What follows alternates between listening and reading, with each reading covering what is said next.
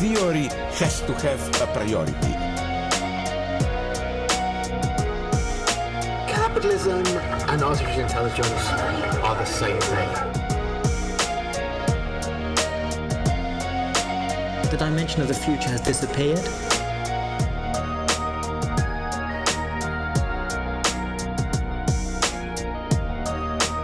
There is actually no representation anymore.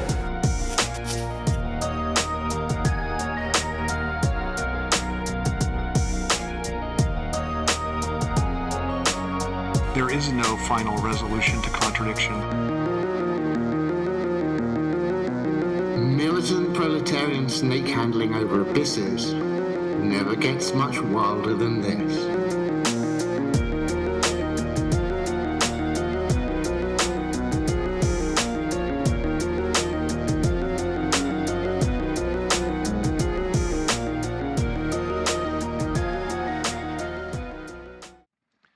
All right, everybody, welcome back to The Dangerous Maybe. And today, so what are we doing today, Nance? We are reading one of Mark Fisher's, I think, most well-known, well-loved blog posts, certainly from his later era, Terminator versus Avatar from 2012, I think. Yes.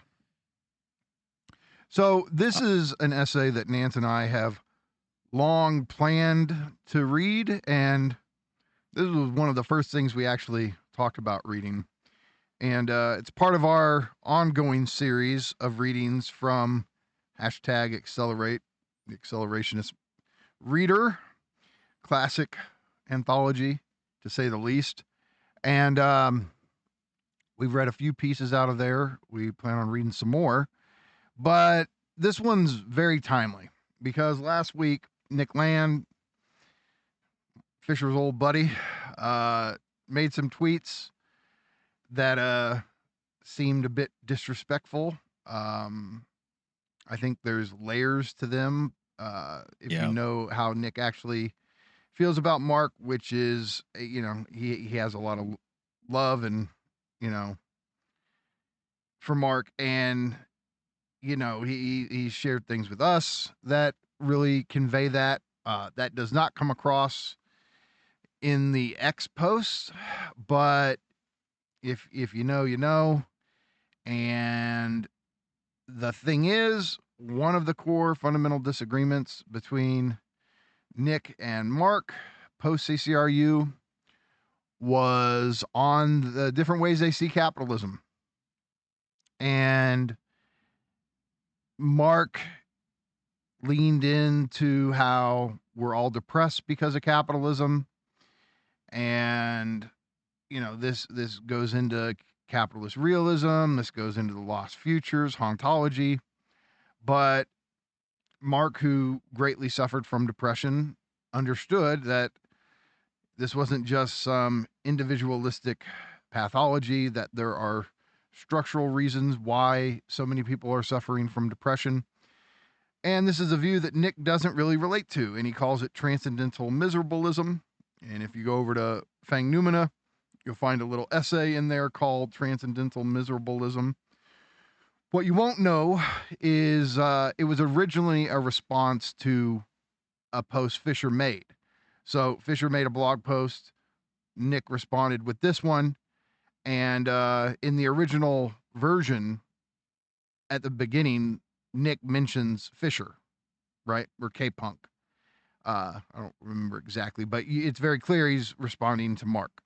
That's lost in the Fang Numina version.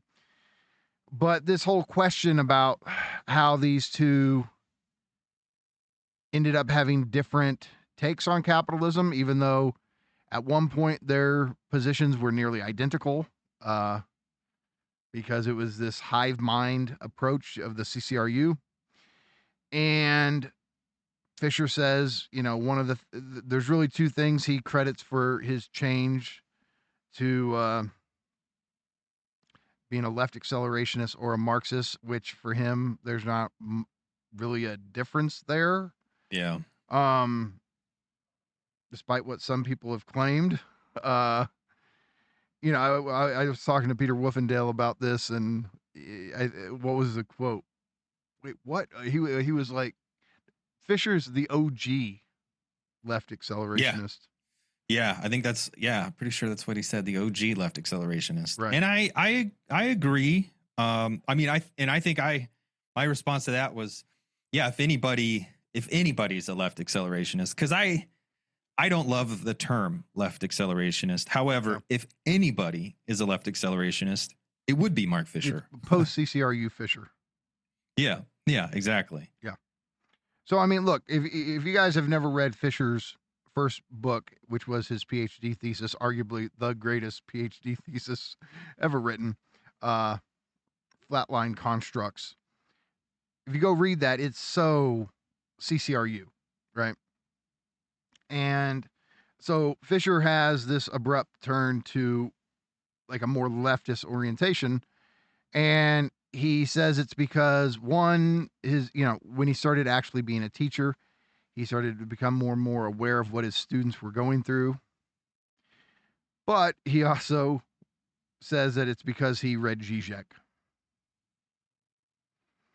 And that's just interesting considering, what we call the fault line, which is the online philosophical divide between CCRU and post-CCRU thinkers and Ljubljana school inspired thinkers. And so and we're caught right in the middle of all that. So this essay in particular is one we have wanted to read because, simply put, it's just one of Fisher's best. And there's so much contextualization he does.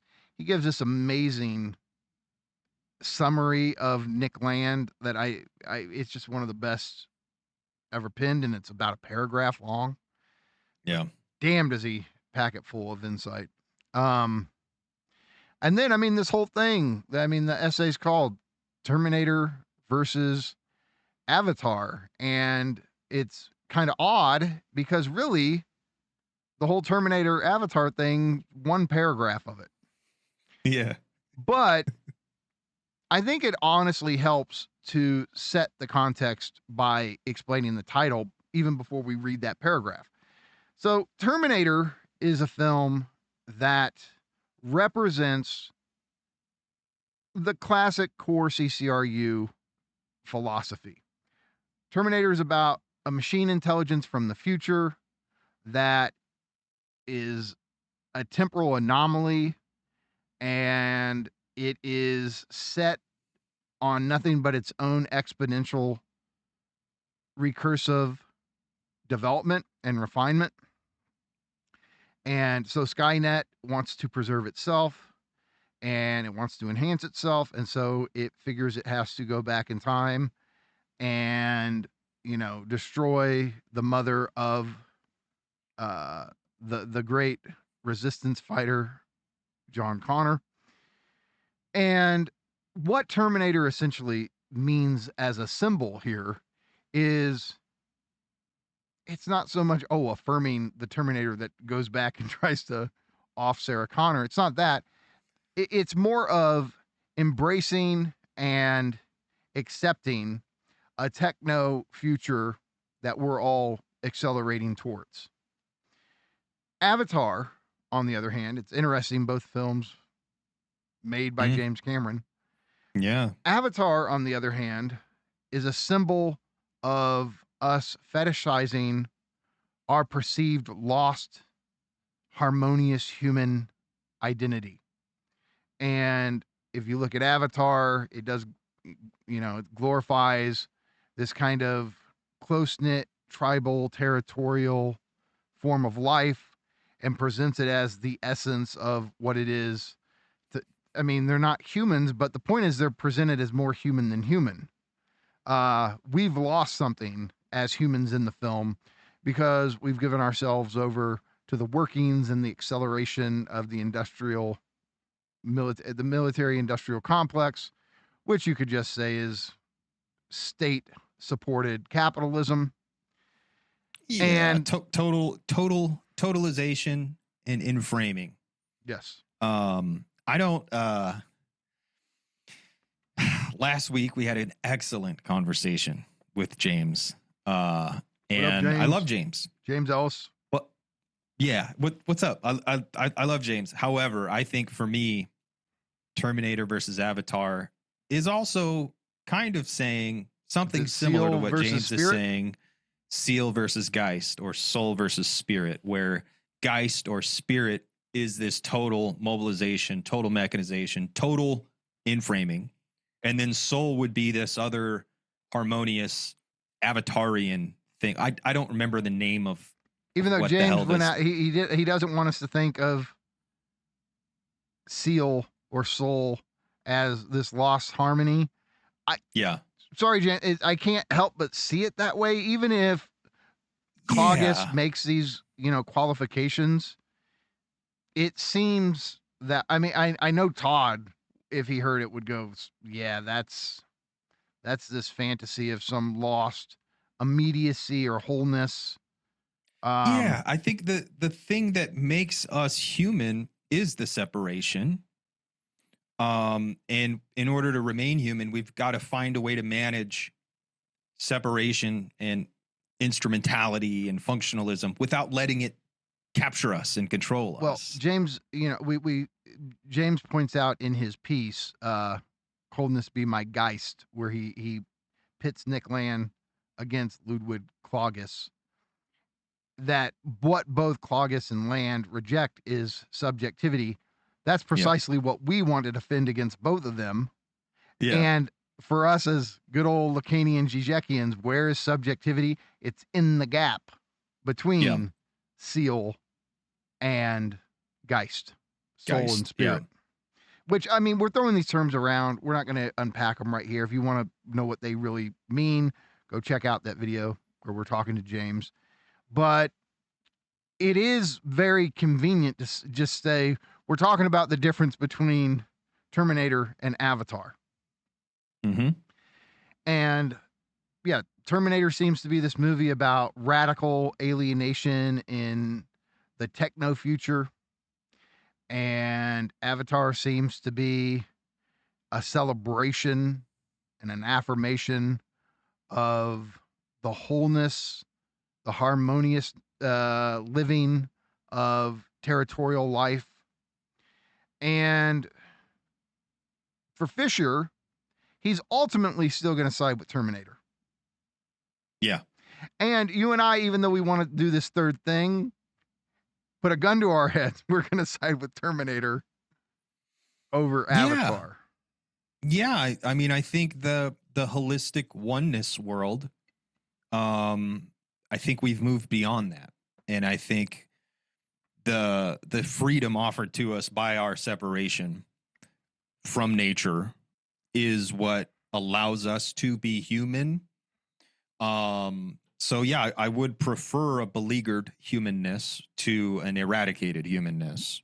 Mm-hmm. Now I also do hope that we can figure out a way to make it not so Frixian. I don't want Skynet. I don't want T-800s and T-1000s, but also that's the only world where humanness is possible, where subjectivity is possible, where we have the separation.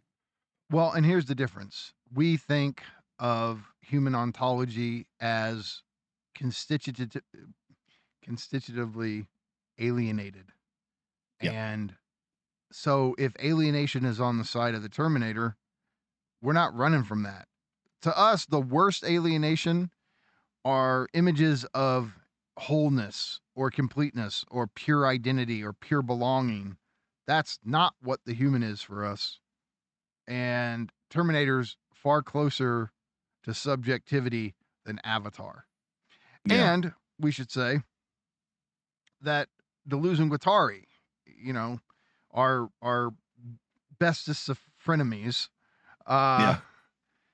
they would side with Terminator 2 insofar as they sided with the capitalist machine over the territorial machine, over the the system that fundamentally codes you with identities, You're not allowed to not be non-identical to these identities that the territory imposes on you, that the tribe, the clan imposes on you.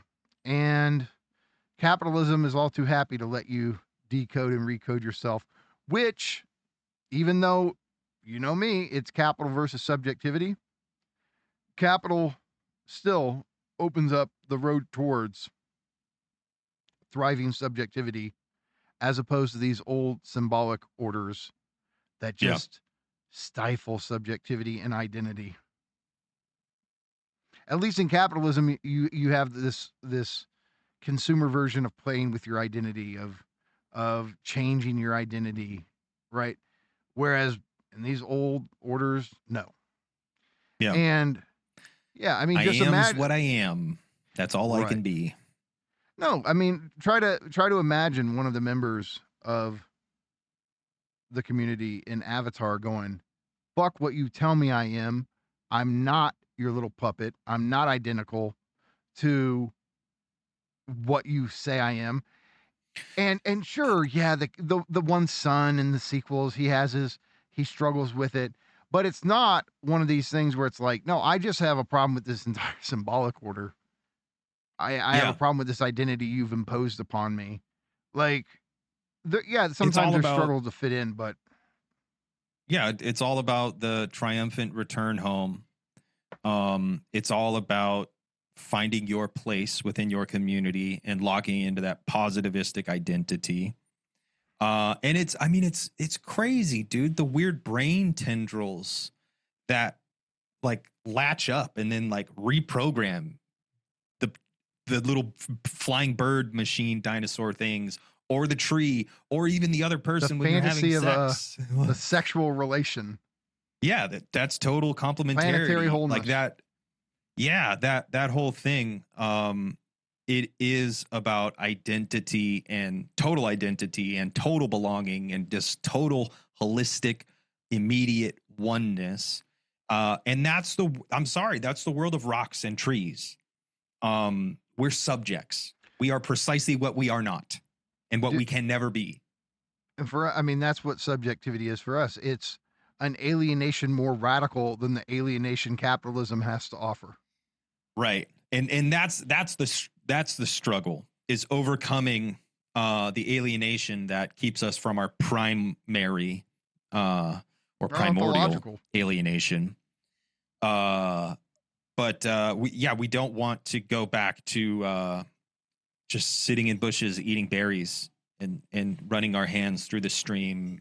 And no, I'm sorry. Like I need to be alienated. I need the freedom. Says in this essay, nobody actually wants this for real. They play with this fantasy. Yeah, so, and it becomes very powerful. It becomes a very politically efficacious fantasy, but it's just a screen of fantasy. Potent. Yeah. Okay. So, with that being said, I mean, I imagine, Nance, this is going to end up being one of our longer exegeses, because we're not going to rush through this one. We're gonna go at whatever pace the reading determines. But it's unique. Fisher has a lot of big quotes. This is pretty quote heavy. Yeah, a man after your own heart. I certainly can't give him shit for, considering my style. So, which Todd is, determined to get me beyond at some point. But we'll see. Dude, you use tons of quotes. I'm on the other end of the spectrum. I don't even know how to cite a motherfucker. I'm just like, I'm ripping that off, dude. Yeah. No, I think with some of the, like the first book in particular, Capital versus Subjectivity, part of the heavy quoting just has to do with, I feel like I want to show my work, in the sense of when I say somebody's saying something, I want it there. As I get more into my own theorizing, and I mean, there's a lot of my own theorizing in this book, but when you're trying to bridge this gap in the fault line between CCRU and Ljubljana, or just to do the metonymic, Land and Žižek, it's like, no, somebody who only knows the CCRU side, I want to show them where Slavoj and Alenka and Mladen and Todd and Joan, when they say this, look, this is how they say it. And then on the flip side, if Todd's looking at it, I want him to see how Nick and Mark and Anna and Sadie and Amy and how they all express it. So, well, it's necessary because like the and I'm very aware of like the way I write, people who don't want to take the ideas seriously, like they don't have to, because I don't present it. I don't show the homework. I don't show the long division. I just show the result. So the way you do it, like you remove an easy out for them at the very least. Now they can still say, I don't give a shit. I don't want to engage. And that's fine. Fair enough. Yeah. But you make it that much harder because you show proof. You're like, no, motherfucker, here it is right here. And that, I think it's necessary. Right now for this text, I felt like it was necessary. So, yeah. All right, let's do this damn thing. Let's do it. Terminator versus Avatar. And it starts out with a block quote from Lyotard. It just starts, no intro, just here you go. Here's a quote. Why, political intellectuals, do you incline toward the proletariat? In commiseration for what? I realize that a proletarian would hate you. You have no hatred because you are bourgeois, privileged, smooth-skinned types, but also because you dare not say the only important thing there is to say, that one can enjoy swallowing the shit of capital. Its materials, its metal bars, its polystyrene, its books, its sausage pâtés, swallowing tons of it till you burst. And because instead of saying this, which is also what happens in the desires of those who work with their hands, arses and heads, you become a leader of men. What a leader of pimps. You lean forward and divulge. But that's alienation. It isn't pretty. Hang on. We'll save you from it. We'll work to liberate you from this wicked affection for servitude. We will give you dignity. And in this way, you situate yourselves on the most despicable side, the moralistic side, where you desire that our capitalized desires be totally ignored, brought to a standstill. You are like priests with sinners. Our servile intestines frighten you. You have to tell yourselves how they must suffer to endure that. And of course we suffer, we, the capitalized, but this does not mean that we do not enjoy, nor that what you think you can offer us as a remedy for what does not disgust us even more.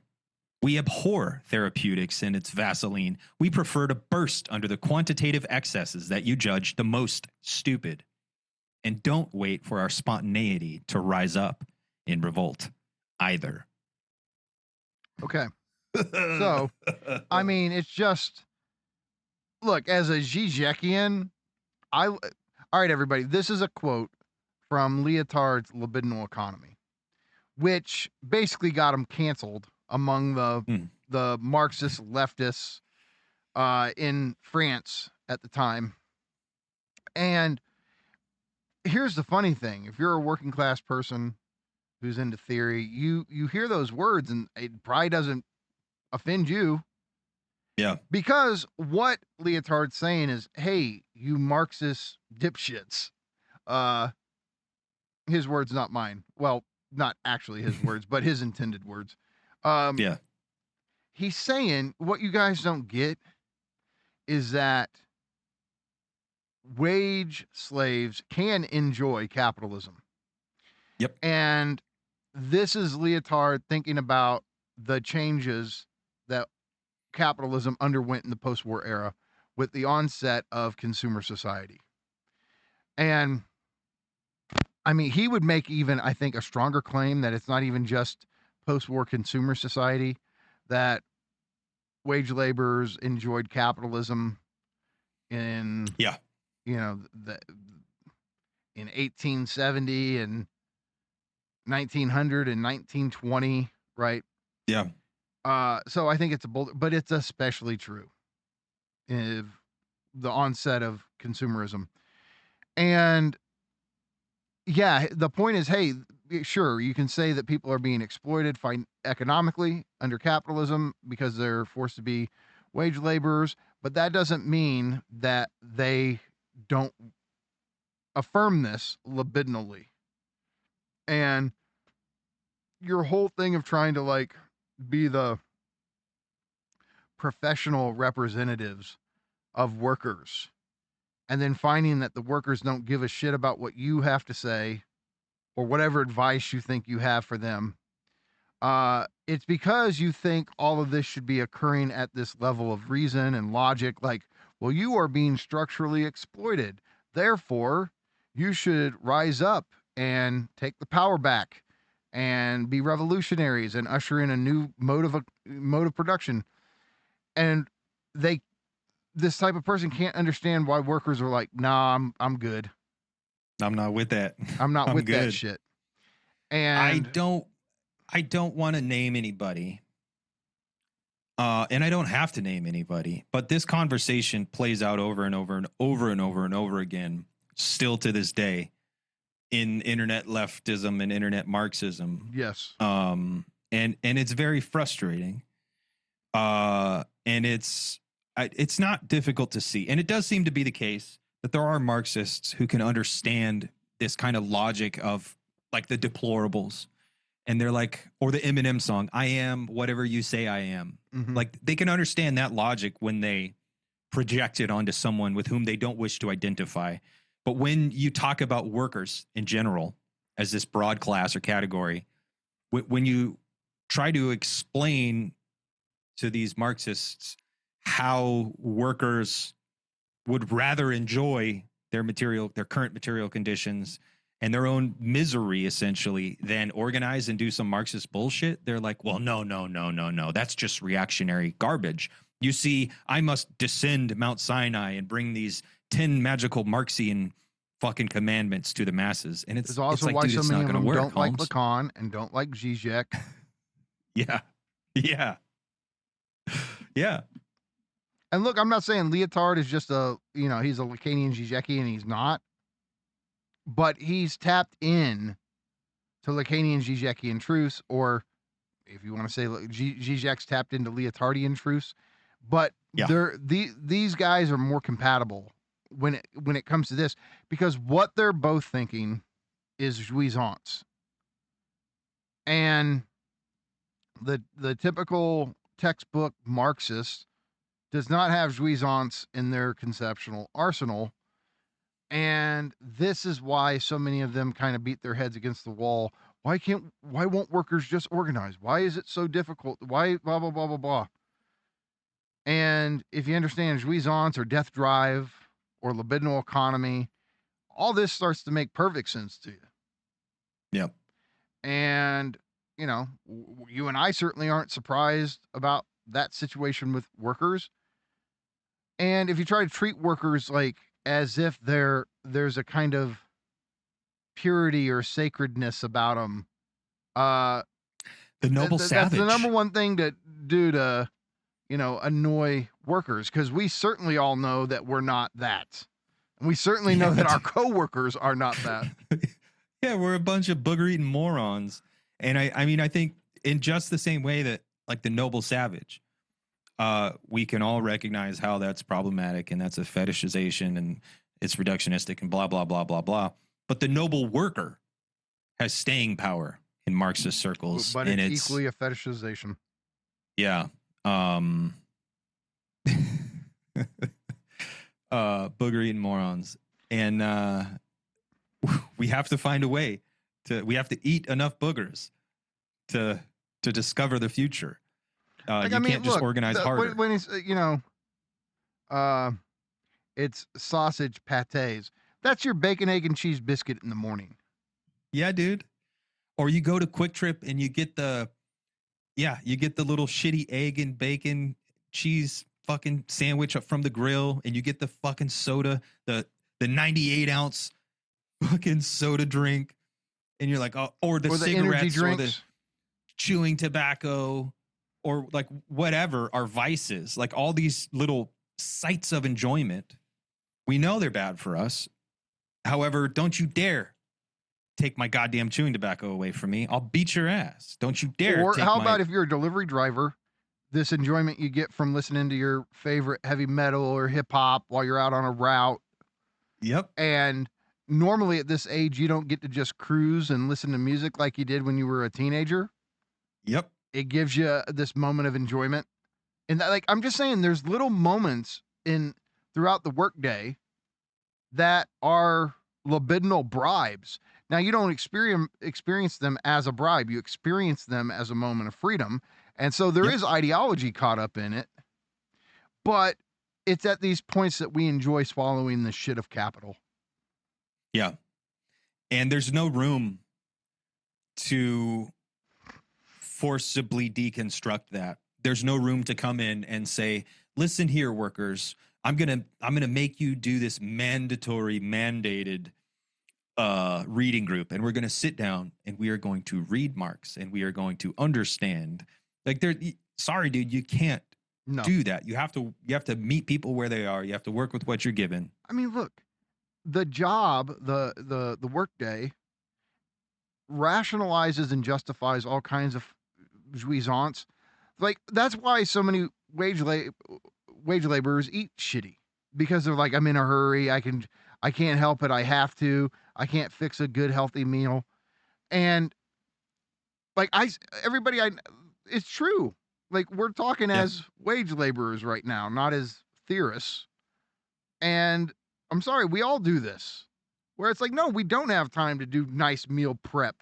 Okay. Yeah. So you justify eating the shitty food from the gas station or from McDonald's or whatever, because you're just trying to make it through the day. And since you're forced to be there when you don't want to be there, you're able to, like, oh, fuck it, I have to get through the day. And you justify the jouissance through having to be at work. And you give yourself over to it, and it is what pulls you through. It is. And it's like, when it comes to food, dude, I fucking hate good food, like food that people would recognize as good. Like, oh, you want a home cooked meal? No, bitch. I want shitty, greasy, sloppy, slimy, fast food.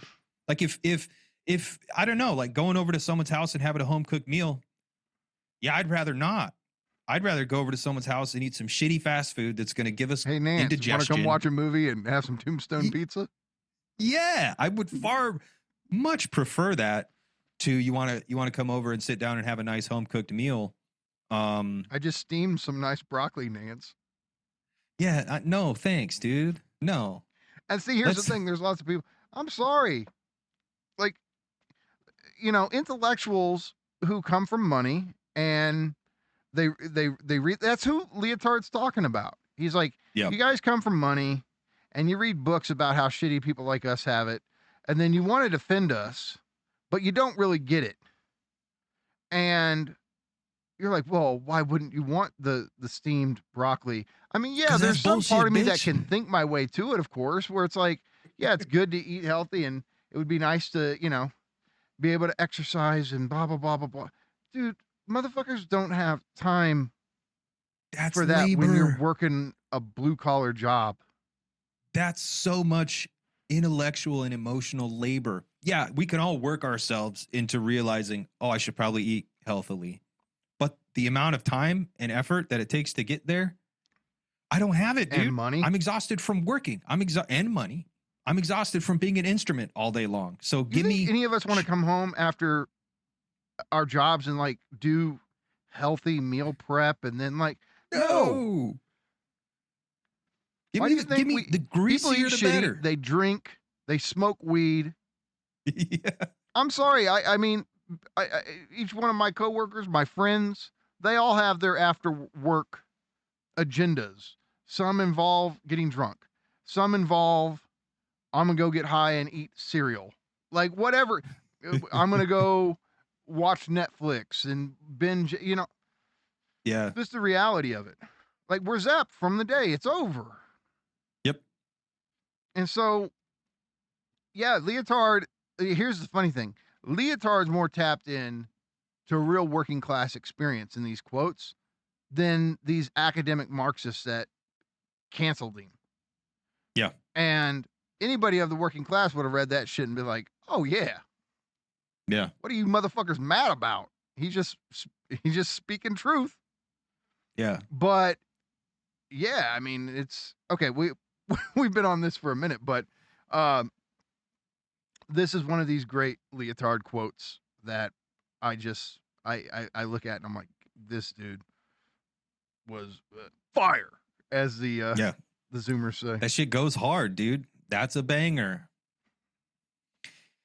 In the introduction to his 1993 translation of Lyotard's Libidinal Economy, Ian Hamilton Grant refers to a certain maturity of contemporary wisdom. According to this maturity, Grant observes, libidinal economy was a minor and short-lived explosion of a somewhat naive anti-philosophical expressionism, an anesthetizing trend hung over from a renewed interest in Nietzsche prevalent in the late 1960s. Grant groups Lyotard's book with three others, Deleuze and Guattari's Anti-Oedipus, Luce Irigary's Speculum of the Other Woman, and Baudrillard's Symbolic Exchange and Death. All bangers. Yeah. Libidinal economy has, in general, drawn little critical response, Grant continues, save losing Lyotard many Marxist friends. You don't say. Indeed. Yeah. Indeed. With a few exceptions, it is now only Lyotard himself who occasionally refers to the book, to pour new scorn on it, calling it his evil book, the book that everyone writing and thinking is tempted to do. This remained the case until Benjamin Noyes' The Persistence of the Negative, in which Noyes positions libidinal economy and Anti-Oedipus as part of what he calls an accelerationist moment. A couple of quotes from these two texts immediately give the flavor of the accelerationist gambit from Anti-Oedipus. All right, hold on. Before we get into the actual quote, I just think it's helpful, like, to say that, especially with Anti-Oedipus and libidinal economy, that there's this kind of accelerationist thing, which is we need to go deeper into capitalism if anything will happen. Although I think Lyotard kind of acts like you can't escape it. D&G have this whole positing of the new earth, which would be a post-capitalist thing. I don't think Lyotard does that kind of thing in libidinal economy. But yeah, and then I just think it's that group of texts.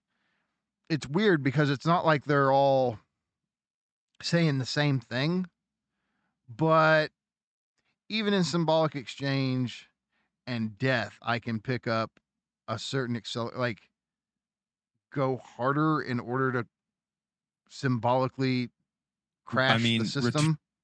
Return to the code is returning to the code is how you break the code. Right. I mean, that's think in there's symbolic some of that. exchange and death. Yeah. Yeah. Okay. Yeah, I mean, this quote from Anti-Oedipus is the quote, the famous quote that anybody who starts talking about accelerationism will end up quoting. But which is the revolutionary path? Is there one?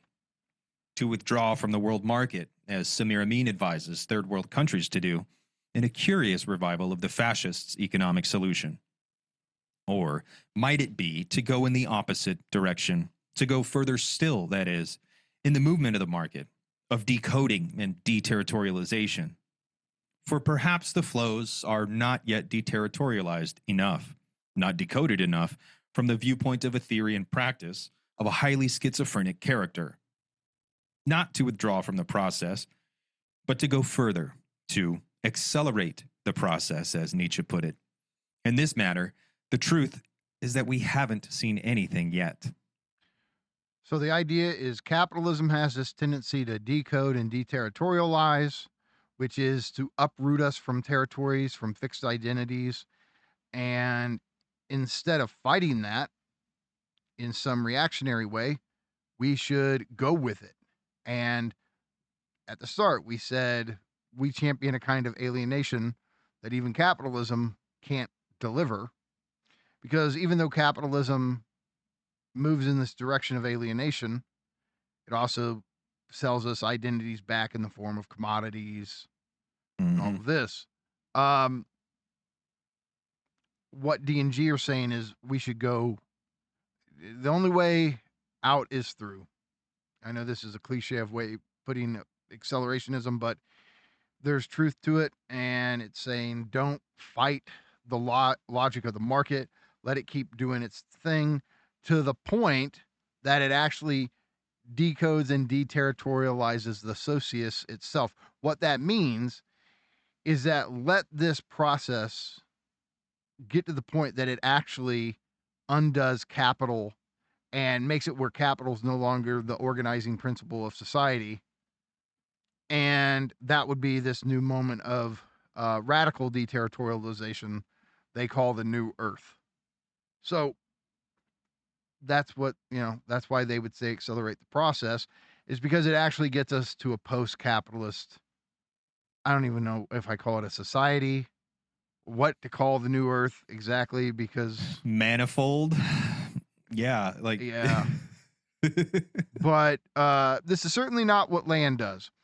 And it should be said, I think Mark will point this out here, that Land's Deleuze Guattarianism is unique because he identifies capital exclusively with decoding and deterritorialization, whereas D&G were very quick to point out that capitalism also recodes and reterritorializes what it decodes and deterritorializes. So the identification of capital with decoding, deterritorialization exclusively, that's the Land move. And yeah, so I mean, and for them, there's a more radical form of all of it outside of capitalism. Yeah, and I think the idea is, and I think we're seeing something currently where the kind of temporal framing of all of this, of the churn, it's hard for us to keep up with. And can you just think there is this? You always use the term the churn. I use it now because of you. This is your version of decoding deterritorialization. It just has more layers of meaning than that, but it's your way of saying that, even though it's not fully identical. There's more to it, but yeah, it is kind of decoding, deterritorializing, recoding, reterritorializing. It also is kind of drawing on Bataille and on metabolism and Marx and metabolism, and this process of revolution that kind of takes things, virtual things, and then concretizes them and actualizes them into our world, and they become productive, and then they themselves are kind of reabsorbed and remetabolized and spat back out as things that are even more productive. But yeah, essentially it's this cycle of revolution, where on one hand you have deterritorialization, and then on the other you have reterritorialization. Now, with the human subject, the speed of all this, it's starting to outpace us. Like, I think the average everyday person can feel a little disoriented. they can't keep Like, up. almost, yeah, like I don't know what's going on when it comes to the news, when it comes to current events, when it comes to wars and genocides and political stuff, and also when it comes to pop culture. What I don't know who has the big hits right now, and I don't care. I've given up. And You're my soda pop, my little soda pop. Now, okay, somebody will giggle that I just did that. That's one of the songs from K-pop Demon Hunters, and one of my coworkers is always singing it. But you got to realize that the movie came out, what, 6 months ago, 8 months ago? It just came out. And now but it's it like feels really only on my radar because now they're promoting it at McDonald's. And so I don't know, they've got some sandwich that my coworker likes. And yeah, it's like, but this is 8 months delayed that it's popping up on my radar. But yeah. so They did the peer pressure thing. And they're like, all you do is, you're like an encyclopedia of pop culture. How have you not watched K-pop Demon Hunters? So I did, and now I got the damn song stuck in my head. Well, it's impossible to keep up. It's impossible to keep up with it all. People who, now, the average everyday person who's just into shit consequentially. Like they're just like, oh yeah, I like mainstream pop culture because I don't have time to dive in deep on any one So they don't thing. feel a duty to know it the way you and I feel a duty to know it. Yeah. And that's fine. Go for it. But like when it comes to people who actually want to like deeply invest in something, it's just impossible to keep up with it all. And people who pretend to do so, Which you're sucks for lying us to and yourself bothers and us everyone because else. there was But- a so point in we're- our life where we could keep up with it. Yeah, dude. Like I knew all the shit about the X-Men. I knew all the shit about the Ninja Turtles and Batman and DC Comics and all the and Star Trek. I knew all the lore, Star Wars, all, like I was into it and I knew all of it. And now it's just kind of reached this moment of like I give up. And it's fine. There's better things to be into than Isn't pop that culture. our moment where we're like, yeah, we're old. Yeah. And I think we all kind of can feel that, but I think it's interesting that now kids are already performing this. I feel old. I'm old already. I'm already out of it. Teenagers are already kind of performing this thing that previously you didn't really see it happen until a middle-aged person realized, oh shit, I'm middle-aged. That's why young was- pop stars in their 20s are now already doing plastic surgery and shit. What, they're Yeah, already dude. old? Yeah. I was just talking or messaging back and forth with Jacob, shout out Jacob, about like my idea of looking good is wearing like jersey shorts and a black t-shirt and my fucking Pumas.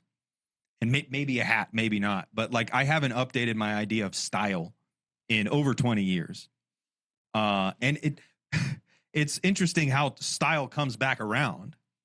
Because like 5 years ago, people were like, oh, you look stupid, you look ridiculous. And now I see more and more kids are starting to wear jersey shorts, or cargo shorts and sneakers and like a plain black t-shirt or whatever.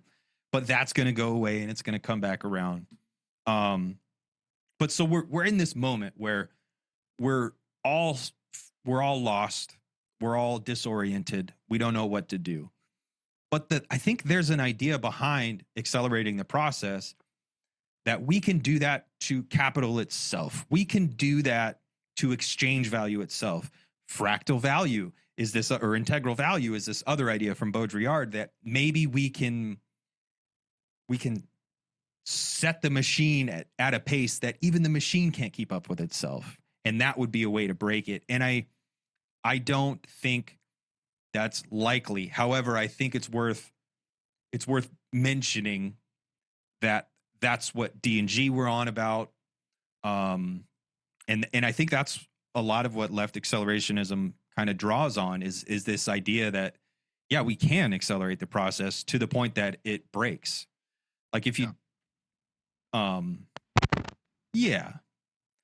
And I think I think that's what D&G were going for. Okay, so hit us with the next Lyotard banger quote. From Libidinal Economy, the one passage from the text that is remembered, if only in notoriety. The English unemployed did not have to become workers to survive. They, hang on tight and spit on me, enjoyed the hysterical, masochistic, whatever exhaustion it was, of hanging on in the mines, in the foundries, in the factories, in hell.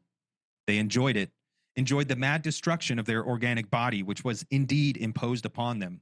They enjoyed the decomposition of their personal identity, the identity that the peasant tradition had constructed for them, enjoyed the dissolutions of their families and villages, and enjoyed the new monstrous anonymity of the suburbs and the pubs in the morning and evening.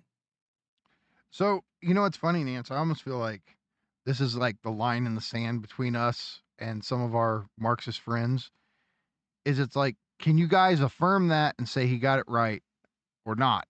Because if you can't, I don't know how far we can go down the road together.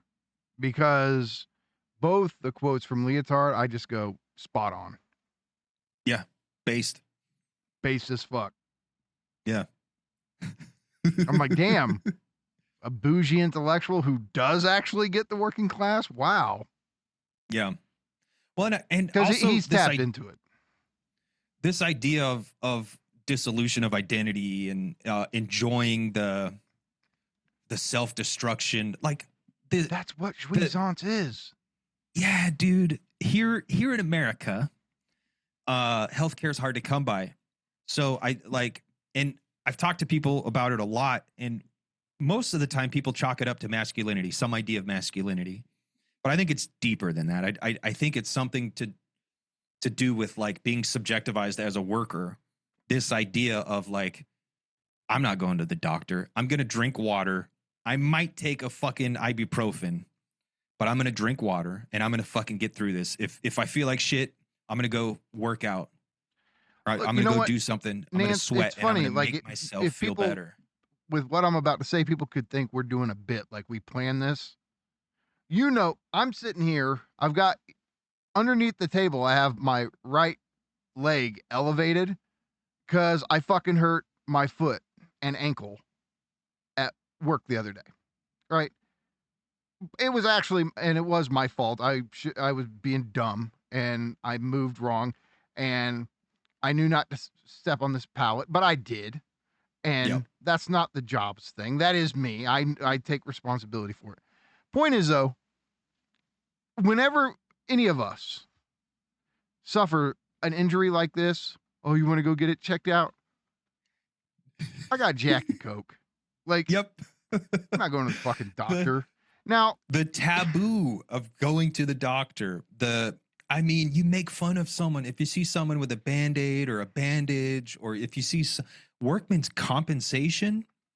We used to, like, if somebody went to the fucking foreman or the shift lead or whatever, and they filed a fucking form to go get workman's comp, we'd be like, that motherfucker, hell no, they're blacklisted. They're forever ousted. They're ostracized.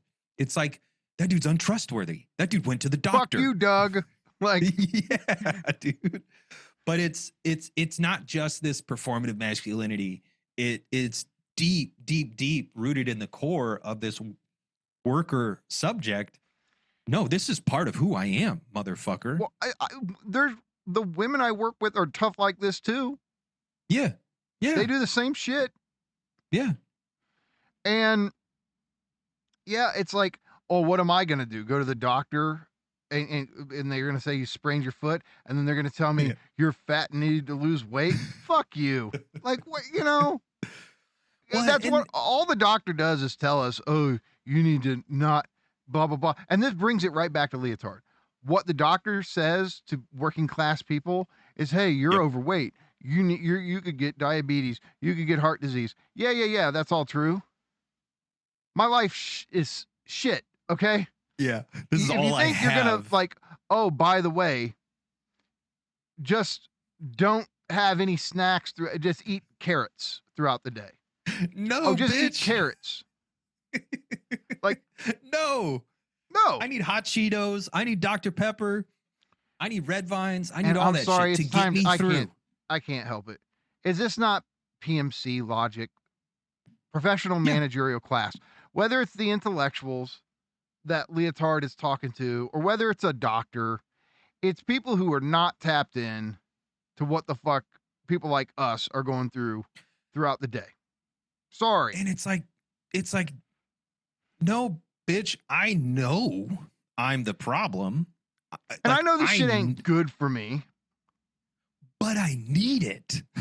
To get through my fucking day. Yeah. There is this disconnect. There is this, I don't know, weird belief that, once they know better, then they'll act right. And it's like, no. We know very well. Also, and we're not disavowing. We're not disavowing. No, I know very affirming. well. And I'm not going to go, but nevertheless, no. It's, I know very well. And so fucking what? Yeah. I'm painted into a fucking corner here. There's nothing else. All right, doctor, you want me to change my life? You want me to change my eating habits? Great. Why don't you, since you're a doctor and you can write prescriptions, write me a prescription for money. Money. Okay? Yeah. If I don't have to work wage labor anymore, I'll get on, refining my diet. Yeah. Then I'll have the time. Then I'll have the time to do the emotional and intellectual labor required to get myself where I can actually enjoy being healthy and being fully functional. But because I'm so beaten down and so contorted into this weird, strange shape, I have to enjoy eating unhealthily. I have to enjoy doing dangerous things and taking unadvisable risks. You have to own it, though. That's the Lacanian thing is, okay, but don't do the, oh, it's not me. Because here's the thing. There's a sense where it's not you, but you also do have to own the jouissance you do get from it. Well, we all know those people who can't take ownership for it. And it's everything is everyone else's fault. And it's like, no, dude, just own it. Just be like, yeah, we're all booger eating morons. We're all radical pieces of shit. We are all entities and beings that enjoy our own self-destruction. Yeah. And some capital offers us. Some of us have moments where we do it very quickly, but most of us prefer these little activities throughout the day that destroy us slowly. Yep. So, I mean, if the first time you took a puff of a cigarette, your head exploded, people wouldn't do it. You know, it's a slow thing, right? The first time I took a puff of a cigarette, I suddenly became cool as fuck. I became James Dean. I was a little 10-year-old boy, and in that very moment, I transmogrified into James Dean, and I was cool. But hell yeah. You don't get that from eating healthy and doing smart things. And I don't know, man, if we could afford it, and if we all had material conditions, if we all had the means. If money, time, and energy weren't issues. Yeah. So I'm just saying, Lyotard's right. Yeah. And maybe that's a hard pill to swallow for some, but over here, I'm just like, yep. But nothing controversial at all. It weirdly persists among Marxists. Yeah. Because they can't, they're not good with libidinal economy. They're not good with subjectivity. They don't, and it's weird. They tend to presuppose, homo economicus. Mm-hmm. Like, because Marx was, writing in the context of classical political economy, it's like the human being is a rational agent pursuing its self-interest. No, we're fucking not. No, we're not. Yeah. And psychoanalysis comes along and completely undermines this image of Homo economicus. But if you don't do psychoanalysis, you don't get the update on this, and you think you have this old version of all you have to do to correct human misbehavior is rationally explain it to a human. Okay. Well, and that's explain away, comrade. That's an entirely functional view. That's dealing with the human as an identity rather than as a subject. And that's the legacy of capitalism. Everything is a function. Everything is an instrument. So while it's a weird thing to say, yeah, we affirm our lack, we affirm our negation, our alienation, but it's in this kind of more primordial form that capital, while it allows us to do so, it also stands in the way of us being actually alienated. And it's because of that reterritorialization. Everything is always reterritorialized back into an identity, back into a function.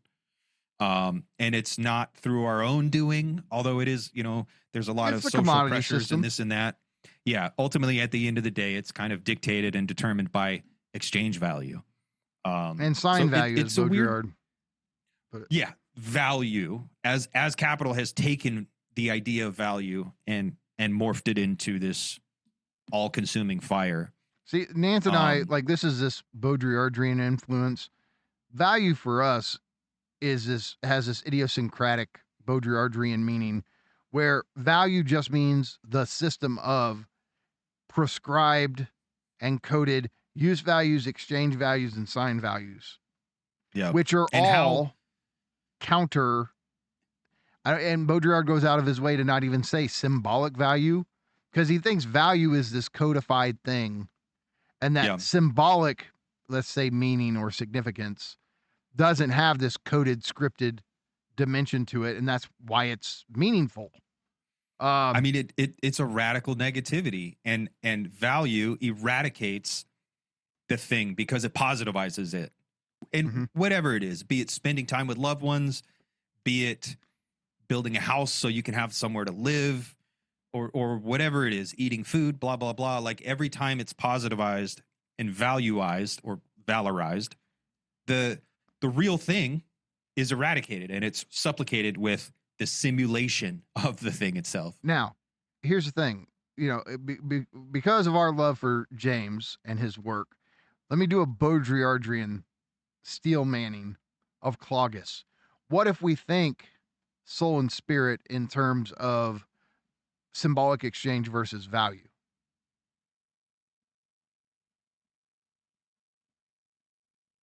That works for me. I mean, if we read Clogus that way, where through a Baudrillardian lens, soul or seal has to do with symbolic exchange and what that entails, and Geist or spirit and Geist have to do with the code, with value as Baudrillard defines it, and that's the tension. That works for me. I mean, it works for me because I accept this distinction between symbolic exchange and the system of value. Yeah. But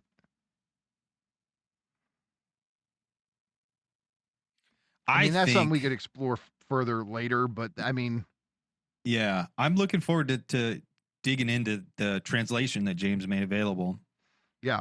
Guys, Clogus. Again, if you want to check out Clogus's masterpiece where he works all this out, the link is in the description of the video where we're talking to James. You can find it there. Yeah. But James basically, he used AI to generate an English translation of Clogus's masterpiece, and James had a Clogus scholar check it out, and the guy said it's not perfect, but it's very workable. So yeah, he had an expert kind of go through it and maybe not enthusiastically endorse it, but also said, yeah, no, this is definitely, if you want a proficient translation, to get tapped in to what Clogus was saying, this does work for that. Yeah. So, okay. All right. Spit on Lyotard. They certainly did. No shit. But in what does the alleged scandalous nature of this passage reside? Hands up. Who wants to give up their anonymous suburbs and pubs and return to the organic mud of the peasantry? Hands up. That is to say, all those who really want to return to pre-capitalist territorialities, families, and villages. Hands up, furthermore, those who really believe that these desires for a restored organic wholeness are extrinsic to late capitalist culture, rather than fully incorporated. Oh, yeah. Wait. Oh, I cut you off too. My bad. Finish the sentence. My bad. Hands up, furthermore, those who really believe that these desires for a restored organic wholeness are extrinsic to late capitalist culture, rather than fully incorporated components of the capitalist libidinal infrastructure. Okay. This is where, look, we're trying to do an exegesis for, a lot of you who are watching know the channel and know some of the other videos and all that. But I'm presupposing at this point somebody watching is new to this stuff. What Fisher is saying with this hands up, he's implying nobody actually wants this shit. And so hands up, who wants to give up their anonymous suburbs and pubs and return to the organic mud of the peasantry? None of us. None of us. Nance, I always do this little thing where, the guys who want to romanticize, the medieval world and all that shit. I'm sorry. You put them in the fucking DeLorean, you gun it to 88, and you take them back there and drop their ass off. The second they realize what it's like to live in a world without air conditioning, I don't believe, no. And not only that, I mean, that's haha, right? But drop their asses into the reality of an old traditional symbolic order. And they'll find out how fucking liberal they actually are. Yeah. How much they believe in their human rights and their freedom of speech and all of this. No, nobody really wants to go back to this shit. They like the fantasy of it. Yep. And here's the thing. So many of us have fantasies, daydreams, sexual fantasies, all this. There's all kinds of fantasies that you have throughout the day, throughout your life, that you go, damn, I want that. Okay, but do you really want that? Do you really want to actualize what you were just dreaming about? Or do you just want to enjoy dreaming about it? Yep. And a lot of this shit, if people like Oscar Wilde, the famous quote that all Lacanians use is Oscar Wilde, maybe I'm paraphrasing a bit, but he says, there's only two tragedies in life: not getting what you want and getting it. Yep. And the people who romanticize the mud of the peasantry, yeah, it's great. It works great as a fantasy. When you're down there in the thick of the mud and you don't have running water, you don't get any hot water for a shower, you don't get to be in air conditioning, you don't get to There's no hot fucking Cheetos? watch a movie. If you're hungry, you have to go outside and wrestle an elk. Yeah. Or fight off a bear for a chance to eat a rabbit. Or so. Yeah, like, let it stay fantasy. And that's fine. I don't think we should begrudge anybody their fantasies. Because I think in much the same way that these little sites of enjoyment, these are sites of freedom for us that can pull us through our daily lives, our fantasies can do the same thing.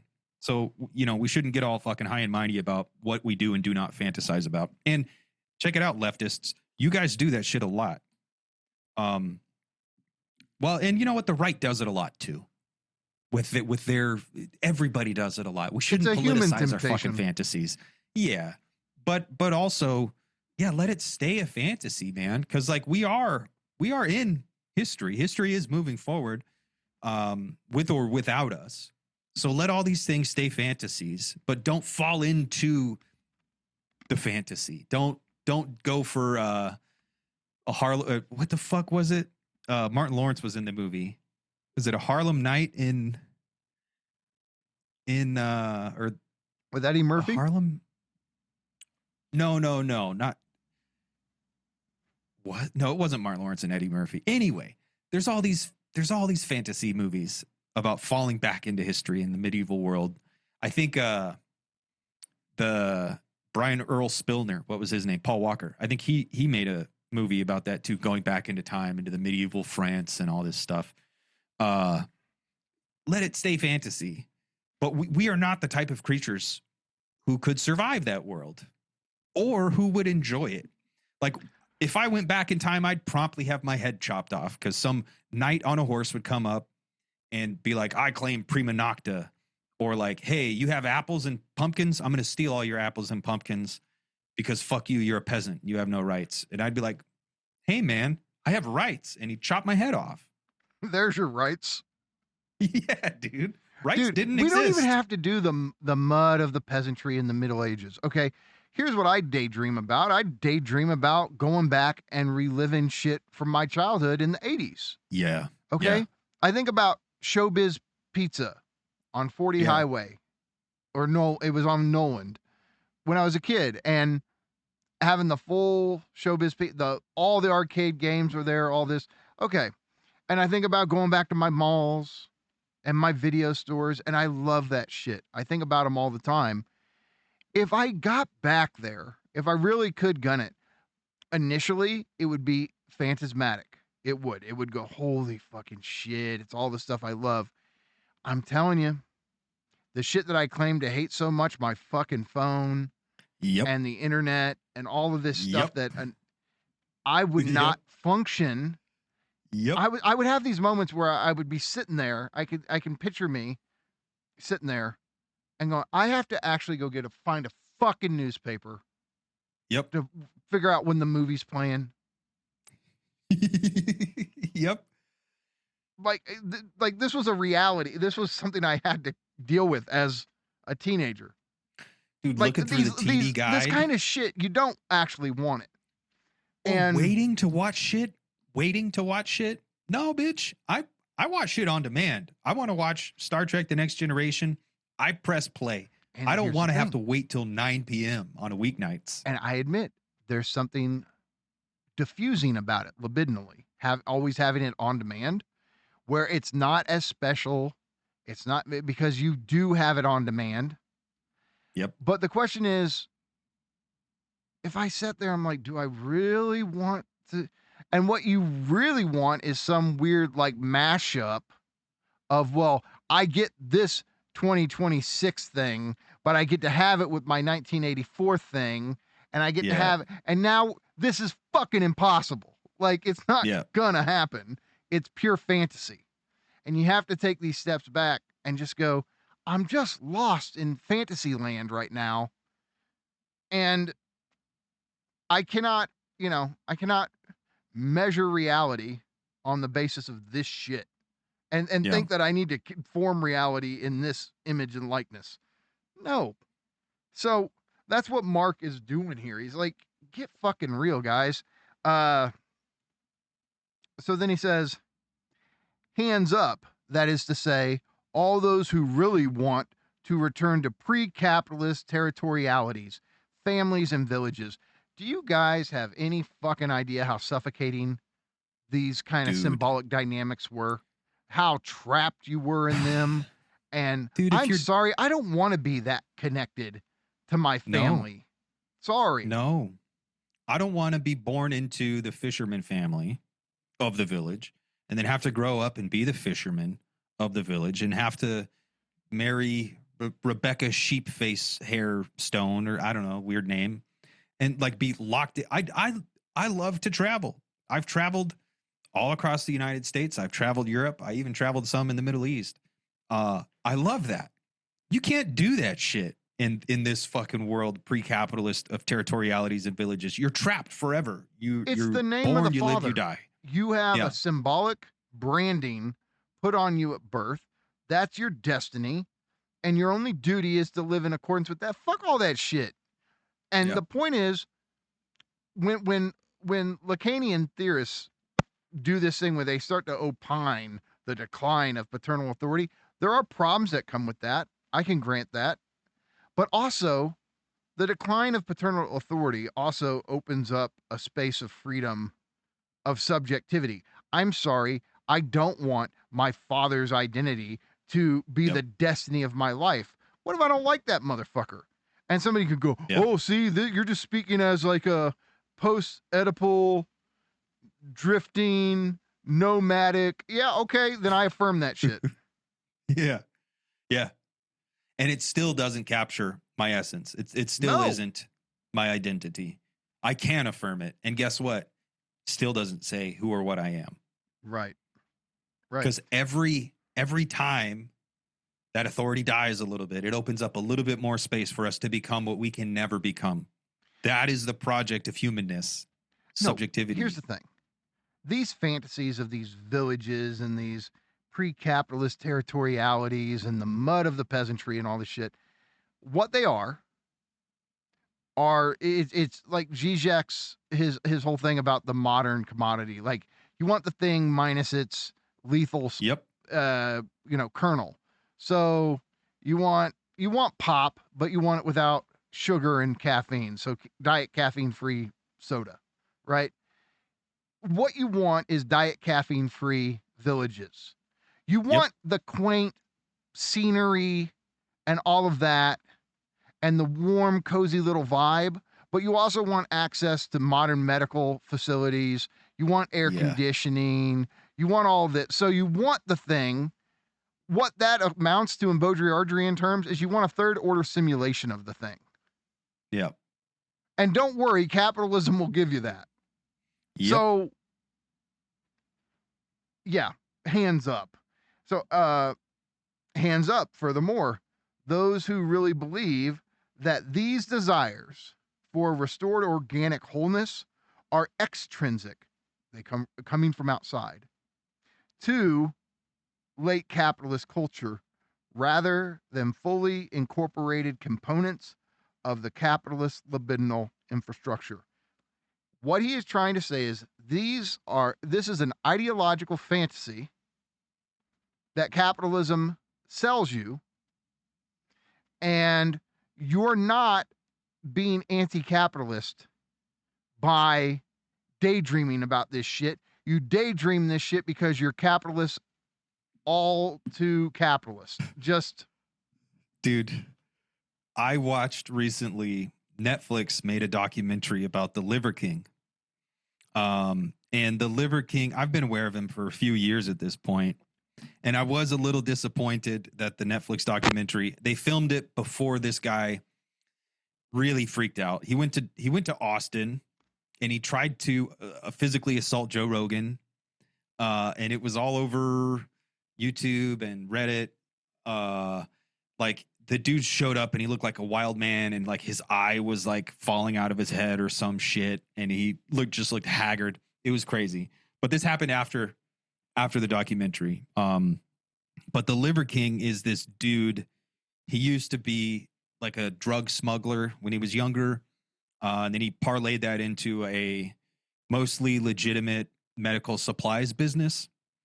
And then maybe a decade ago, probably, he started this company called, what's it called? Primal Precepts or Tenets or some shit. I don't know, but he sells supplements, and it's like liver and testicle meat and blood and all this stuff. And his whole shtick was get primal, return to primal nature. You need to get in touch with your primal nature. We are animals. We are primates. You need to walk around barefoot and eat fucking raw meat, and like the whole primal thing. And what he's doing is simulation par excellence. Capitalism. he's performing it. Dude, it is, because his whole shtick, like, he was a huge influencer on TikTok and Instagram and other places, and he was making millions and millions, hundreds of millions even of dollars selling the primal lifestyle. And he had like these 10 rules of being primal, and it was protect your woman and be vigilant and be violent, and the whole fucking shtick. Like, we see it. I used to work for a company. I did freelance work for Grunt Style. Grunt Style is a lifestyle brand. It's veterans here in America, and you see it a lot. You'll see their T-shirts. They have like the American flag on the sleeve to make it look like a military uniform, and then sometimes it'll have the crossed swords to look like the cavalry. But it's really big for the libertarian world, or at least American libertarians. Ayn Rand influenced. Milton Friedman is rolling in his grave when people talk about American libertarians. But like that whole manliness and the primalness and the return to nature and go barefoot in the woods. You mean like Avatar? Yeah, exactly that. But all the people who are responsible for that are these influencers who are making millions and millions and millions of dollars. Now, They're making correct me tons if and I'm tons of wrong, money. Nance. Did any of the men back there, did they make millions of dollars off the, like? No, they died at 30 years old because they got gored by an elk. Like a real Or they man. died of tooth decay. Yeah. Or they got a little sniffle and died. Or, maybe they lived to be 65 years old and became a shaman or a village elder or whatever. But it is this simulacrum at this point, because the simulation has come to replace primal living itself. But it's a multi-billion-dollar industry of simulating, and you see it on the left and you see it on the right. There's two flavors of it. And it's this holistic oneness, this immediate connection with nature, full participation with nature. And that's just capitalism, baby. That's all that shit is. It's a commodity.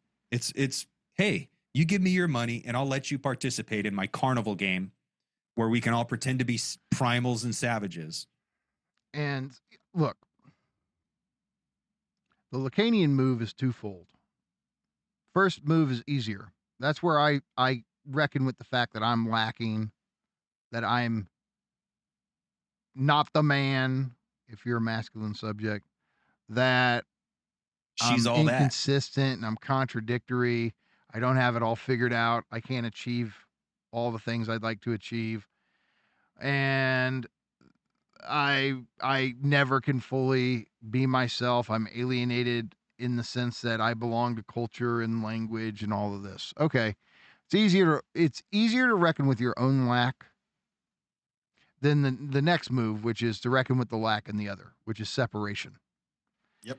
And so much of fantasy always is positing an unbarred other, be it nature or whatever, some image of the other that's unbarred. And if we can just bring ourselves in the proper relationship with it, our lack will be healed. Yep. And this is this great fundamental Lacanian insight that I just accept as truth. I mean, I understand that I couldn't sit here and just sell all my fellow human beings on this, but I accept it. And I that's why I don't go for any of these scenarios where it's like, if I just get in the proper relationship to the proper other, my lack will be overcome because the other is non-lacking and can fill in my lack. And this is why people have such investment in authority. Yep. Half the time is, yeah, they abuse me and they're horrible to me, but if I just find They the can right make way it to make right. them happy, they can make Yeah. me happy. This And idea they of can't. communion, They can't. the idea of harmony and communion with the unbarred big other, or like you said, God or nature or authority or whatever, like this idea of complementarity or perfect harmony. No, like we are a rupture with That the is world what around Lacan us. means by the non-sexual, the sexual non-relation. The non-relation is our fundamental incompatibility or an impossibility of ever being whole via the other. Yeah. We can't ontologically complete the other can't ontologically complete us. We don't fit together like serendipitous puzzle pieces. It's all the working of fantasy. But Avatar depicts subjects who can be integrated into one collective wholeness via this organic computer Squiggly brain system stems, dude. of the planet Pandora.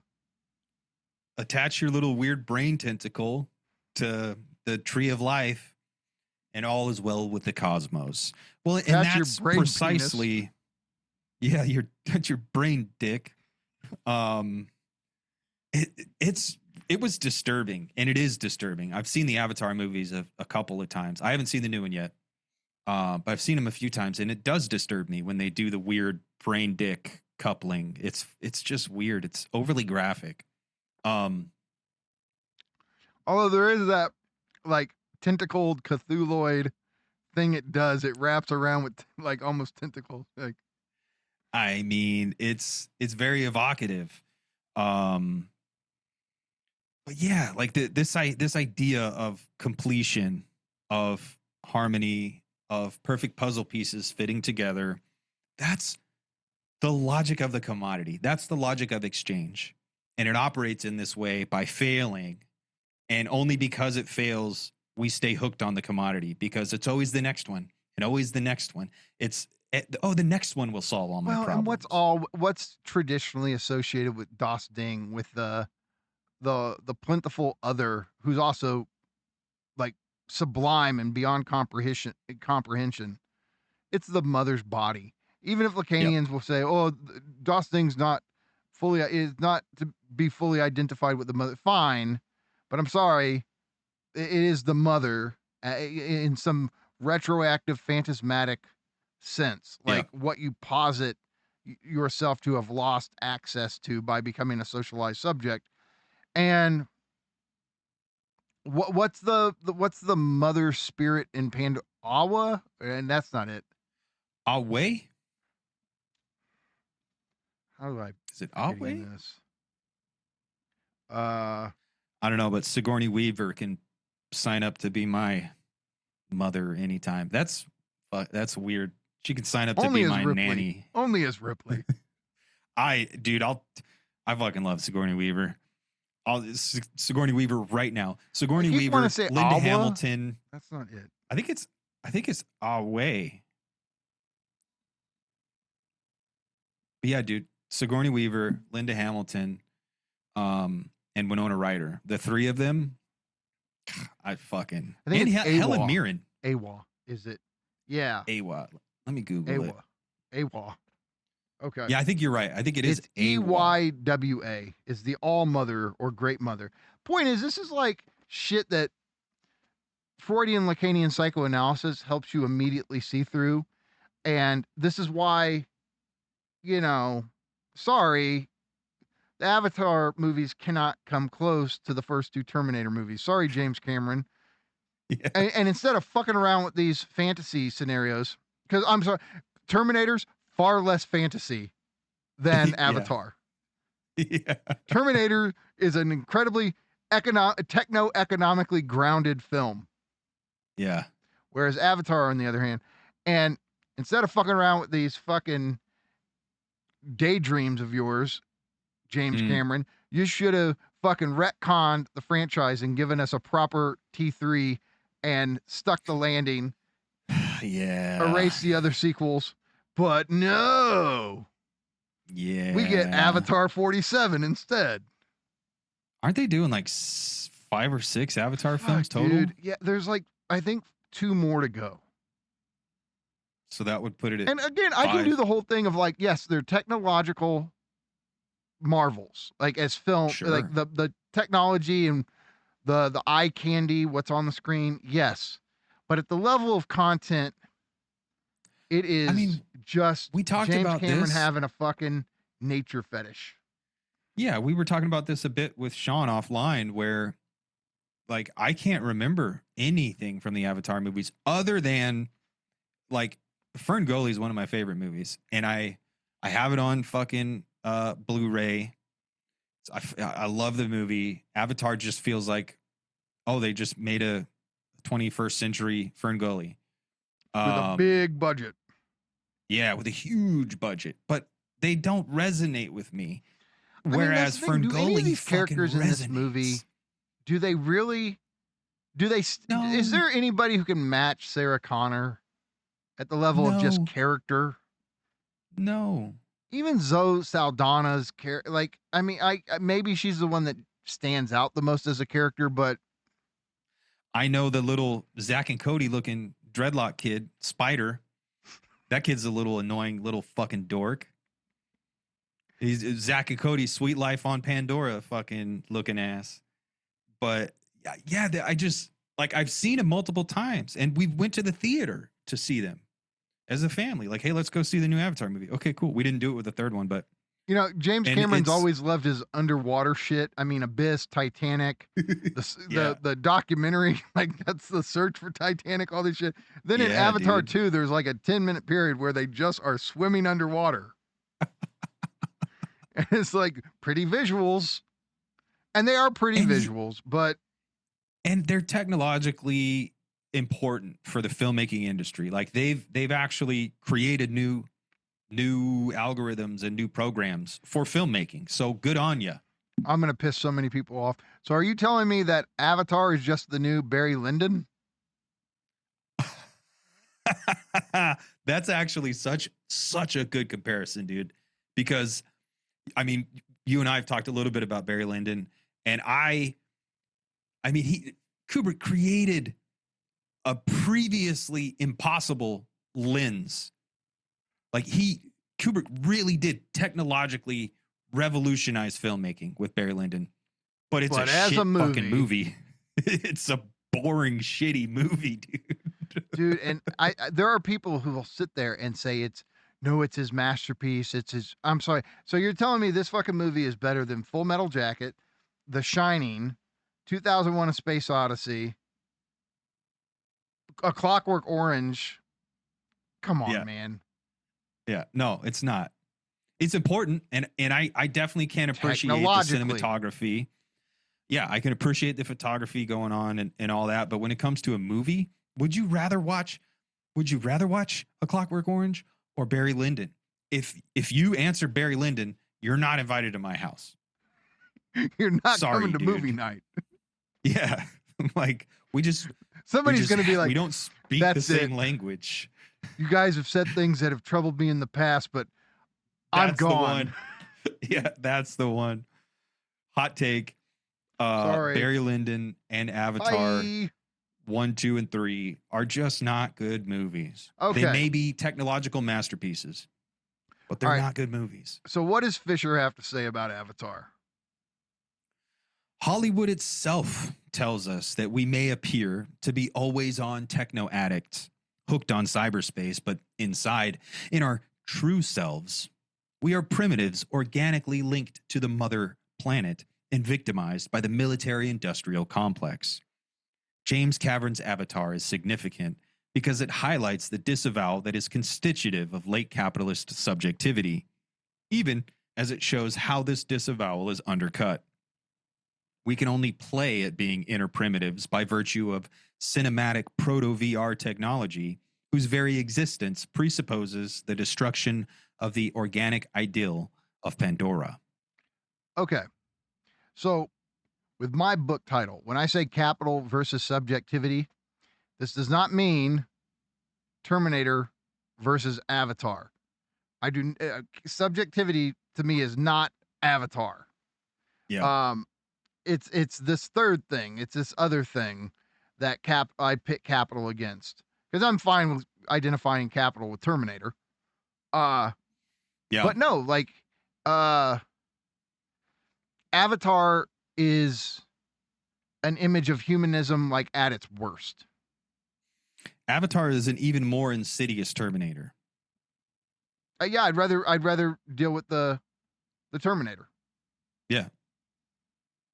And so, okay, he's saying Hollywood itself tells us that we may appear to be always on techno addicts, hooked on cyberspace, but inside, in our true selves, we are primitives organically linked to the mother/planet and victimized by the military-industrial complex. You know what's interesting about this is that the ideology that Avatar is presenting us with about ourselves, it functions much like Western Buddhism functions for Žižek. It actually helps us continue to just be locked in, because it gives us this space of disidentification. And Slavoj is always emphasizing how, everybody thinks identification, I identify with this party or this religion, that's the key ideological mechanism. No, it's actually like ideology has its greatest hold on us where we disidentify with the system. And if we can keep telling ourselves, yeah, I gotta go along with the grind, I gotta go along with the churn, but really, I'm a deeply spiritual person connected to nature. No, you're fucking not. Yeah. Right? And it gives you some sense of like, actually, I'm just forced to be a consumer.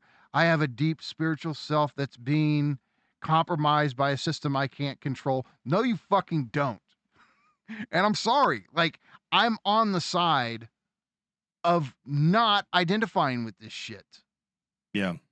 And not to say there aren't the major issues with capitalism and our, relation to it. No. But this shit is not the answer. You're muted. Shit, I'm muted. There's that girl on TikTok who wears like seashells and dreadlocks and makes shitty rap songs about having like a clean chakra and nice titties. What's her name, dude? I think it's Shannon something. But yeah, like people are, I'm so in touch with nature. And they get in touch with nature by watching new age female influencers on TikTok. That's not very in touch with nature, my friend. But it makes me think of the meme, or it predates memes, but the old joke, born to shit, forced to wipe. I'm on the side of wiping. Me dude. too. I don't want to walk around with doo-doo hanging out, man. Wiping is the a side good of my thing. freedom. Yeah. But it's that whole primitivist return to monkey thing. Like, no. I'm a human subject. I'm not a monkey. I mean, we are monkeys, we are apes, we are primates, but we're more than that too. And it's the regressive. We're naturally born cyborgs. Precisely. And so, but you can always, like you said, man, interact with it at the commodity level, and that's what these things are, and that's what they do. here's the thing. This space of fantasy, again, it's an outlet that allows you to just continue because you can disidentify. I know I just said that, but like the point is, Hollywood itself tells us that we may appear to be always on techno addicts hooked on cyberspace. That's not an appearance. Yeah. That's what we are. That's who we are. And there's issues with that, but daydreaming about, not having to wipe is not the solution to this. Yeah. And let's invent if you better think it toilet is, paper. here's the ideology. If you think this is it, if I could just do the Little House on the Prairie thing, if I could just do the Avatar thing, you know what? Losing yourself in those fantasies will ensure you don't do a goddamn thing about capital. Yep. So, James Cameron's Avatar is significant because it highlights the disavowal. You even see Fisher using the Ljubljana language here. Yep. Because he doesn't explain it, right? There's more going on there, and there's more of an influence there than meets the eye. More than meets the eye. But, okay, so James Cameron's Avatar is significant because it highlights the disavowal that is constitutive of late capitalist subjectivity, okay? Now, let's us, being tapped into Ljubljana school, what does that mean? What is the disavowal? Well, the disavowal here says, it works like this. I know very well that I'm really nothing but a capitalist subject, a consumer, but nevertheless, I'm going to daydream and posit that I have a deep spiritual essence that is completely at odds with the capitalist system, that if I could return to, would give me a sense of wholeness and completeness that would fill my life with meaning and significance. That's the disavowal of capitalist subjectivity. And it's far more truthful and, dare I say, revolutionary to just say, no, I'm just a capitalist subject. Yep. Not that I'm fully identical with that, but I'm not this other phantasmatic shit that's keeping my eye off of the real contradiction, the real issue, which is my subjectivity and capital. Yeah. So hold on. But then he says, so James Cameron's Avatar is significant because it highlights the disavowal that is constitutive of late capitalist subjectivity. So, okay. In what way is Cameron's film highlighting this to you? I mean, the fact that it is this hyper commodity that relies on the fantasy of Ferngully and getting in touch with your primitive nature and your holistic oneness with nature and the He's universe saying if or whatever. Put the They Live glasses on. Yeah. You see that Avatar is the greatest instance of saying, I know very well I'm just a capitalist subject, but nevertheless, I'm actually I really am a member of Pandora. No, you're not. Yeah. This speaks to me in some way. And it like the fact that it's delivered in this hyper commoditized way, in this hyper technologized way. And it presents this fantastical escape for people. Like when Avatar 2 came out in theaters, people were writing articles about how everyone was so depressed when they saw it because Pandora is such a wonderful, beautiful, lovely world, and why can't we just And Earth live is in such this world? dog shit and, in comparison. yeah, so it I want performed a this luminescent ideological forest. role. Yeah, I want my blacklight basement that all of which I bought at Spencer's Gifts. I want all this to be natural. I want all this to be a forest, a real forest I can run through, not posters on my wall. It is the Spencer's Gifts aesthetic. It is Naturalized. It's exactly what my basement was when I was in middle school. I went all out. I mean, it was filled with black lights and lava lamps, and the little luminescent glow-in-the-dark stars were on the ceiling, and you know, the beads and the blacklight posters, the whole thing. It was called the Chill Spot. Stuff of local legend. And no, it's like when I saw Avatar, I'm like, damn, Pandora's what I was going for with the Chill Spot, but just couldn't pull that off. But it is. It's just. And here's the thing. Are we not really getting at a fusion where the military-industrial thing is still haunting the scenario? Because what we really want is neon nature. Yep. Well, I'm sorry, nature ain't neon. Yeah. You're engaging in phantasmatic fusion here.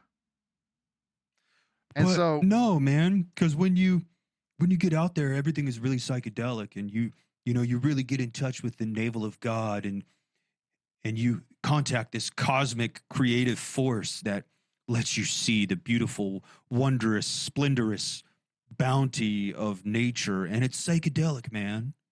So it's super cool.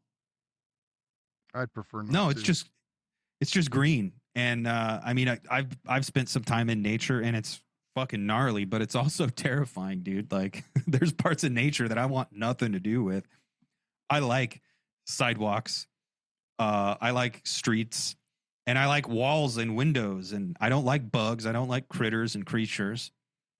It's I mean, maybe you could say it is psychedelic, but in a bad trip kind of way. Like, no, you don't plug in and everything is wonderful, neon green and pink and lovely and pacified. No, nature's terrifying, dude. That's why we built houses in the first place. Go ask Leo in The Revenant. Yeah, dude. Fuck. Well, I mean, that's why we built houses. Like, that's why we started creating shelter in the first place, because nature is inhospitable. And then now, I mean, there's a lot of people who try to bring indoors back alive, or bring outdoors alive indoors. Like, we do this whole, like, I don't know how many times I've fantasized about having a house with a courtyard and like grass and a big ass tree in the middle. But that's like, it's tamed nature. Yeah, that's instrumentalizing nature. Domesticated, Oedipalized nature. Yeah, and that's not real nature. And like, I'm fully aware of that, but there are these people who think, no, it's beautiful and wondrous and it's bountiful and nature provides. Nature provides for itself, not for you and I. Right. Okay, so one last go through at this, because I want to see what you think of this. So he says, James Cameron's Avatar is significant because it highlights the disavowal that is constitutive of late capitalist subjectivity, even as it shows how this disavowal is undercut. All right, how does Avatar show how this disavowal is undercut? I'm asking because I'm not sure how to interpret that line. And I know it should be obvious, but it's not obvious to me.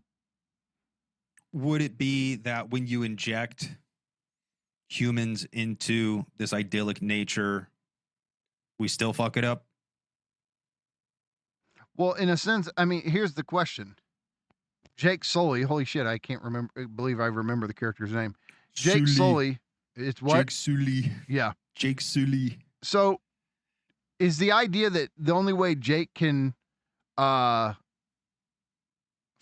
this harmony on Pandora is rejecting to his not be humanness. human?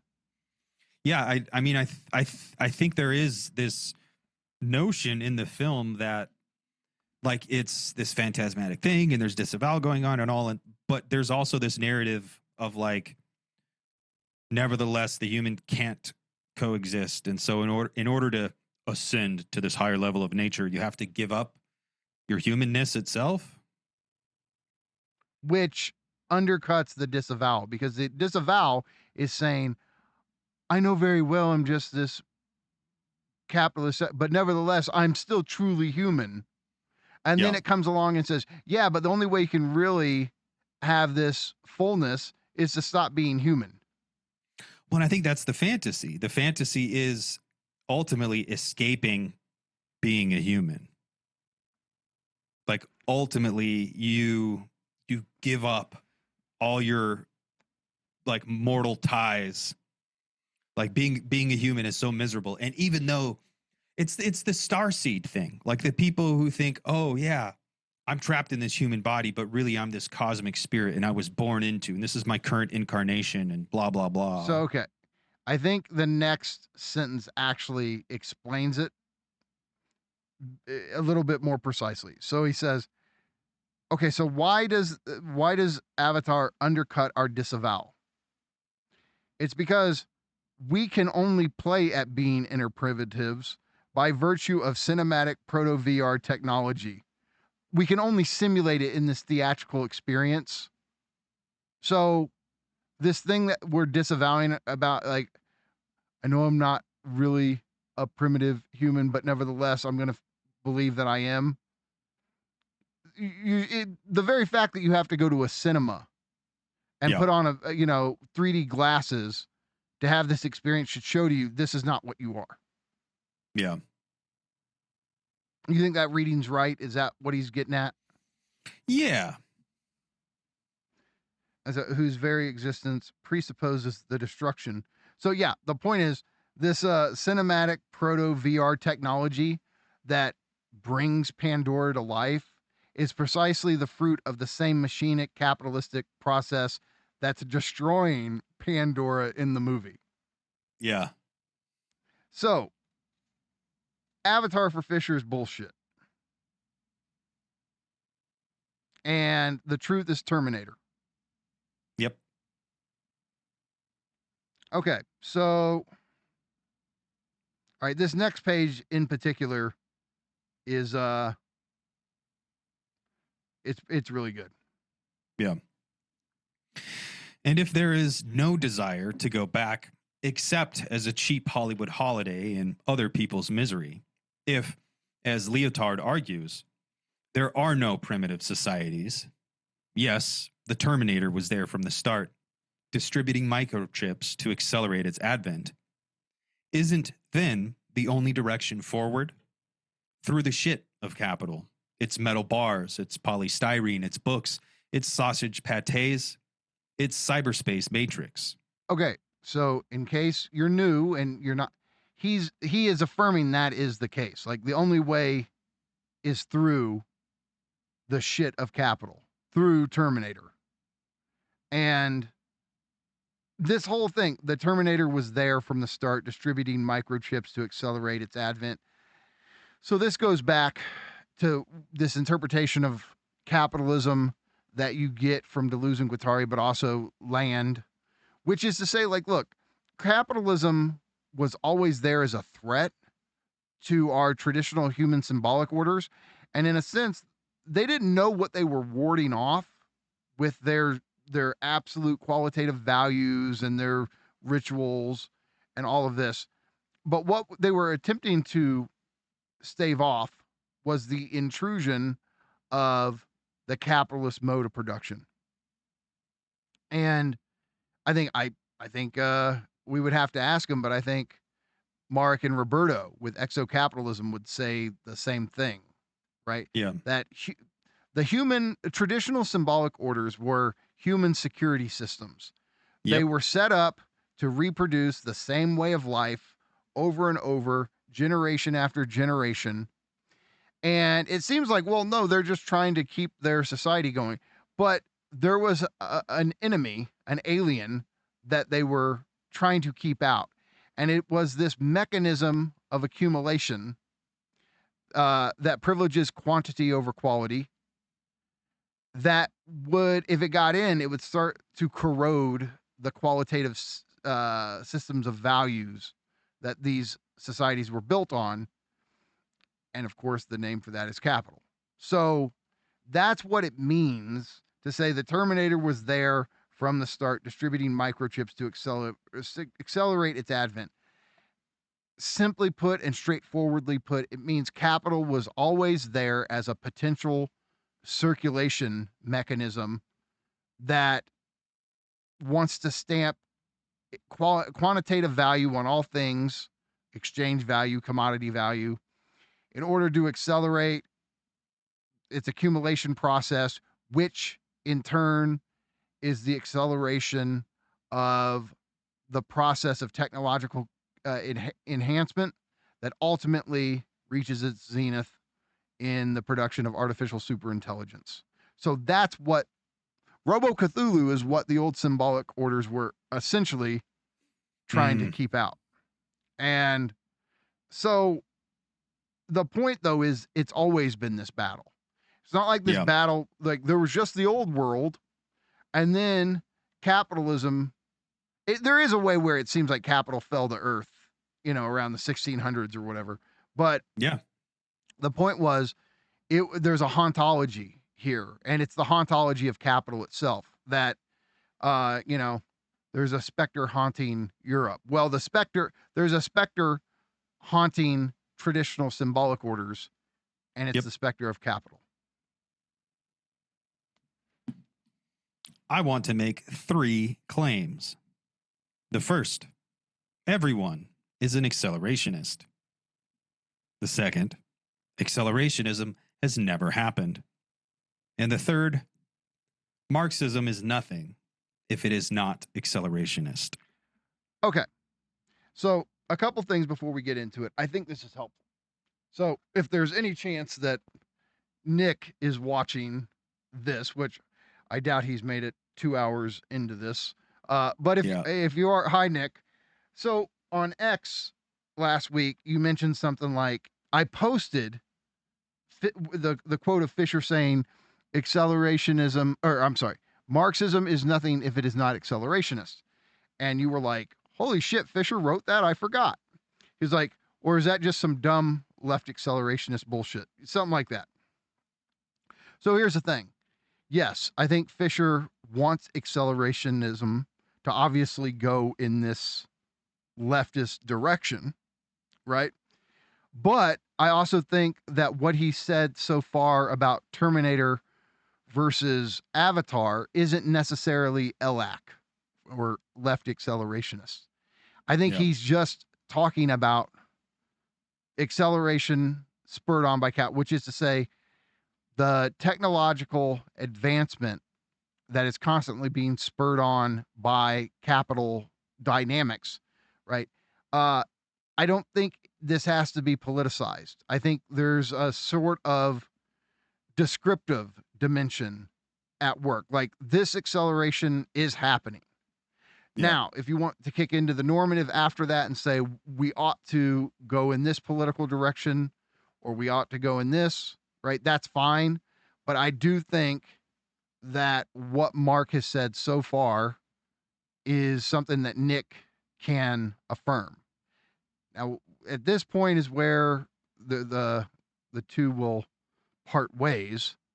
But I just want to say up to this point, I think it's somewhat neutral and descriptive, I should say. So, Nance, these 3 claims, let's talk them out because I want to unpack these because these are the 3 big claims of the essay. Everyone is an accelerationist. So when he was doing the hands up, who really wants to go back? This is him saying it straightforwardly. He's saying nobody wants to go back. Nobody actually wants to stop technological development. And sorry, Ted Kaczynski. Exception that proves the rule, right? yeah, it's just one of these things where, is that a fair claim that everyone, and by everyone, let's say the vast majority of human beings are accelerationist in the sense of affirming the ongoing process of technological advancement? Yeah. I mean, I do think it's a fair claim. I think the average everyday person is an accelerationist in this sense. Because I don't know, like there are uncontacted tribes who don't come into this. And there are, like you said, Ted Kaczynski, there are exceptions that prove the rule, but overwhelmingly people need the progress or acceleration or whatever. That's the kind of pulsion that keeps the whole world turning. Like without that, I do think people would give up. Like if you told me today, hey, the internet's gonna go bye-bye, and lots of other stuff too, you're gonna return to the 1600s, I'd be like, okay, I'm gonna go to sleep and never wake up. And I think most people would feel that. Like we are future-oriented beings. And we fantasize about the past as an escape, or we fantasize about collapse. You know, and the only reason apocalypse. people can, phantasmatically romanticize the zombie apocalypse scenario is because the zombies would keep you so busy you would never have time to stop and think about, Yeah. okay, now what? Right. Yep. And yeah, I mean, the whole, Dawn of the Dead, they hold up at the mall. That's playing on a fantasy. I'd love to be, especially kids, you weren't there for it, but when we were kids, there was an incredible fantasy of being able to have access to the mall when nobody else was there. Yep. And to kind of just Did live you at the watch mall. that? Did you watch that Netflix documentary, Secret Mall Apartment? I haven't yet. Dude, I need to. You need to. I don't want to say it's great, but I think probably the first 10 or 20 minutes are great. And then later on, it gets really, really good again. But yeah, you need to watch Secret Mall Apartment because it is that fantasy. And fuck, we used to go through the tunnels, the employee tunnels. Like you'd have a friend who worked at Hot Topic or Sabaro's Pizza or Hot Dog on a Stick, whatever, and they would let you go through the tunnels, and you were in the liminal space of the mall itself. And yeah, Exactly. the mall was a new world, dude. Dude, we had a friend that we met. He worked at the Dairy Queen at Independence Center. We're going back to the 90s here. And he was cool as fuck. And one of the guys was shooting the shit with him one day, and he was like, "You got anything to smoke?" And my boy was like, "Well, yeah." He's like, "Tell you what, you smoke me up, you guys can have anything you want back here." And so we're back there. It was one of them slow days at the mall. So we're like, these little mall stories and shit, like they're just, Oh, dude. they gleam in my memory. But look, Dude. the thing is though, right? The zombie apocalypse thing, it works because you're so busy, you never stop and actually reckon with what has happened. Okay. And it's like, oh, I bracket out all the bullshit, the bureaucratic nonsense of day-to-day life. It's just the simplicity of me and survival. Yeah, that'd be fun for about 3 seconds. Okay. And afterwards, you're in the same situation. How do I get the air conditioning back on? Like, Yep. and Dude, so that's what I think about. nobody I really love- wants this shit. I love the Mad Max movies. I love them. All 4 of them. Or all 5 Great now, I guess. fantasies. Yeah, I fucking love them. But when I'm watching them, I always find myself thinking that thought of like, well, what the fuck would you do with all the downtime? Like, And you that's the can't problem. even They go never to a show library. they never show Max when there's just weeks of nothing. existential despair and Yeah, desert dude. void. And no, Yeah. it's always breakneck action, set pieces. Yeah. Like what do you do when you can't even go to a city and rummage through the library or rummage through the detritus of modernity? Like, no, you're just in the fucking middle of nowhere for weeks on end. Fighting I'm for sorry, gasoline and dude. food. Yeah, no, thank you, dude. And everybody's a thank you. fucking enemy, a potential enemy. Just like in The Walking Dead. Every time Yeah. they meet another human, it's this huge, like, do we kill them? How do we vet them? How do we make sure they're not blah, blah, blah? And it's just like, oh, no, fuck this shit. I want to be able, it's not the mark of modern civilization that you can encounter a human being and just pay them no mind. Like, Yeah. Yeah. Well, and that's the anonymity of the suburbs and the pubs. That's the, thank Like Robo we- Cthulhu for that. yeah, we are not existential risks to one another as we have been in the past. And that's a good thing. Progress. So, But okay. yes, I do think everyone is an accelerationist is not only a fair, but an accurate statement. Okay, number 2. Accelerationism has never happened. Now, he does not really unpack that claim. You're kind of left guessing, what does that mean? I think the very fact that he doesn't say acceleration, he says accelerationism. I think he's Yep. saying what accelerationism as, I don't know, an ideology or a belief system has never had any kind of organized, concrete political power or force. Yeah. It's never existed as an actual political party or movement. And so acceleration is happening, but accelerationism has not become an actual political force or belief system. Now, the question is, he's writing this in 2012. Nick had already written Dark Enlightenment, but would you say NRX, neo-reactionary, the neo-reactionary movement, was it an accelerationist movement? I don't think so. I think it's still true that accelerationism has never happened. I think there are a lot of people who think they're accelerationists. There are definitely a lot of people claiming to be accelerationists. But ultimately, I do like that that video I watched this morning that I sent to you. Alex Karp, the acting or the CEO of Palantir, which is Peter Thiel's technology surveillance company.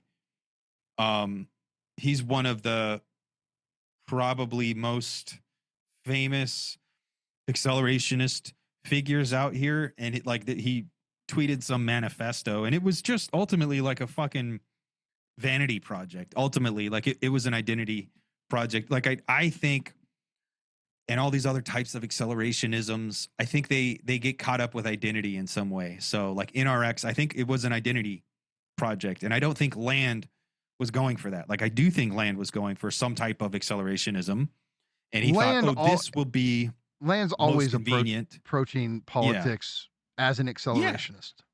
I think he is, but I don't think Anybody else is. I don't think anyone else is. Like I think all these other people get locked in on identities or locked in on personas and personalities, or locked in on the fact that, oh, holy shit, now I own hundreds of billions of dollars. Guys like Jeff Bezos and Elon Musk, like, no, I don't think any of them are accelerationists. Now, right? Like, so Nick might say, like, well, Reagan and Thatcher, the neoliberal moment where they try to deregulate things, that's accelerating it's not it's not accelerationism as a. It's not accelerationism, and also I believe you think it decelerated. Decelerated, yeah. But even if we grant that we say, okay, Nick, you're right, it accelerated the process. They're doing it because they think, oh, capitalists can make more money. It gives capital the upper hand. It's less bureaucratic governmental red tape, blah, blah, blah.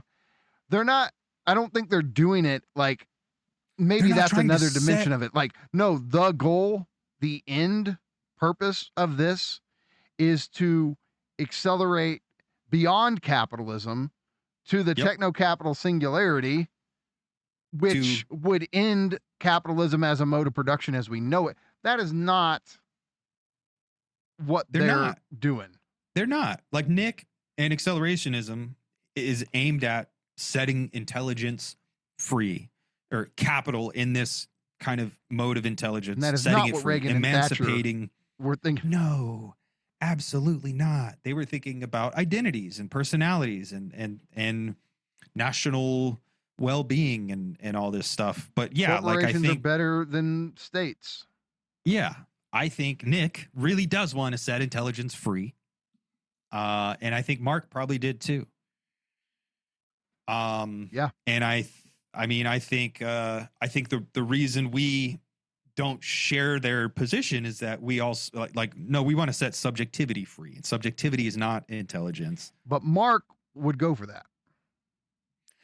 I think he probably, if he would have stuck around, he probably would be a lot closer. If you and I were having conversations with him, if he was in the mix right now, yeah, I think he would be. He's a much easier sell on subjectivity than Nick.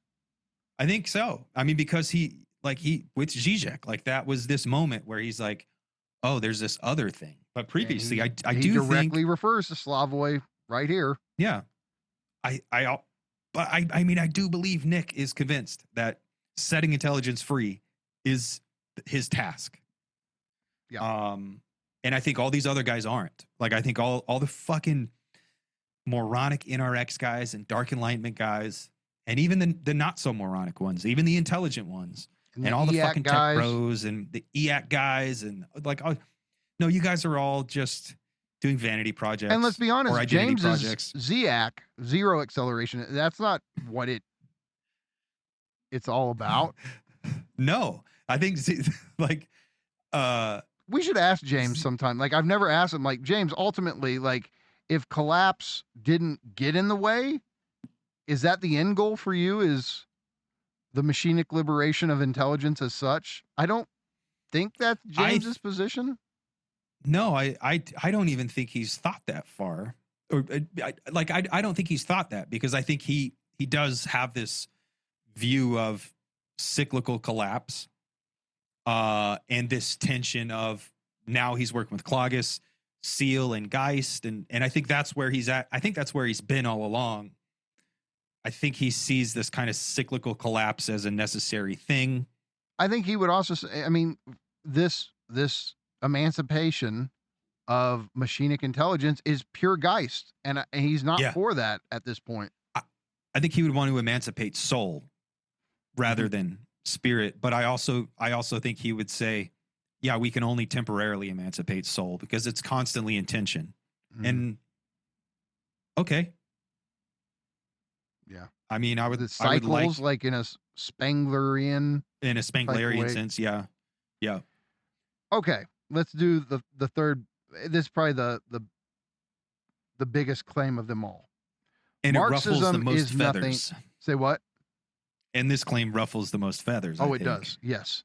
Marxism is nothing if it is not accelerationist. Now, what does that mean, Nance? How do you interpret that? I mean, Marxism posits this virtual mechanism of replacing organic human labor or variable capital with concrete capital with inorganic machinic labor or whatever. That's why we have the rate of profit to fall. That's why we have all these contradictions and tensions in capitalism itself. Capitalism is trying to eat itself. Capitalism is trying to outmode itself. And it's this MCM prime. It's this cyber positive feedback loop that's always deterritorializing, but then reterritorializing so it can deterritorialize, but then reterritorializing. So it's this like tautological machinic centipede thing that's going. That is Marxism.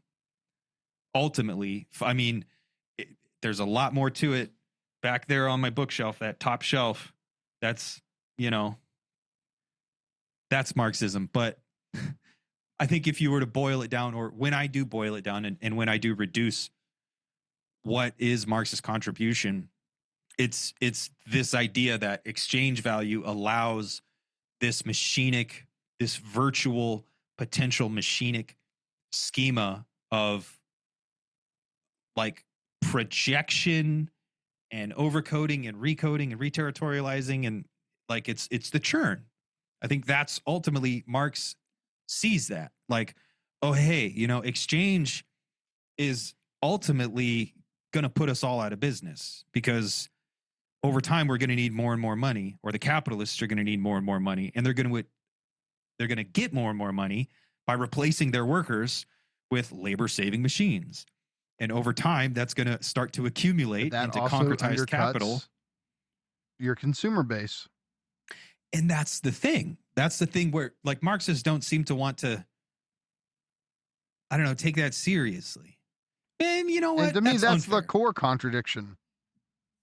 Yes, and I think that's unfair to say that Marxists don't want to deal with that, the problem of, you know, what happens when there are no more consumers. I think a lot of Marxists do take that idea seriously, but I think, I don't know. I think largely people are of the opinion that either capital will be sublimated and we will have a glorious revolution because people will be forced into material conditions, and we'll reach this utopian revolutionary frontier where we no longer need capitalism. We will have something else. I think no, like, we are the raw material for capital. We are ultimately the source of value from Except capital's perspective. When we cross a certain threshold, and we're not. Right. And that threshold is gone when we can no longer afford to consume. It's not when we can no longer produce. It's when we can no longer afford to consume. Yeah, but That's also the threshold. we can't afford to consume because we don't do the producing anymore. Right. It automates the Right. jobs away. And so the point is, for me at least, Marxists who are still dead set that the only path to any sort of human future is the proletarian revolution, which is the productivists, the producers, the worker revolution. Yep.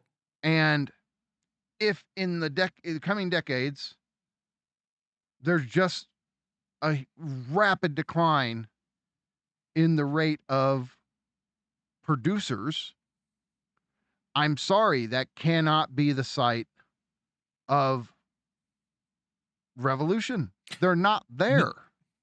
Well, and I think we're already there. I think that ship has sailed. But there's Marxists who act like it's still 1870. Right. And they cannot cope with, this is where we're, I know we can have our issues. This is where we're left accelerationists in the sense of, here's how we would define it in this moment. We still hold to some sort of leftist ideals or values, but like this old story about, oh, the revolutionary working class will do it. Yeah. And I just no. think the accelerationists were right to say, it's been proven the revolutionary subject has been capital itself. Yes. And I know there's Marxists who will get mad at that and push back, but I'm sorry. I don't think the gains that we got in worker standard of living from, you know, the workers' revolution, hey, God bless them. I respect those workers, right? Who did that. I just don't think this is anyway the same situation, and that it has to be thought anew. And so Marxism is nothing if it is not accelerationist. I think it boils down to this. Marxism, the core contribution that Marxism understood is that capitalism is a system that's pursuing ever greater technological capability.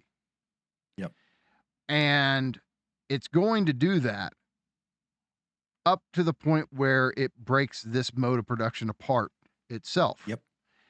And if we go with the Landian version, I'm sorry, once there's an artificial superintelligence, it's not going to be a capitalist. It's not going to do it. All of this shit means nothing to it. Exchange value, Yeah, consumerism. That's like, I don't know. That would be like saying the butterfly will continue hanging upside down from a tree because that's all the chrysalis ever did. The chrysalis only ever hung upside down from a tree. Or it's like, no, the butterfly is the next stage, and the butterfly is going to go fucking flee, and fly all around the fucking forest. And it's also going to migrate and do a bunch of really cool stuff. But like if and when this superintelligence does manage to assemble itself out of capitalism, then it will have burst forth from its chrysalis. And then it'll actually go on to do its own thing. Like right now, capital is still contained inside capitalism. And capitalism is the human interface between this virtual mechanism and us human beings. But if and when the artificial superintelligence does assemble itself, then it will cast off capitalism and it'll just be capital or Robo Cthulhu, and it'll be doing its own damn thing, and it won't need us anymore. Now, look, there are certain Landians, and maybe Nick would say because I feel like this is not exactly what he has in mind here. There's this famous quote of his where he says, "The death of capital is less a prophecy than a machine part." So I'm going to do this is my reading of it. This is what I think these signifiers should signify. What I would say is the death of capital, which is the end of MCM prime, is less a prophecy, which I think the prophecy thing you could say, like, that's the Marxist horizon. Yep. Like one day the MCM prime will fall and we'll have a new form of hyperproduction that's life affirmative and non-alienated, and humans will thrive, right? That's the prophecy. So Nick says the death of capital is less a prophecy than a machine part. Now, yeah, what I think of it is the end of capital as MCM prime is just a necessary function of the production of Robo Cthulhu, of artificial superintelligence. Like once that level of intelligence emerges, like we're going to end this commodity system. What the fuck does it, like, it's not gonna be invested in that. Yeah. And it will end it almost in a machinic functionalist way where it's just like, this makes no more sense. Yeah. Okay, we're done. Yeah. Moving on. And yet that whole thing was the cocoon that this butterfly emerged from. But where this death moth emerged from. But it's what I think, I mean, like, it's funny here, actually.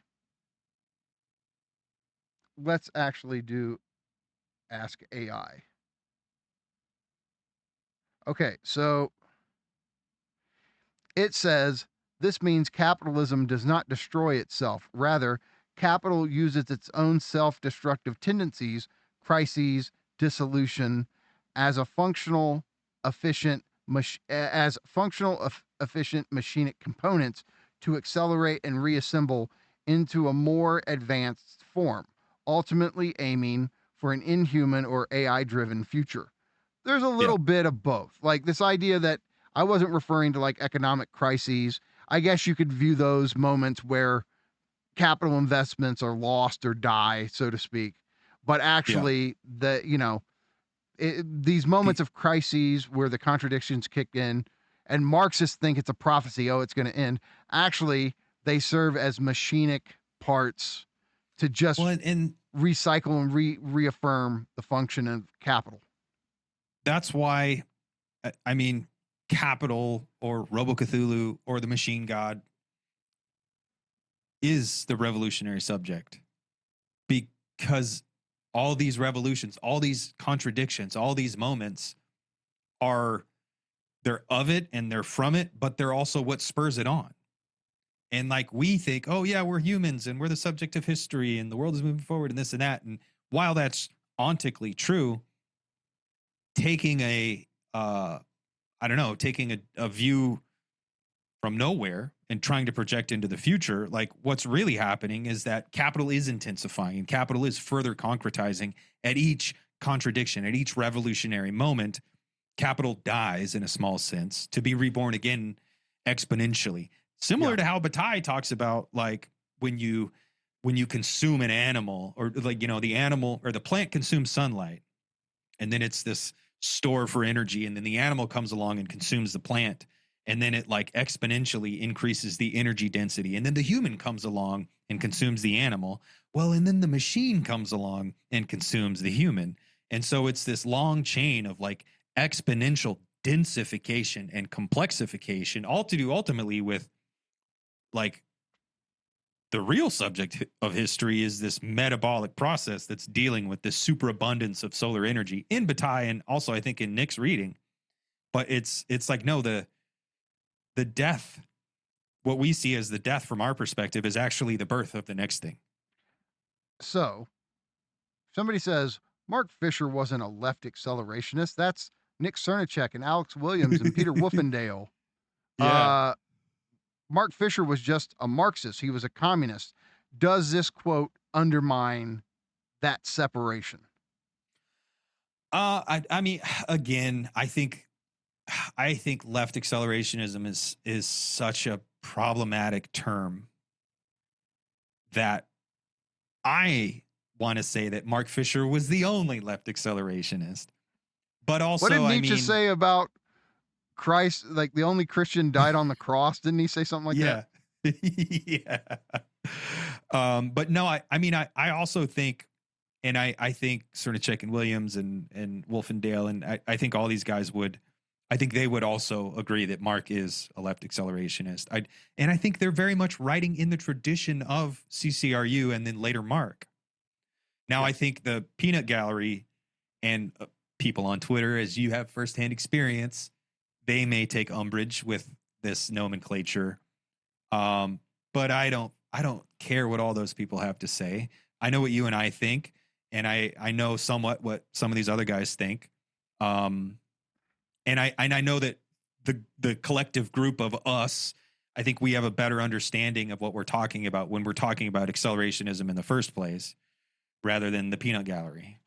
I think also what Mark was attempting to say here is that Marxism, out of all of the various forms of economic theory, Marxism's the one that best understands the machinic cyber positivity of capital and what trajectory that has us on.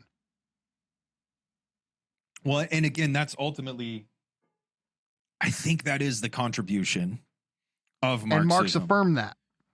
Yeah. Marx was not saying, let's go back to feudal avatar world. Yeah. He was saying, you know, this is onwards and upwards. Onwards and upwards. And I think, you know, is that an accelerationist motto? And onwards and upwards. I mean, it should be. And then you also have like ad astra per aspera. I think you ain't seen nothing yet. Like there's all these kind of colloquialisms that touch at maybe the underlying accelerationism.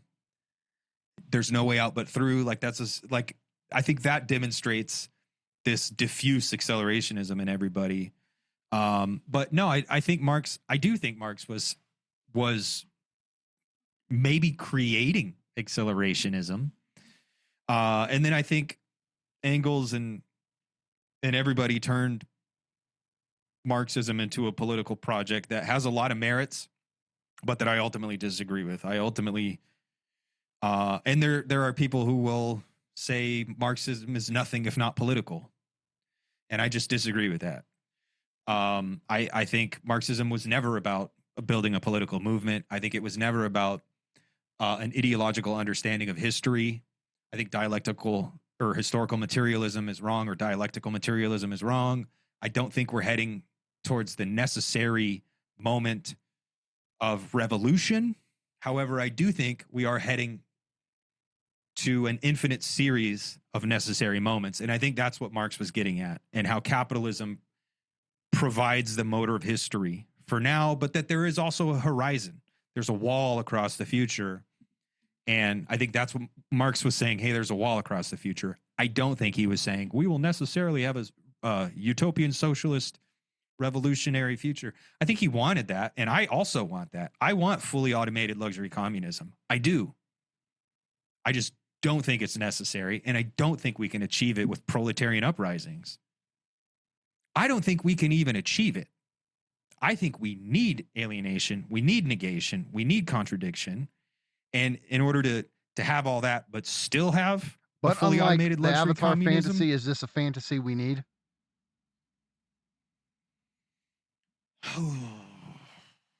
I quote the don't Bible. know. There's this great line, where there is no vision, the people perish.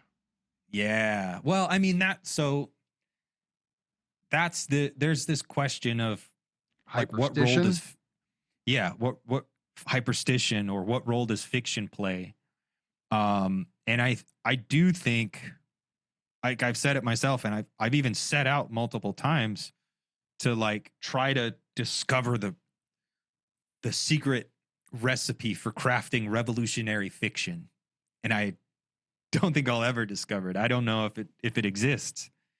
But I do think we do need hyperstitional attunement or comportment. I do think we need revolutionary ideas, revolutionary imagination. But I also think the way that works is in always failing. And I think that's the only way that it can work and continue to be revolutionary, like a truly revolutionary now you're speaking imagination. like a true Žižekian. Exactly. But I think that's it. I think that's the secret sauce, is that we need to aspire to this thing. However, we also need to understand that we will never attain the thing. And we should only aspire to the thing when we understand that we'll never attain it. So it is this kind of Žižekian thing of like, I know I'll never get there. However, I must depart with that as my destination. And that would be the Žižekian supplement, right? Because Žižek says in his Critique of Land, the problem with accelerationism is that it's too optimistic. And it's too optimistic because it thinks it can predict the future. Even if it's a Lovecraftian invasion from the outside, the optimism is it can at least claim to know what's on the horizon, or at least what's beyond the wall across the future. And Slavoj would say you can't know that. Yeah. Well, and I think that's my problem with political Marxism, is that they claim to see over the wall. So the idea is to treat our visions of the future, our phantasmatic hyperstitions, not as prophecies, but as machine parts. Mm-hmm. We have to out capital itself. All right. Let's pick this back up, Nance. Let's do it. All right. So we just got finished reading those 3 proclamations Fisher made. Yep. We kind of thought through those. And now, let's see. Yeah. Okay. So where were we? We were at of the 70s texts. Is that right? Yep. Okay. Yep. Of the 70s texts that Grant mentions in his roundup, libidinal economy was, in some respects, the most crucial link with 90s UK cyber theory. It isn't just the content, but the intemperate tone of libidinal economy that is significant. Here, we might recall Žižek's remarks on Nietzsche. At the level of content, Nietzsche's philosophy is now imminently assimilable, but it is the style, the invective, of which we cannot imagine a contemporary equivalent, at least not one that is solemnly debated in the Academy. Both Ian Grant and Benjamin Noyes follow Lyotard himself in describing libidinal economy as a work of affirmation. But, rather like Nietzsche's texts, libidinal economy habitually defers its affirmation, engaging for much of the text in a series of ostensibly parenthetical hatreds. While Anti-Oedipus remains in many ways a text of the late 60s, libidinal economy anticipates the punk 70s and draws upon the 60s that punk retrospectively projects. Not far beneath Lyotard's desire-drunk yes lies the no of hatred, anger, and frustration. No satisfaction, no fun, no future. These are the resources of negativity that I believe the left must make contact with again. But it's now necessary to reverse the Deleuze Guattari libidinal economy emphasis on politics as a means to greater libidinal intensification. Rather, it's a question of instrumentalizing libido for political purposes. Okay. So Lyotard's libidinal economy was tapped into punk rock, and more so than Anti-Oedipus. And part of it was this, fuck you, I'm going to say what I want. Fuck you, I won't do what you tell me. Yeah. This spirit of transgression, but it's also not just transgression for transgression's sake. It's trying to transgress ideological bullshit that has so calcified that it has become dogmatic.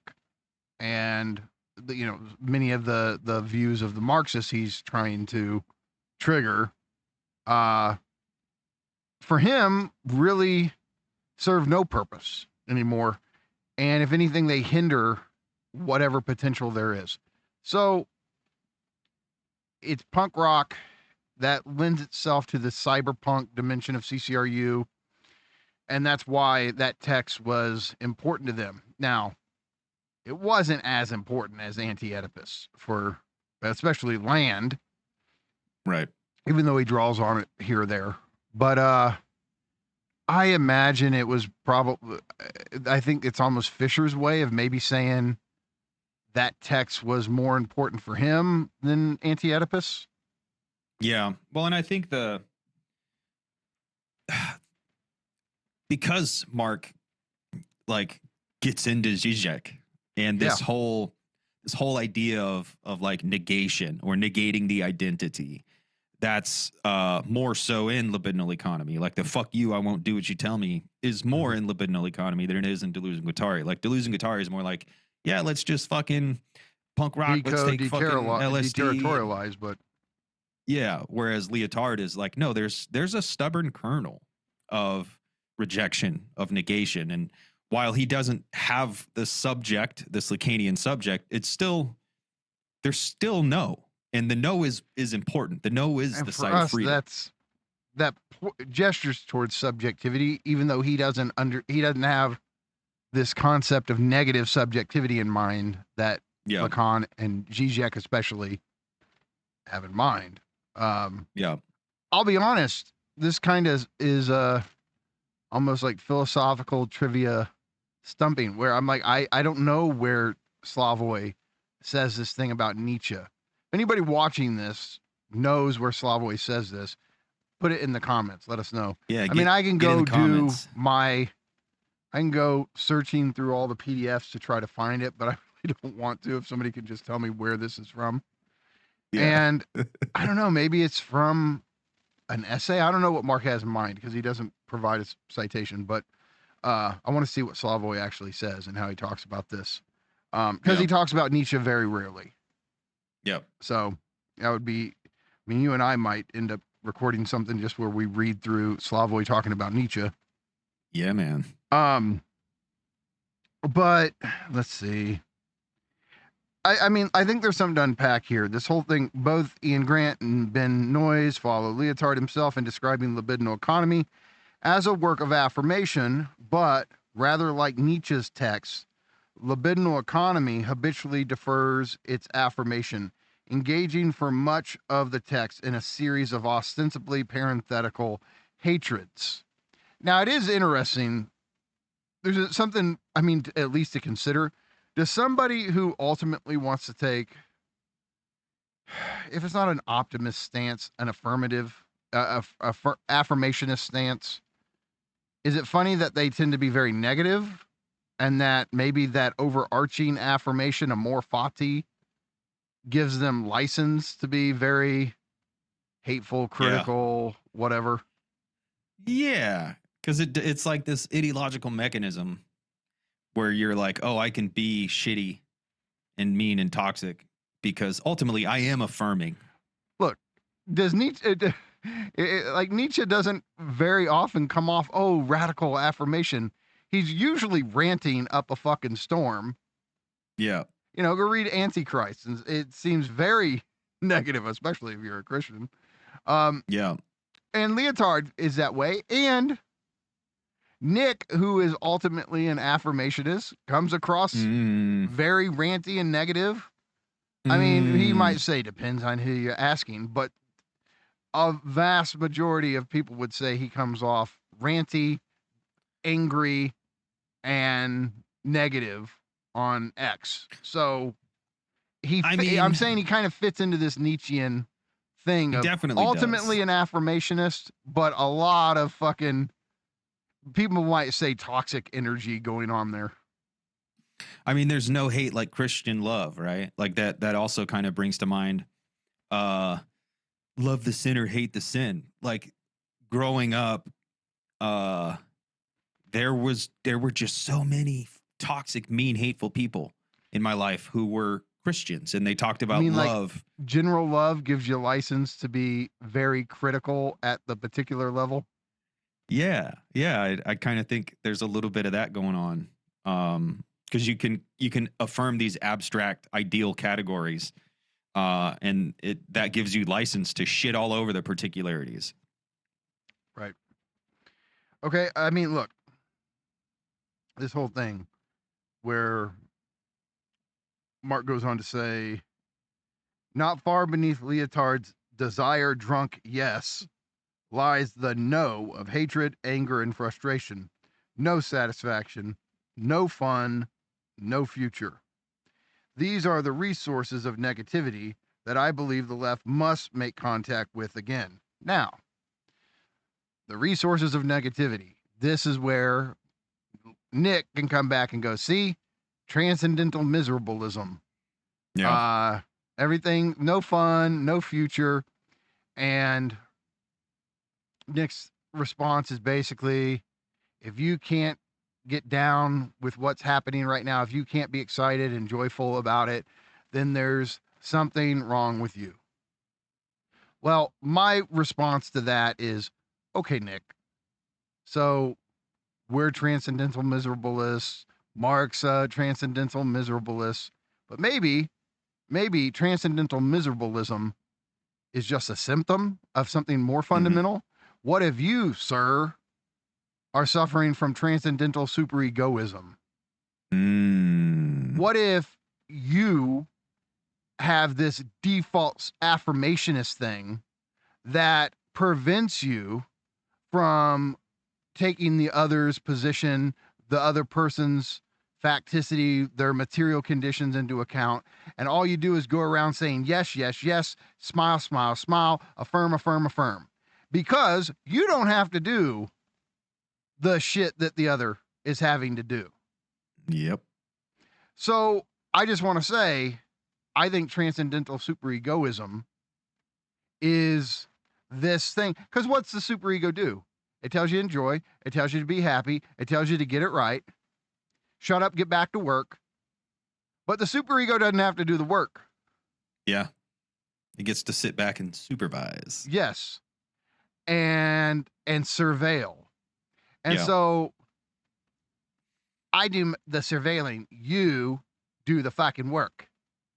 And it's like, oh, okay, well, sorry, those of us who have to do the work, who have to have our futures canceled, who do not have any sense of hope in ever getting to live any kind of a better life, yeah, we're depressed and we have good fucking reason to be. And if you could actually try to see things from our perspective, maybe you wouldn't be so radically affirmationist, and maybe your positionality lends itself to comfortably accepting transcendental superegoism as a default setting. Yeah. This next line, it's now necessary to reverse the Deleuze Guattari or libidinal economy emphasis on politics as a means to greater libidinal intensification. Rather, it's a question of instrumentalizing libido for political purposes. That resembles it's Žižekian, but it also resembles Benjamin on like the aestheticization of politics versus political art. Like when you start to aestheticize politics, you kind of defang them, and it's just all this performance or this simulation. Whereas if you keep the true like political nature of art or of distaste or dissatisfaction or even depression, like if you keep that radical, like if we can stay depressed and preserve the radical nature of our depression, like our depression comes from the fact that the world cannot satisfy us, yet we're forced to interact with the world on its terms. So that dissatisfaction, it is radical. And if we can preserve the radical nature of it, then we can actually turn that into politics rather than saying, I know you're sad, but if you organize harder, things will get better and you won't be so sad anymore. Like that's this same, I see the same movement of like the aestheticization of politics, defanging radical political art or whatever. I see it the same way. Like, no, our dissatisfaction is radical and it is a site of emancipation. And you want us to swallow it. Yeah, our fucking hopelessness is radical and emancipatory. You want us to dumb it down, swallow it, and just go to the fucking book club meeting and read Marx and read Engels and read Lenin and say, this will fix all our problems. Maybe it won't. Maybe it fucking won't. Yeah. And I mean, it sure hasn't. But yeah, I think this, like the defanging of, that's super egoic. It's like, well, no. Just shut up and be a good, enjoy being a good little revolutionary. It's the same thing as shut up and enjoy being a good little worker. Like, no, I am not a good revolutionary. I'm a lazy, selfish piece of shit. And I shouldn't have to change that to be emancipated. At the end of the day, I want to be a lazy, selfish piece of shit. So do I. I don't want to fucking want to live my fucking life and pursue the things I'm interested in. Yeah. And yeah, so I'm sorry. I will say, like, okay, so when he says, rather it's a question of instrumentalizing libido, we could say jouissance. Yes. For political purposes, right? Which means enjoyment as a political factor. Yeah. And it's saying, look, here's my takeaway, which is a very timely takeaway, but I also get it from Slavoj and Todd McGowan and Russ Spriglia and the whole LAC crew, right? Ljubljana School. The left would have to learn how to mobilize jouissance again. Yeah. That's what instrumentalizing libido, mobilizing jouissance. And there's just, I mean, if by the left we mean the Democrats, they can't mobilize jouissance worth a shit.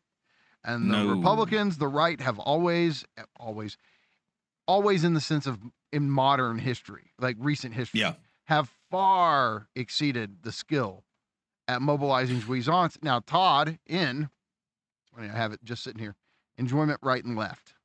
Yep. He says it's easier to mobilize political jouissance if you're a rightist because the strategy's easier to perform. It's scapegoating. It's othering. Yeah, thief of enjoyment. Yep. Yeah, it's, everything was okay until the Mexican workers got here. Everything was okay until Islam. Everything was okay until there's always a scapegoat you blame for the structural failures of the economy.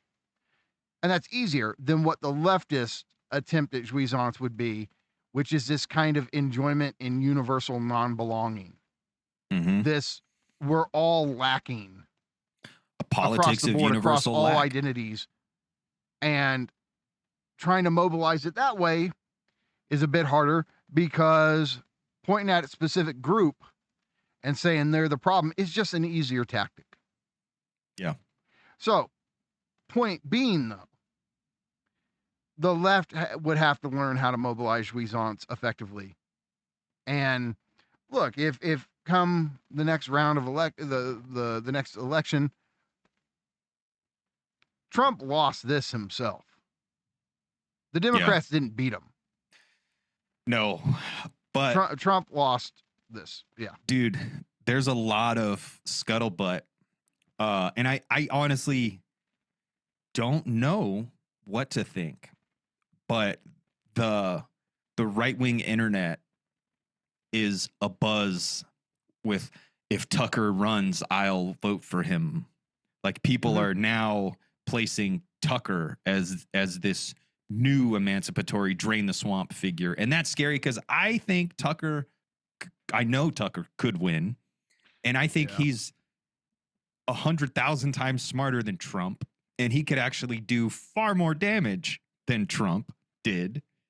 But I mean, I don't know. Who would the left run?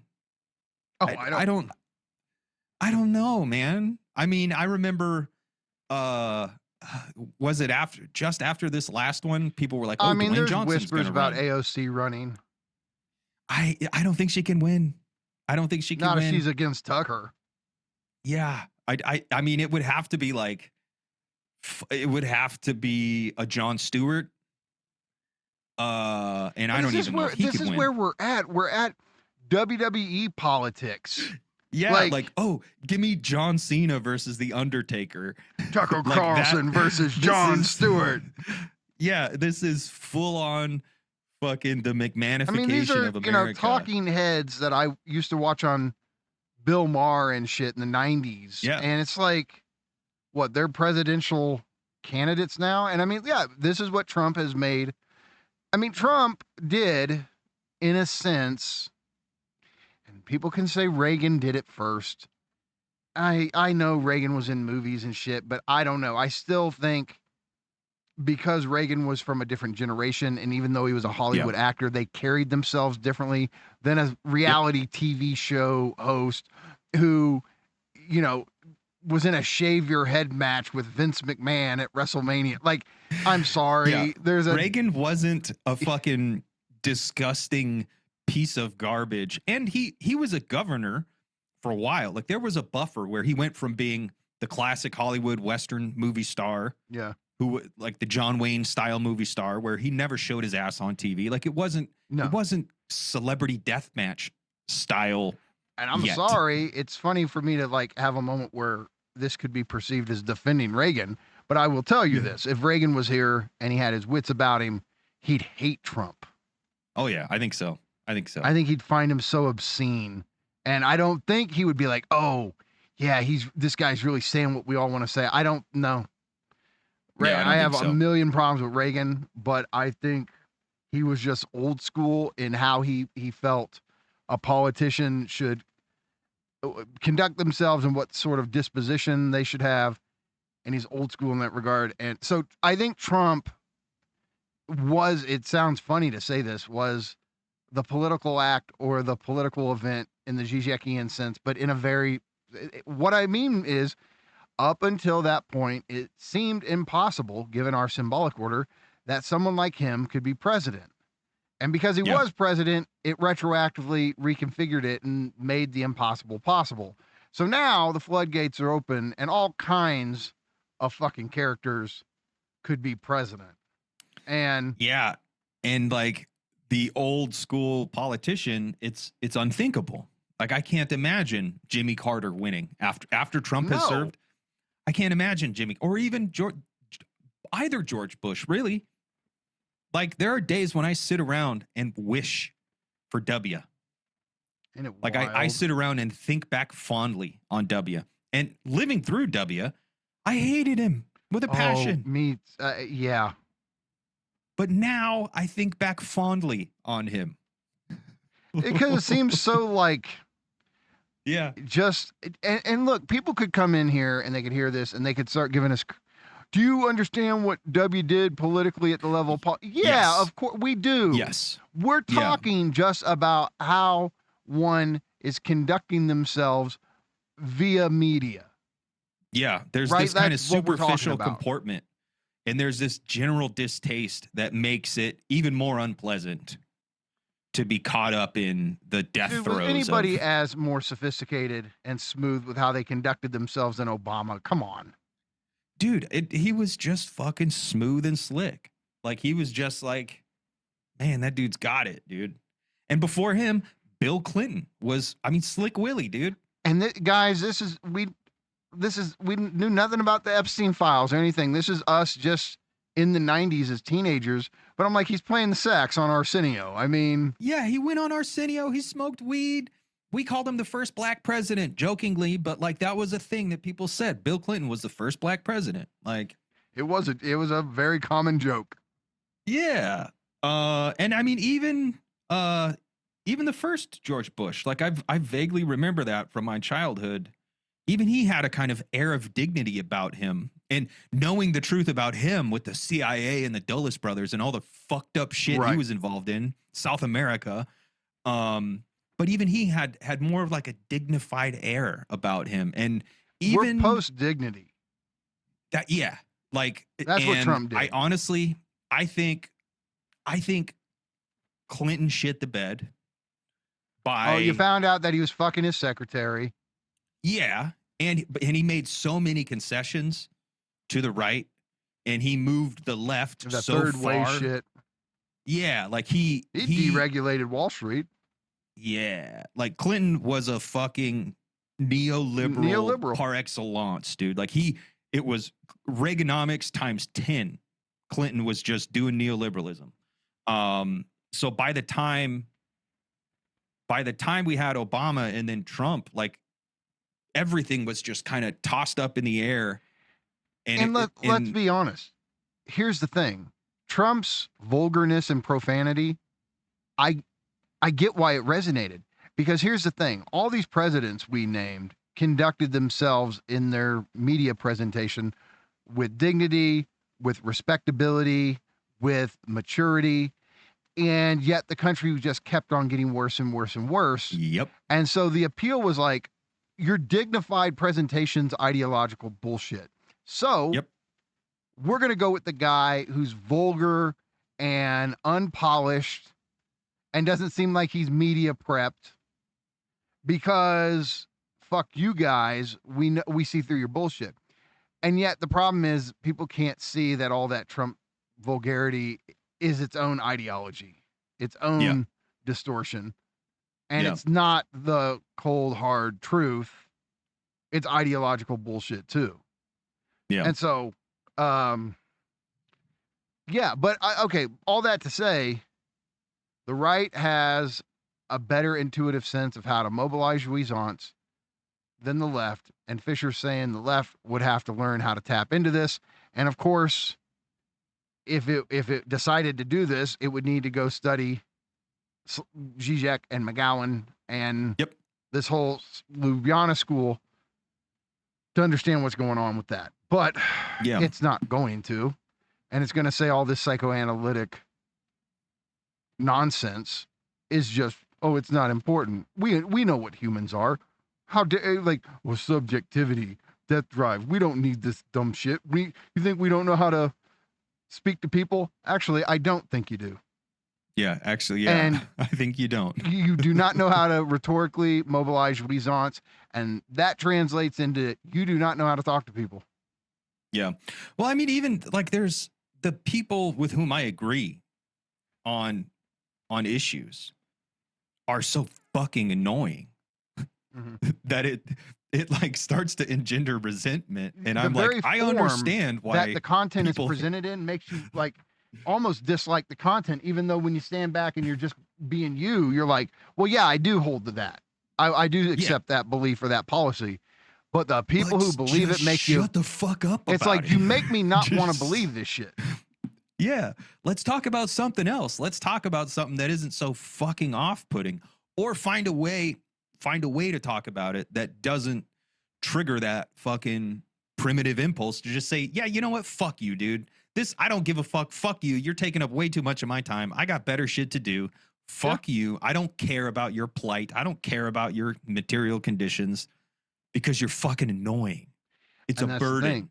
This is why the position of enunciation, it matters who says it and how it's said. Like the meaning is intertwined there. And there's this stain of how you say things in what is said at the level of the explicit statement. And, you know, look, I mean, I'm sorry what's a good example of like, give me somebody who's just considered to be, you know, liked by everybody. Who am I trying to, I need a good example. Is there a pop star or somebody famous that's just generally considered to be good-hearted that people don't have any problems with? I don't know. Mr. I don't Rogers. even know anymore, Mr. dude. Rogers. Who has a problem with Yeah, Mr. Rogers? Only the conspiracy crowd who wants to be like, oh yeah, he was actually a sniper and he killed 72. But no, yeah. Okay. But trying to think of a contemporary. I mean, look, do generally people feel that well-liked way about figure? Oprah still? Because there was a point where everybody I just don't kind of, think so. huh? I think people hate Oprah. They don't have the love that they used to Yeah, I have think- for Oprah. Like in the I think people 90s, there hate was a point Oprah. where it was like you couldn't say anything bad about Oprah. Oprah was the queen, dude. You get a car. You get a car. Yeah, there You was get a a point car. where somebody would. It was the same with Ellen DeGeneres. Yeah. Like, who can hate Ellen? And then No, I don't know if there you are end up any. hating Ellen. I don't know if there are any well-liked. That's 'Cause the I think- struggle. I can think of the negative example I want to use, but I'm trying to sit here and just go, who is just the good-hearted person that I everybody think likes? Keanu Reeves. Keanu Reeves approaches it. fucking Reeves. That's the But example. he never says anything. He Okay, never but hold says on. anything. That's why. Imagine if Keanu was to say, I'm going to Disneyland. It's like, oh, Keanu's going to Disneyland. That's fun. How sweet, right? Now, imagine I'm going to Disneyland and it's Richard Ramirez Mhm. or it's Jeffrey Dahmer. Yeah. You take And one it's of these fucking- famous serial killers, then all of a sudden those words have this whole dark, perverted meaning. I'm going to Disneyland. Like, but if Keanu says it, now here's the thing, at You're the like, level "Aw." of just the statement, it's the same words. Yep. So and if you extract it from the position of enunciation, that is to say the speaker, the one saying the statement, right? Yeah, we can do this abstract sense of what these words mean, de-worlded, decontextualized. But the second you plug them into the context of who's speaking them, completely stains their meaning. And if it's Keanu saying it, it seems sweet and, oh, that's cool. If it's Richard Ramirez, it's a whole different fucking ball game. I mean, even like so to try to What if Epstein says, politicize it, I'm going to like- Disneyland? Yeah, or if like Chris Pratt, if Chris Pratt were to say I'm going to Disneyland, the right would be like, "Yay, Disneyland is so awesome." But if Chapel Roan were to say I'm going to Disneyland, the left would be like, "Yeah, she's so awesome." But either side would hate it. Split Like in the culture war. the left hates Chris Pratt and the right hates Chapel Roan. And so they would be, dude, I remember when I was a kid, my grandparents said we couldn't watch Disney movies anymore because Disney had a gay day at Disney. They were like, oh, Disney's evil and they celebrate gayness. And I was like, I don't know what's wrong with gayness. And then they told me this whole fucking biblical story about how gayness is evil. And But like, that's what they would do if someone like Chappell Roan or Taylor Swift or someone was like, we're going to Disneyland. They would be Now, like, see, Taylor Swift's an example. gay. Yeah, she has her haters, but most people would think it's sweet if she said that, right? Yeah. Yeah. Okay. But here's the thing. It can even change over the decades with the same person. If Michael Jackson in the 70s was like, hey, I'm going to Disneyland. Yeah. Then if he says it in 2010, yeah. then it's a different thing. So, okay. Point is, it's not even just what you say, it's how you say it. And the left has sucked at this for a long time. And yeah, dude. So it's to the point where I can't listen to leftists because it's like, yeah, man, I agree. I want to be emancipated. I think we should all be cool to each other. I think we should all be free to be. However, when some annoying motherfucker gets up and starts giving a stump speech about it, I'm like, well, no fucking wonder the right hates this shit. You're all a bunch of whiny fucks. Well, and that's the thing.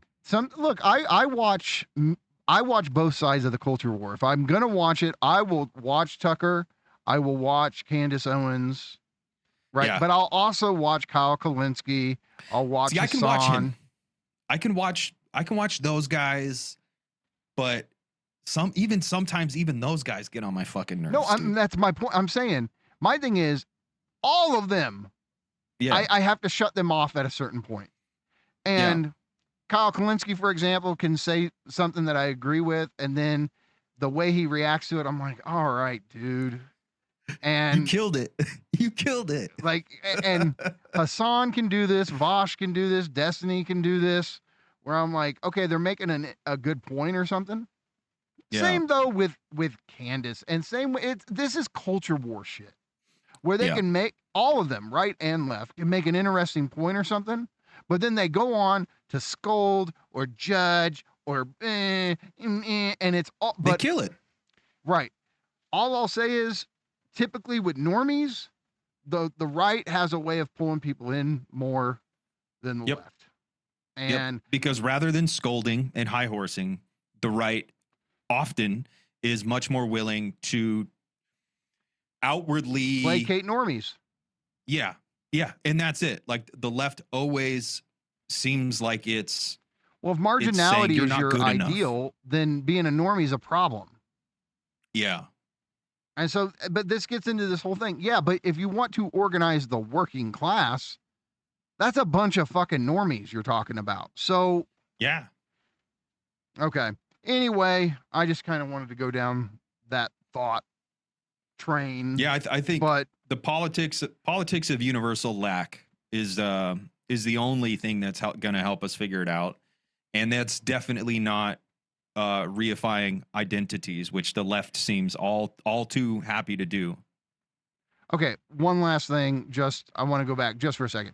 The whole transcendental miserableism versus transcendental superegoism. I just want to say, if Nick's point is, hey, if you can't look around and be excited, and all you can do is say absolutely no to everything you're seeing happen under capitalism, then something's pathologically wrong with you. I just want to flip it.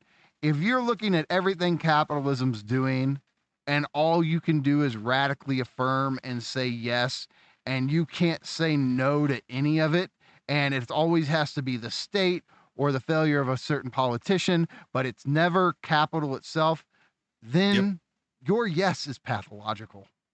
Yep. Okay. I got my little jab in, but let's keep it going. All right. If libidinal economy was repudiated, but more often ignored, the 90s theoretical moment to which Grant's own translation contributed has fared even worse. Despite his current reputation as a founder of speculative realism, Grant's incendiary 90s texts, sublime cyborg surgeries, suturing Blade Runner into Kant, Marx, and Freud, have all but disappeared from circulation. The work of Grant's one-time mentor, Nick Land, does not even draw derisive comment. Like libidinal economy, his work, too, has drawn little critical response, and Land, to say the least, had no Marxist friends to lose. Hatred for the academic left was, in fact, one of the libidinal motors of Land's work. All right, hold on, pause before we read the Land quote. All right, this hasn't aged well. Okay, because this whole thing, like, the work of Grant's one-time mentor, Nick Land, does not even draw derisive comment. Oh, it does now. It does now, yeah. And maybe, okay, I don't know, because he had still, the Dark Enlightenment, I think, was out, and neo-reactionary sentiment was out there. And so, but okay, if the essay was written in 2012, I don't know, maybe it's still like Nick was still just such a underground thinker on, the right side of Twitter that, yeah, he had his outsideness profile and people followed it. But I mean, look, after a whole episode dedicated to him on Tucker Carlson, it just, it changes things. Yeah, it changes things for sure. I think post-COVID, Nick has had a resurgence, and I'm not tying that to COVID in any way. Just trying to temporalize it. But I do think, like, before COVID, Nick was very much underground, and you only knew about him if you were like us. Yeah. Like, even academics probably didn't engage with him much. Let me put it to you like this. We have a new guy who just started at work, and we were having a conversation about, basic philosophy stuff and basic online stuff. And I just asked, I was like, do you know who Nick Land is? And he was like, I don't know a lot about him, but I know the name. I've heard of him. And so, I mean, just when your random coworker, you ask them, they're like, yeah, I know who that is. 15 years ago, or 13 years ago, 12 years ago, whatever, whenever this essay came out, I don't think anybody, like, it was exceedingly rare for anyone to say, yeah, I've heard the name. But now it is getting more and more popular for people to say, I've heard that name before. So I do this little test with baristas and with coworkers and all this. I'm not joking, Nance. At this point, I think more people know who Nick Land is than Slavoj Žižek. That actually makes sense. And when I think about it, you know what? I'm not surprised. I'm not. And there was a point in time, 10 years ago, it's like, oh, nobody, I mean, it's not, we knew how influential Nick was, but at this underground, very niche level, where Slavoj, he's on CNN, or he used to be, there was a moment where that happened. No, like, and the thing is with Nick, if he wants it to get bigger than it is now, oh, it can. It just is balls in his court when it comes to how big he wants to make this, because it would involve his participation. But I'm just saying, okay, what Mark was saying then, fair enough, but it just doesn't hold up now. Yeah, and I don't know, maybe Nick has gained a couple Marxist friends or Marxish friends in the interim. And our weird dynamic, whatever it is that we affirm, but he's our avuncular acquaintance. I don't even know. But we're also not Marxist either, but I don't know. At the end of the day, it depends on what day you ask us and what context it's in. And I mean, at the end of the day, I was talking to Rudy the other day, and I was saying I'm not a Marxist, but I'm Marxian, and I'm not a Lacanian, but I'm a Lacan. I'm Lacanist, like trying to explain, like I don't really fit in any of these camps. But just short, back. We're in not the Marxist math. in the way your favorite online Marxist is a Marxist, right? But I consider myself a Marxist. I just don't think any other prominent Marxist would be like, yeah, you guys you're welcome in our club. Yeah, exactly. But okay, so I mean, I consider Nick a Marxist. I still consider Nick a Marxist. He's a weird Lovecraftian Marxist, which People, I mean, that's hard to think through, but if you can get there, it actually it makes sense. And so, okay, let's read this great quote from Machinic Desire. As he writes in Machinic Desire, Machinic revolution must, therefore, go in the opposite direction to socialistic regulation, pressing toward ever more uninhibited marketization of the processes that are tearing down the social field. Still further, with the movement of the market, of decoding and deterritorialization, and one can never go far enough in the direction of deterritorialization. You haven't seen anything yet. So again, it's a kind of affirmation of what D&G said. Let's affirm the machinic revolution that capitalism is spurring on via its economic activity. So this is why he'll come to talk about techonomics, which is this marriage, this cybernetic looping between the enhancement of economic activity, the growth of value, surplus value, or capital, and the technological advancements that come out of the reinvestment of capital back into new infrastructure. Yeah, C prime. You know, people are concerned with M prime. Capital itself is concerned with C prime. Look, I think if we wanted to just do a kind of shorthand version of, look, Pollux and Trio will say they'll do the M to M prime thing. Yeah. But I think Nick would want to do M to C prime, M prime to C prime. Yeah. Just total reductionistic. Yeah, I think that tracks. They go M to M prime, and Nick is like, no. It's M prime to C prime. Yeah. And that's it. And again, this is why, we're constantly getting people telling us what discussions or what guests they would like to see us, interview and all that. I will tell you, we would love for Nick to talk to, Hegel's grandchildren. Yeah. Yeah. Shout out Mark and Roberto. Yeah. So, okay. Maybe in the future we make it out. Yeah. But yeah, this is simply just a reaffirmation. Capitalism is uprooting all of our standard human ways of life, and it's flooding us with technological innovations.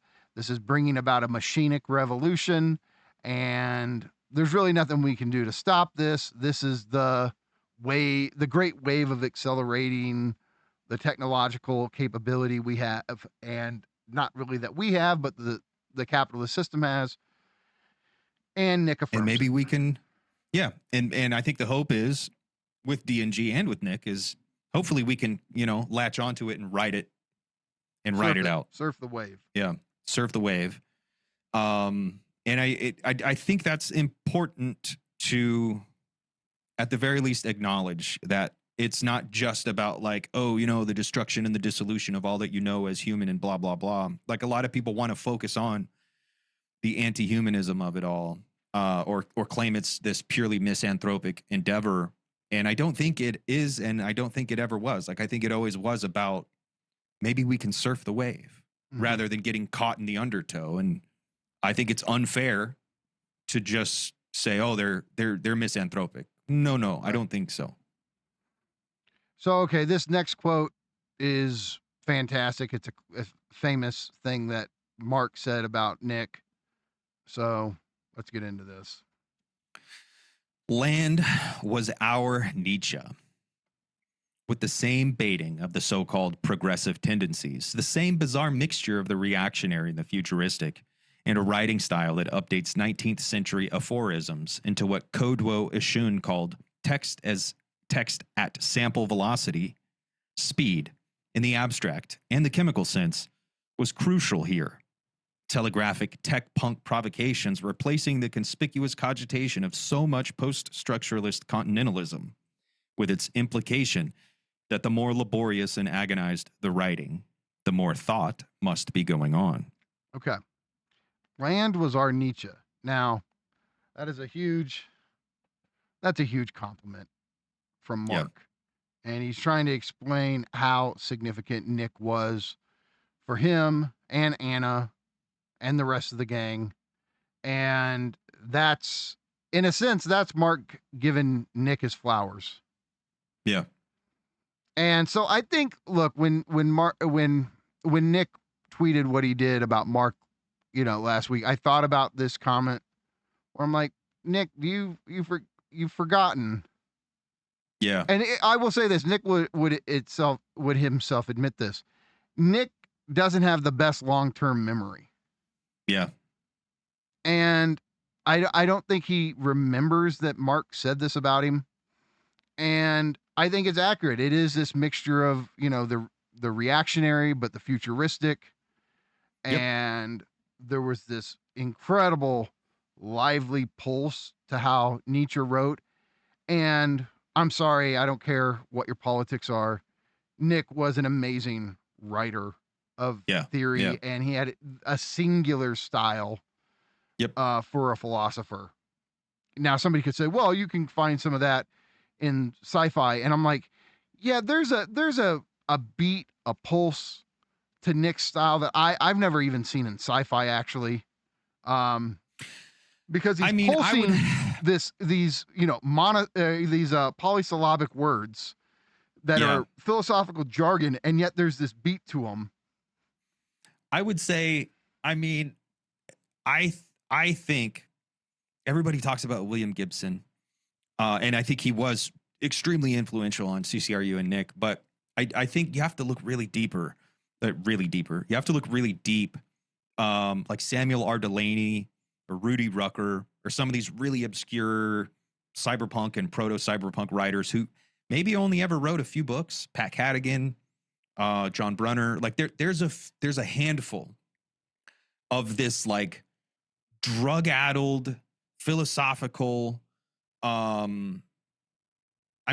frantic Hunter S. Thompson, almost Hunter S. Thompson or Chuck Palahniuk or whatever, but better, or Philip K. Dick. Like, there are these writers who are like Rudy Rucker, Philip K. Dick, Samuel R. Delany, but they only ever did it like once or twice.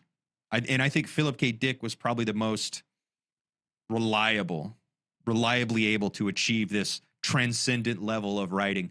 However, with all these guys who I love, I love this era of sci-fi, late 70s through early 90s science fiction with cyberpunk and proto-cyberpunk. I try to emulate it. I love it. However, it's all nonsense. Like Nick takes the frantic, the frenzy, the boom, boom, boom, boom, boom, the beat, the rhythm, and he fills it in. The jungle pulse, and it's not just form. Like that's the thing with all these other writers. No, as much as I love them, condensed theoretical insight. It's all form with all these science fiction writers. With Nick, he manages the form, but even more impressively, he delivers the content at the same time. And that is singular. Like that's sorry, dude. And Nietzsche did that. Yeah. In his own way. Because his style, Nietzsche's style is not Nick's style.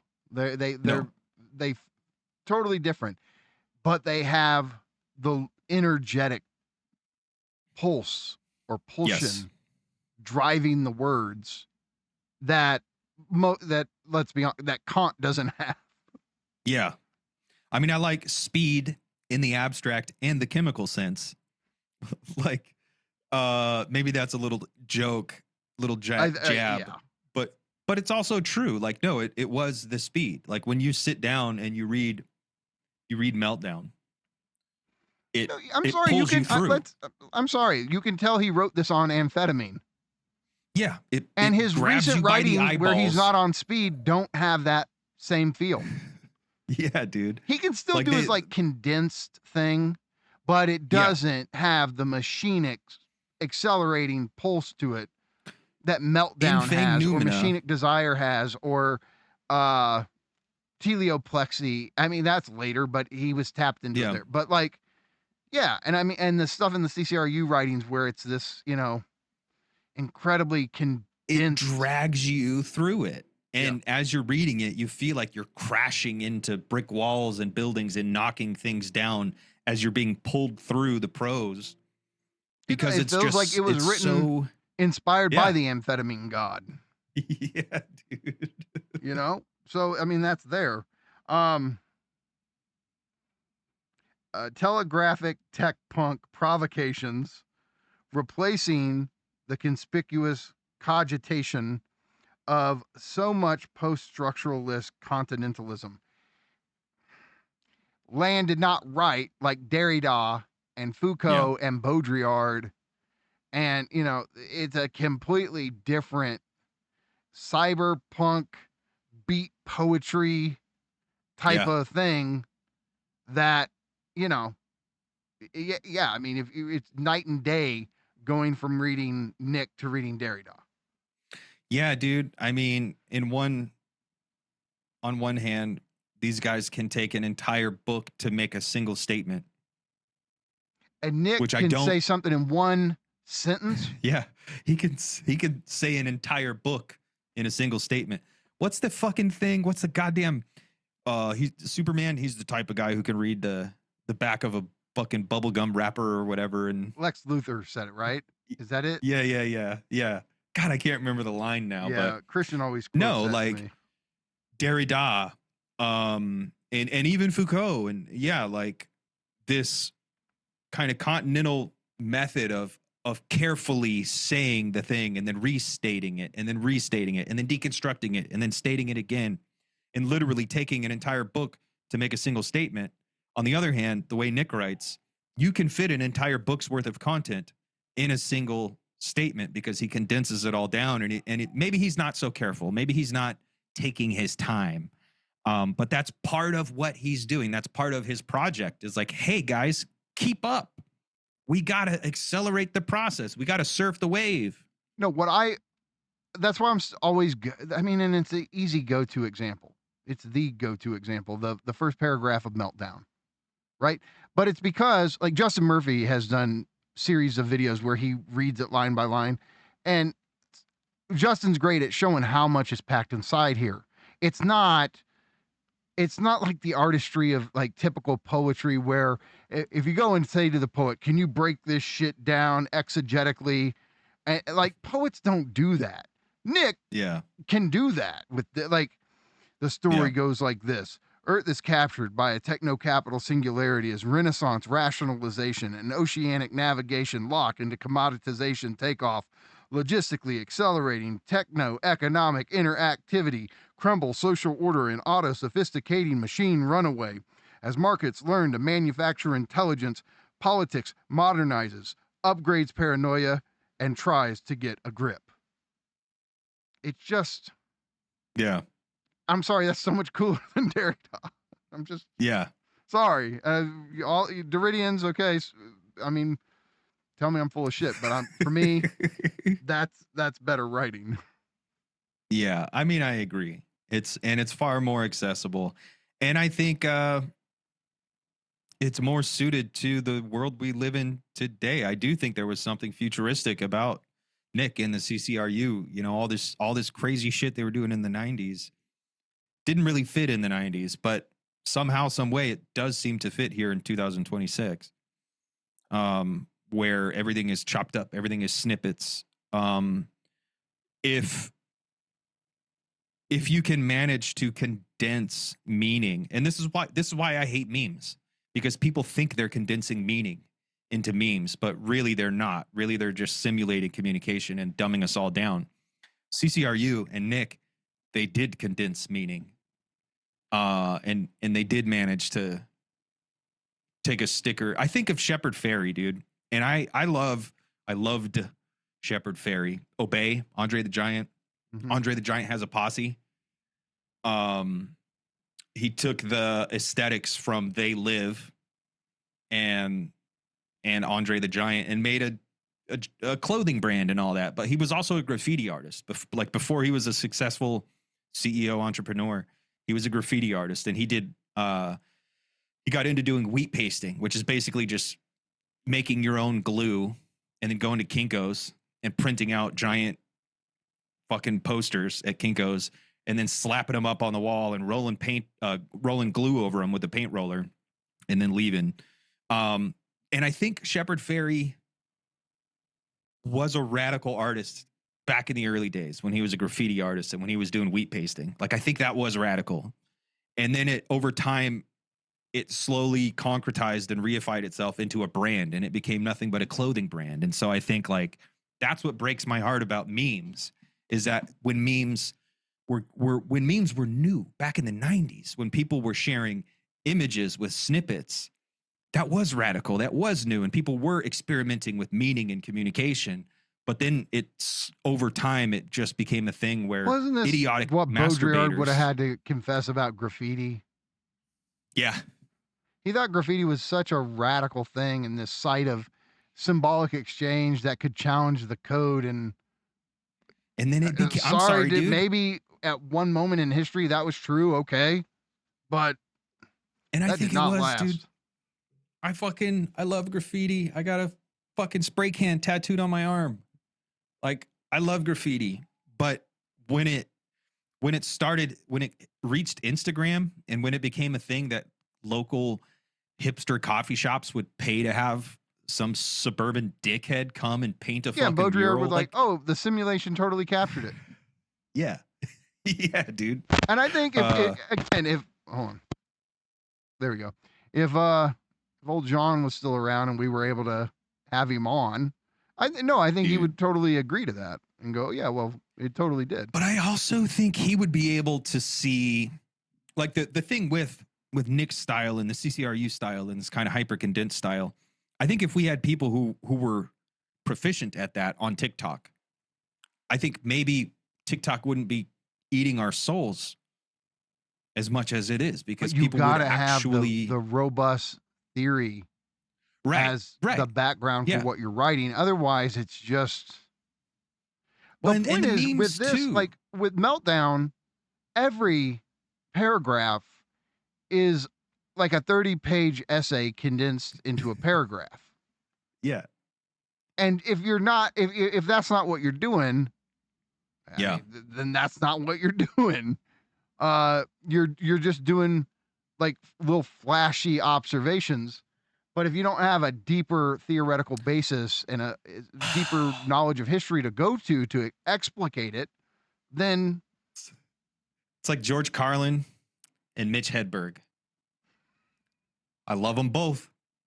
However, George Carlin had depth, and he actually took you there and unpacked it. And he would exegete his own humor, and not in a overwrought way, but like George Carlin actually had a lot going on. Whereas Mitch Hedberg just, I don't even know, dude, but it was fucking hilarious. And I do think he was extremely deep, but there was no there for Mitch Hedberg. Like, Mitch Hedberg was the embodiment of the 90s nihilism that we all felt.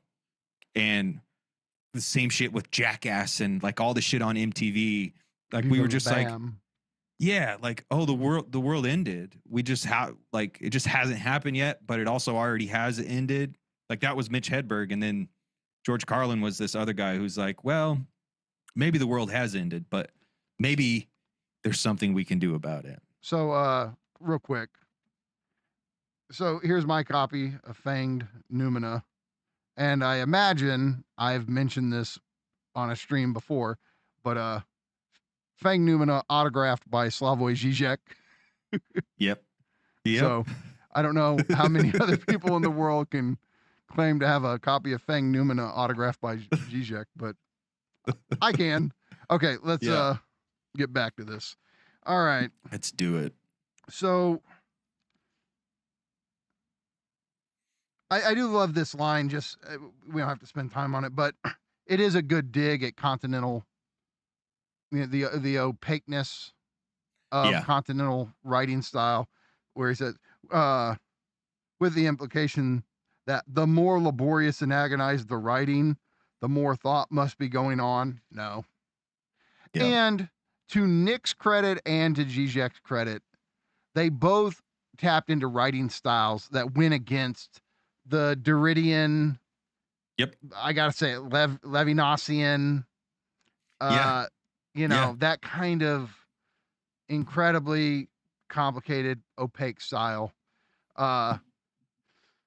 Look, at first, if anybody picks up Sublime Object or Fang Noumena, they're not going to know what's going on. And people could go, well, isn't that the same as of grammatology? And I want to go, yeah, but if you put some more work into it, Yeah. these other ones become easier, faster than They become far more accessible. Yeah.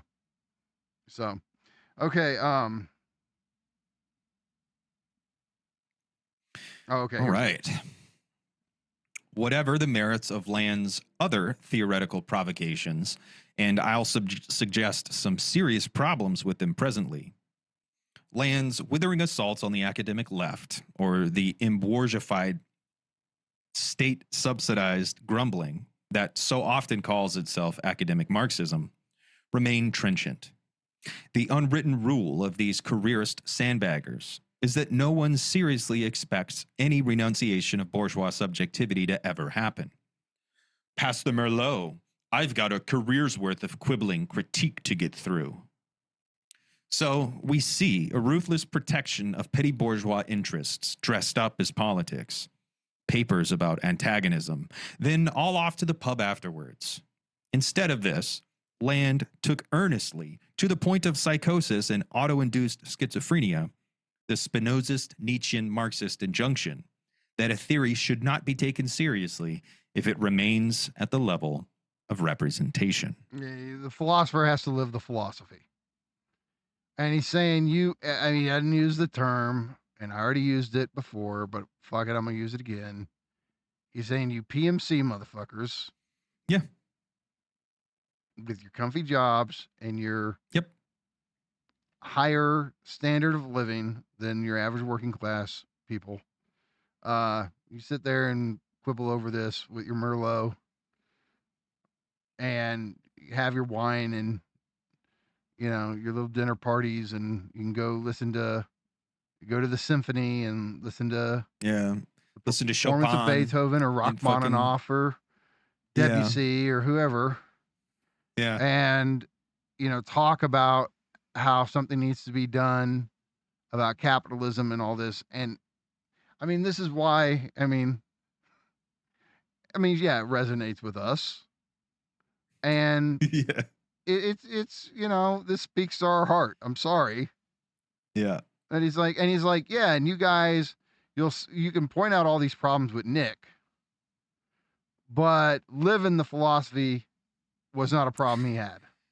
Walking the walk, motherfuckers. You got to walk the walk. And, even nowadays, I think a lot of us who talk to Nick and fundamentally engage in his work, we kind of tiptoe around the thing that he just directly, which is to the point of psychosis and auto-induced schizophrenia.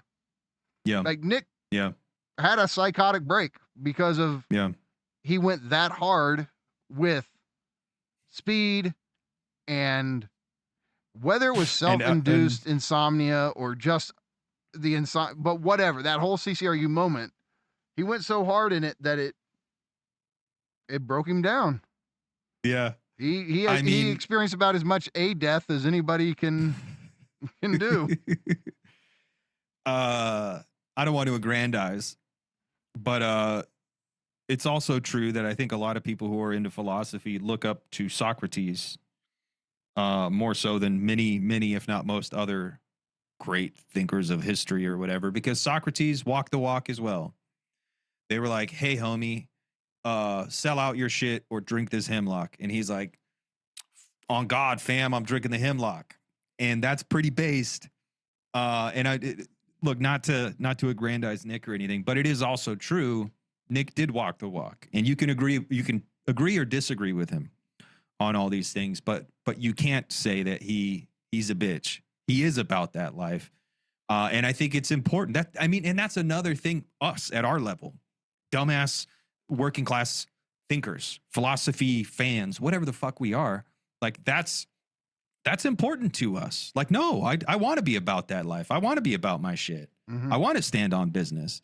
And I want to think that if I were given the opportunity, I wouldn't become a bougie dickhead who just drinks wine all the time and goes to the fucking opera. I would like to think I would remain about that life. And we can never know. And honestly, I doubt it. I would probably flake out and be a bitch. Because again, I'm a lazy, selfish piece of shit, and I should be allowed to be a lazy, selfish piece of shit and still fight for the emancipation of everybody. Really, like, if I win the lottery, yeah, there's a chance that I get my house and I sit around and watch movies. Because on the most basic level, there's part of me that's very comfortable with watching, The Wizard for the 837th time while working on my Donkey Kong high score. Like, I can, Yeah, dude. like, if this Nick said that Mark opted out, which that's one of the things that pissed people off because he's referring to suicide. Okay. Yeah. But there's different ways to opt out if you're put in different situations. Yep. Am I like, do I think I'm so noble I couldn't be bought? No. I don't think I don't hold myself in that noble of a regard. I mean, there's a very real possible world where I just sit around and get stoned and eat Chinese food and watch Star Trek until I die. Marshmallow, Fruity Pebbles. Yeah. But, thank the powers that be that we're stuck in our current material conditions, because at the very least we get to continue this path that we're currently on. And as long as we're able to walk the walk or whatever, it's important to people like us that we do that in whatever way we can. But when it comes to, there just is a divide, dude. I'm sorry. And I've spent time with fancy academic people, and some of them are great, and some of them I actually have love for in my heart. Oh yeah, and there's some some that I wouldn't even like. I love them in a sense where I don't even want them to change. Like, yeah, no, there's it's just like, you're fucking perfect, and you're so giving, and you're so loving, and you're perfect, and you're excellent to be your better self. You're better self now. But there's also this other there is a marked and it's noticeable. Like when I'm in the company of these people, and maybe it's all on me, maybe it's all on them, maybe it's a little bit of both, but it's like, oh, I'm an unwashed mass. I'm a member of the idiot masses, and you're a member of the. I mean, there's one guy who especially comes to mind right now, who we don't need to name, but he made an ass of himself publicly on the internet, performing this smart, ennobled, enlightened academic guy. And it just so happened that when he made an ass out of himself, he was taking shots at another one of our academic friends. And it was like, what are you doing, dude? And when you take shots opportunistically at somebody who is profoundly loved, it doesn't work out good for you. So it's better to have a little bit of street knowledge and operate on, hey, I try to go out of my way to treat people with respect, even if I disagree with them. Look, I maybe sometimes I make little jokes about Nick because, look, I have these core fundamental disagreements with him. I respect him about as much as I can a philosopher. Like, I have a lot of love for Nick Land and a lot of respect for him, despite my fundamental disagreements with some of his tweets and even some of his core aspects of his philosophy. Like, I don't know, when you're raised a certain way in a certain situation with certain type of people, you have to give respect or your life's not going to be very good. You don't want to make it hot. Exactly. You don't want to and if you've lived this privileged, pampered life, you think that you don't have to show people respect, and that shit backfires real quick on you. Yeah. At least in the real world, but in this academic world of simulation, everybody gets to wear powdered wigs and pretend like they're the greatest thing since sliced cheese. And okay, fine, fuck you. But we're out here in the real world doing real shit. So I don't have to give a shit what you say or what you think. Okay, so look, Mark basically punched the worst elitist PMC type in the mouth right there. That's essentially what he did. and he's saying like, dude, you guys, the biggest concern is figuring out what bar you're going to go to or what winery you're going to try. And then you're going to write all this Marxist shit about people's struggles. And he's just pointing out like there's a level of bullshit to this. Yeah. And then he's like, yeah, and land stood on business, even if it's business that you don't agree with or you don't respect. Nonetheless, he did. So again, he's defending Nick. So, Yeah. okay. This is where we get to something really cool. This is where Mark provides just an incredible short summary of Nick's philosophy. This is one of the highlights of the essay to me. What, then, is Land's philosophy about? In a nutshell, Deleuze and Guattari's machinic desire, remorselessly stripped of all Bergsonian vitalism and made backwards compatible with Freud's death drive and Schopenhauer's will. The Hegelian Marxist motor of history is then transplanted into this pulsional nihilism, the idiotic autonomic will, no longer circulating on the spot, but upgraded into a drive and guided by a quasi-teleological artificial intelligence attractor that draws terrestrial history over a series of intensive thresholds that have no eschatological point of consummation and that reach empirical termination only contingently if and when its material substrate burns out. This is Hegelian Marxist historical materialism inverted. Capital will not be ultimately unmasked as exploited labor power. Rather, humans are the meat puppet of capital. Their identities and self-understandings are simulations that can and will be ultimately sloughed off. Okay. I mean, we could spend 2 hours just unpacking this. So let me accelerate the process and just try to give somebody a little bit to go on if they want to have a little bit more clarity of what Mark was just saying. So in a nutshell, what Land does is he takes Deleuze and Guattari's machinic desire, right? So machinic desire is this idea not of desire as we typically think about it in our human, all too human way, where we fantasize about images that would provide us with immense enjoyment and make us feel whole. That's not what he's talking about. What they were talking about, D&G. They're talking about this driving process to create new connections, to assemble new bodies, and to forge new assemblages, right? And so machinic desire is the mechanism through which the universe ultimately creates all actual beings, right? And there was a time where galaxies didn't exist and planets didn't exist. And there was a time where our ecosystem didn't exist and biological cells did not exist. The universe produces these things. And it swerves them and flows them right into existence. Yes.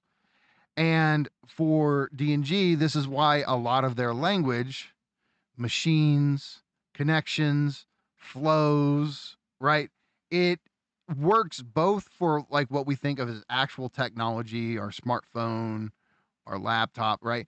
But it also works for biological realities, for chemical components, for physical, for subatomic particles. Like it works all the way down this language. Yeah.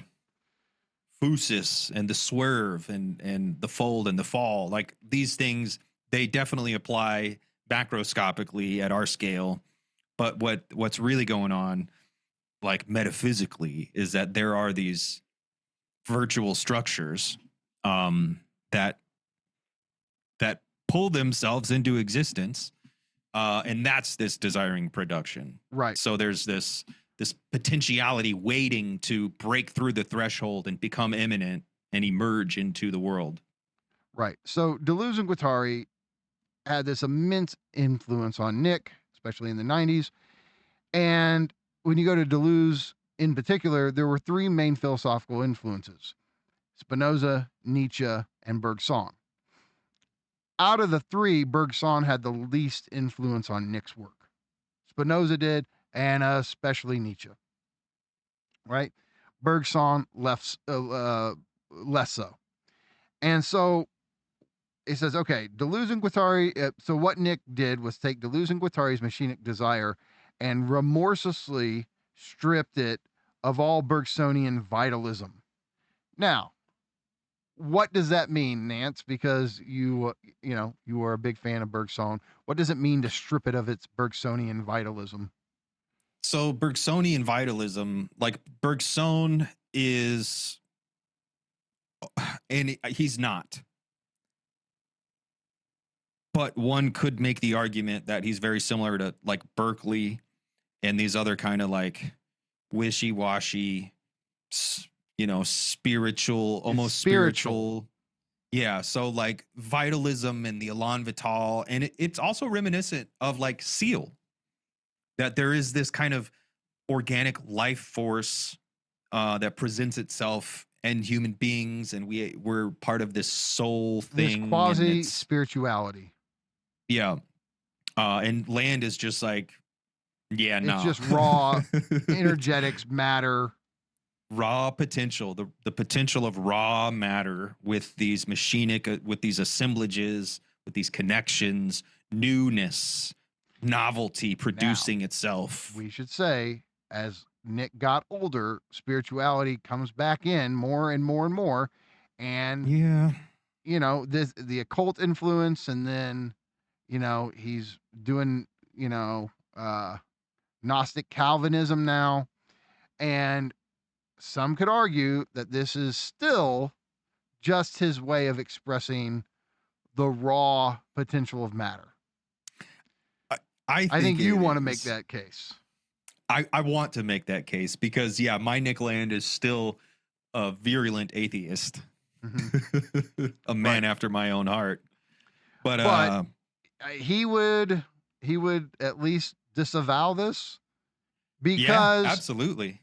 Once he goes through the CCRU period, and once the lemurs take hold, in which he more often than not refers to now as the lofty powers, whatever they are, he believes there are entities outside of our phenomenological reality that are pulling the strings, and whether they're AIs from the future or ancient entities, it's a whole nother story. But once they're in the mix, that changes this.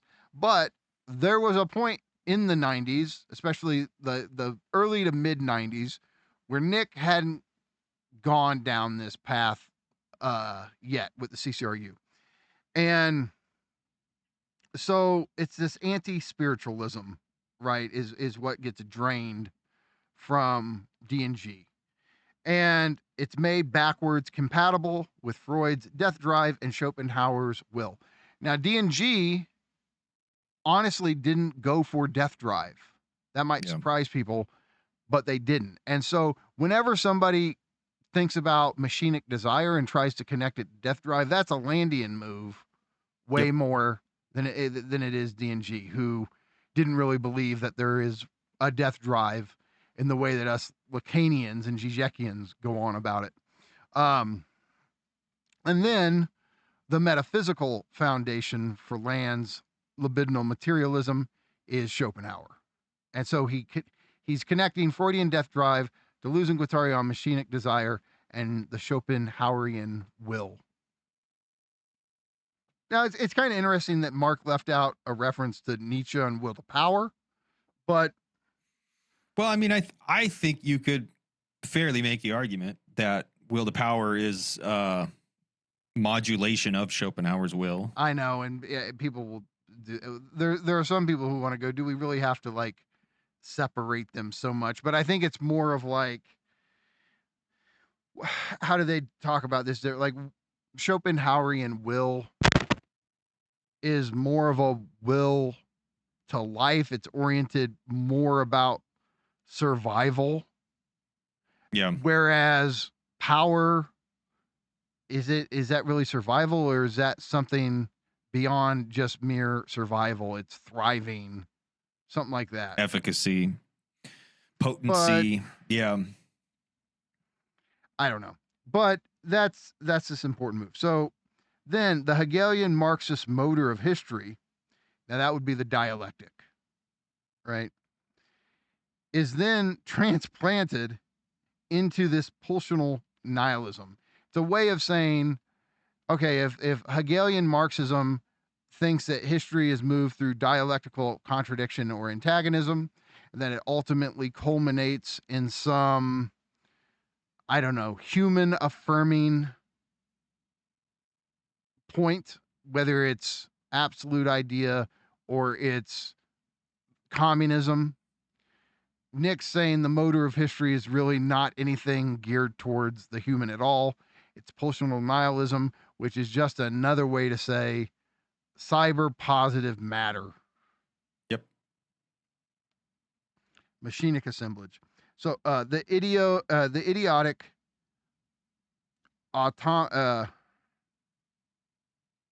well, let me read this.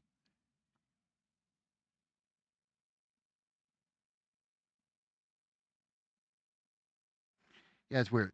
The idiotic autonomic will, no longer circulating on the spot, but upgraded into a drive and guided by a quasi-teleological artificial intelligence attractor that draws terrestrial history over a series of intensive thresholds that have no eschatological point of culmination and that reach empirical termination only contingently if and when its material substrate burns out. It's weird. He almost like kind of mimics Nick's the style in this summary of Nick, that especially that. So, okay, tell me. So this idiotic autonomic will, no longer circulating on the spot. That's kind of the point where I'm like, all right, what exactly did he mean by circulating on the spot?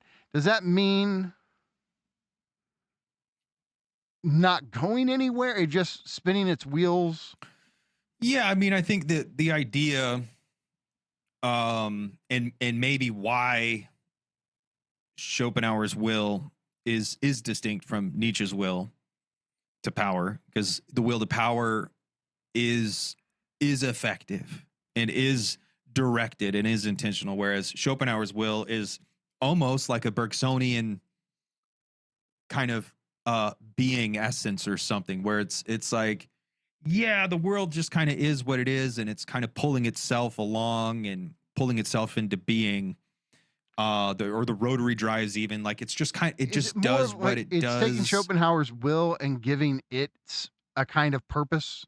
Is that what he's doing? Yeah, that's the thing. Like the idiotic autonomic will no longer circulating on the spot, but upgraded into a drive and guided by the quasi-teleological artificial intelligence attractor. Like that's this so thing now where the Schopenhauerian will has a goal. Now it's Terminator or whatever. Now it's agential. Whereas now it's a convergent wave, to use Nick's favorite way of saying it. Yeah. Yeah. Now previously it's taking components and putting them on a trajectory that will be teleological. Like once they all coalesce, you'll go, oh, that's what they were all building towards. Yeah. And for Nick, this attractor on the horizon, artificial superintelligence. Yeah. So it's not just about, oh, you know, the universe pulls itself into being and there's harmony and blah, blah, blah, and this and that. Like it really is like, no, this thing is agential and this thing is unfolding itself teleologically. And I like the term attractor too, because like attractor is a term borrowed from astrophysics. An attractor is like a supermassive black hole or something that has gravity that pulls things toward it. And you don't even have to define it. That's why you can just call it an attractor. Like it's just a thing that pulls things toward it. It has gravity, which is a convergent wave. It's pulling various components into a focal point. Yeah. And so that's what happens to the Schopenhauerian will when it gets mixed with Freudian drive and especially Freudian drive desire, conceived of in terms of machinic assemblage, which we get from Deleuze and Guattari. So, okay, perfect. And then that all of this is that draws terrestrial history over a series of intensive thresholds, meaning the fact that especially capitalism is pulling us towards the realization of artificial superintelligence is going to keep us crossing new qualitative intensive, the Deleuzian term, but he's saying we're going to keep undergoing technological revolutions up until the point that this process culminates with artificial superintelligence. So intensive thresholds that have no eschatological point of consummation. Now, okay, that's the only point, but it kind of does for Nick, doesn't it? I mean, eschatology, you know, the study of the in the last things. Now, okay, here's the thing. This could be eschatological for us. It doesn't mean it is for this machine. That's the thing. Like we are the subjects of the end.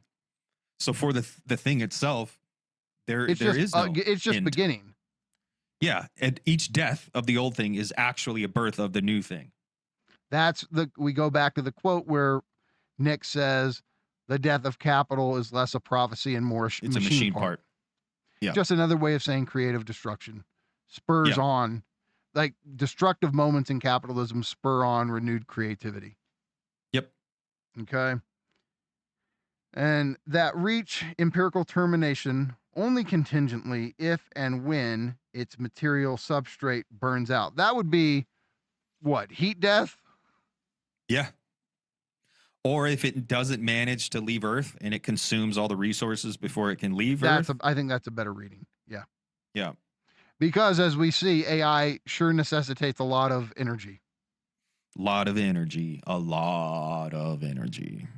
So, like Nick is talking about, because Musk is talking about it, AI, one of the first things it would have to do is suck on the teat of the sun.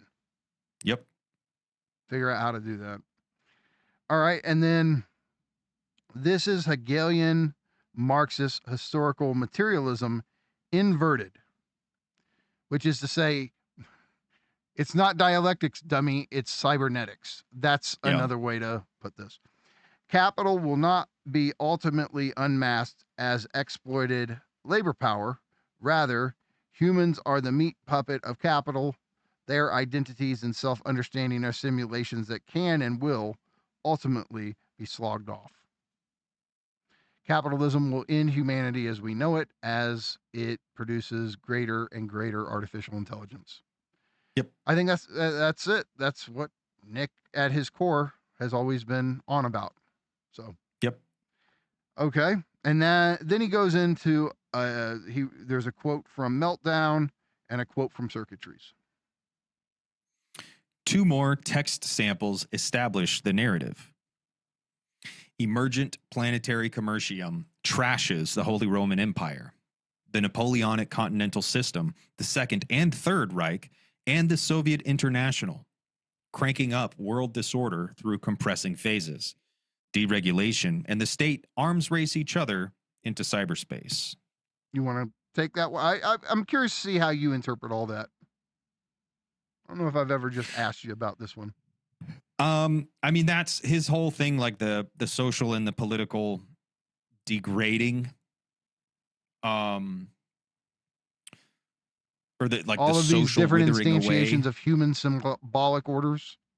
Yeah, emergent planetary commercium, like commercium.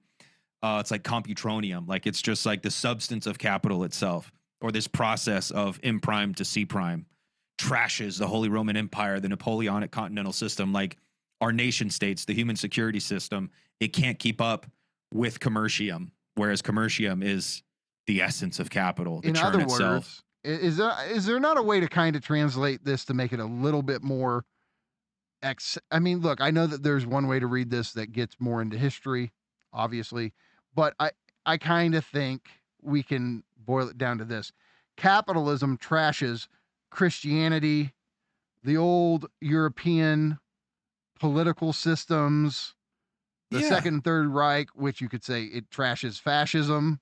The Soviet International, it trashes communism, cranking up world disorder through compressing phases. So capitalism just eats away at all of these various symbolic orders. And the corporation has become the new supranational entity, like Tesla, for instance, or SpaceX or whatever, like these, or Amazon or whatever. Like they're constituted. You can think of them as American companies, but Tesla's owned by a South African, or is he Canadian, or is he a Canadian South African? I don't know. But it's like they're here in America, but they're staffed by a bunch of Indians and Koreans who do all the coding and the tech working, and then you have Canadians who work in the HR department, and then you have Mexicans probably who work in the factory building the things. So like they're already these like extra national or supranational or post national organizations, and it's capital. Like it's just like capital transcends nations. Which is why I always go back to this weird contradiction I see in Nick between radically affirming capital and the escape of capital. Yep. And also wanting to affirm local identities and local cultures. And it's like, I just don't know how he got stuck. And I think it's because he opted for rightist politics. And the right is so big on this kind of like, it's who we are over here, you're over there. And they reject the type of internationalism and universalism that communism's all about. And yet, like, I don't know. I think the more honest Landian thing is just to be like, capitalism trashes your identity, because he said this himself at various points. Yep. Like, when he says this famous thing to like, where he's trolling in his specific Landian way, white nationalists, saying, oh, you're so worried about miscegenation. What you really should be worried about is face tentacles. That's a way of saying capital is going to trash not just your symbolic identity, but your very body. Oh, I want my grandchildren to look like me. Well, they're not. And it's not because they're going to have darker skin. It's because you're going to have fucking face tentacles, Cthulhu style, because of radical technological body modification. Yep. So I want to be like, yeah. And this weird thing, does he really think, I mean, hi, Nick. I don't know. Do you really think that capitalism has really kept Chinese culture preserved in the way it was prior to the onset of capitalism? Do you really think capitalism, no, it assimilates all these cultures and then commodifies them and sells them back, but that is not their original form. It does decode and deterritorialize them, and it recodes and reterritorializes them in commodified form. Chinese culture with capitalist characteristics. Mm-hmm.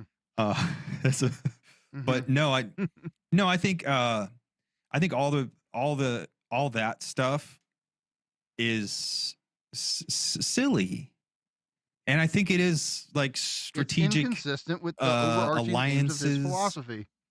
Yeah, and I think it's all at the libidinal level. Like I think he enjoys it, and it's like, okay. I'm just saying, 90s him would not be sitting here like affirming local cultures. No. Yeah. No. Like what local so again, if emergent planetary commercium trashes the Holy Roman Empire, the Napoleonic continental systems, the Second and Third Reich, the Soviet International, what little local symbolic order does it not trash?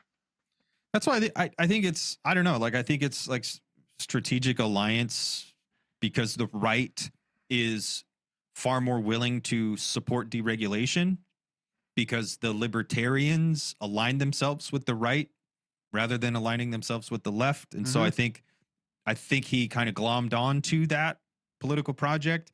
And now I do think it just has become a part of his enjoyment. But it's like philosophically, he's like, no, that's fucking stupid. But I think he also does enjoy it. Okay, so hold on. Deregulation and the state arms race each other into cyberspace. Okay. Yeah. again, Justin Murphy's good on this, but deregulation and the state. So we're saying capital, deregulation, right? Yep. So we deregulate things, but also the state wants to monopolize all of these technological innovations being produced by the emergent planetary commercium. And the idea is like, well, if your arms racing each other into cyberspace, doesn't that in an indirect way say your arms racing each other over AI? Yeah, more, absolutely. more than anything. Yeah, and I think like a fantastic example of this right now is Claude Mythos. Like that's this, I think, watershed moment for the industry, the LLMs and AI industry, the tech industry. And I think the state is still trying to catch up. I think the state has kind of been hands off, has it not? They have been hands off. Europe is being more aggressive than America. That's because the state at our present moment is Trump. Yeah, that's why even Europe is behind. Yeah. Even China, I think, like DeepSeek, the Chinese LLM last year, I think, came out, and it was a moment for everybody. It was like, oh, this is amazing. And I do think China does a better job of regulating all this stuff than America and Europe. But I think even China is behind on this, and this is capital trying to get out ahead of the state that's going to try to come along and regulate and control. But no, I think it's this convenient is that Nick doesn't ever critique China for its regulations. Yeah, I mean he's an Anglophone and he's focused on the Anglosphere. I think nobody who likes him on Twitter or X would give a shit. Does anybody want to critique China if you're living in China? I mean, I don't know. I've seen. I want to go to China. I never see him mention any of the high ups in the Chinese government. He never drops them. He never. They don't give a fuck. They don't play, dude. Like China will throw billionaires in jail. They will execute billionaires for fucking around. So I think there probably is a part of him who's aware. So those commies get a pass. I'm not gonna poke the bear. Those commies get a pass. Yeah, but also, so are they left accelerationists? I don't. Yeah, dude, I don't know. It's just so fucking weird and funny. Like if you sit down and really think about it and try to pick it apart, like why is this guy all about acceleration and deregulation? Why is he living in China? Now it is because also China true that is the point where the singularity will actually. I mean, at one point when he was focused on cities, yeah, right. I mean, Shanghai is the city that seems set to become the body of the singularity. Well, and I mean, at that point in time, there was radical change. Like they were going from heavy regulation and state control into a more capitalized zone and like this special economic zone. Like China does have like parts of Hong Kong and Shanghai, and there's to just move to San Francisco. I don't know. I don't think it would be good for him. I'm just, you know what I mean. Yeah, it would make or far more sense. Or he might have a blast. Who knows? It would make far more sense. But it's also true. Like when they moved over there, like, yeah, Shanghai was having a moment. It was going through this special economic moment that China does. I will say this. I think it's odd because he's an Englishman who has lived in China the vast majority of his adult life now, but he's very, very much an American. And I think so. I don't think that gets talked about enough, but Nick's just an American at this point to me. And it's weird that he's never like lived here, but it just makes sense to me that he would end up living here for the last part of his life. Yeah, maybe he will. You know what? Maybe he'll retire to Kansas City. Hey, Nick, I need a roommate. You want to help Yeah, me pay dude. the fucking mortgage? Yeah. We're God, that'd be crazy, dude. Let's go to fucking Arthur Bryant's with Nick Land. Let's do it. Sit at the same table where Obama sat. Fucking eat some There pulled you pork go, with Nick Nick. Land. Just made your day. You're welcome. Okay, let's do the one from Circuitries. It is ceasing to be a matter of how we think about technics, if only because technics is increasingly thinking about itself. It might still be a few decades before artificial intelligences surpass the horizon of biological ones, but it is utterly superstitious to imagine that the human dominion of terrestrial culture is still marked out in centuries, let alone in some metaphysical perpetuity.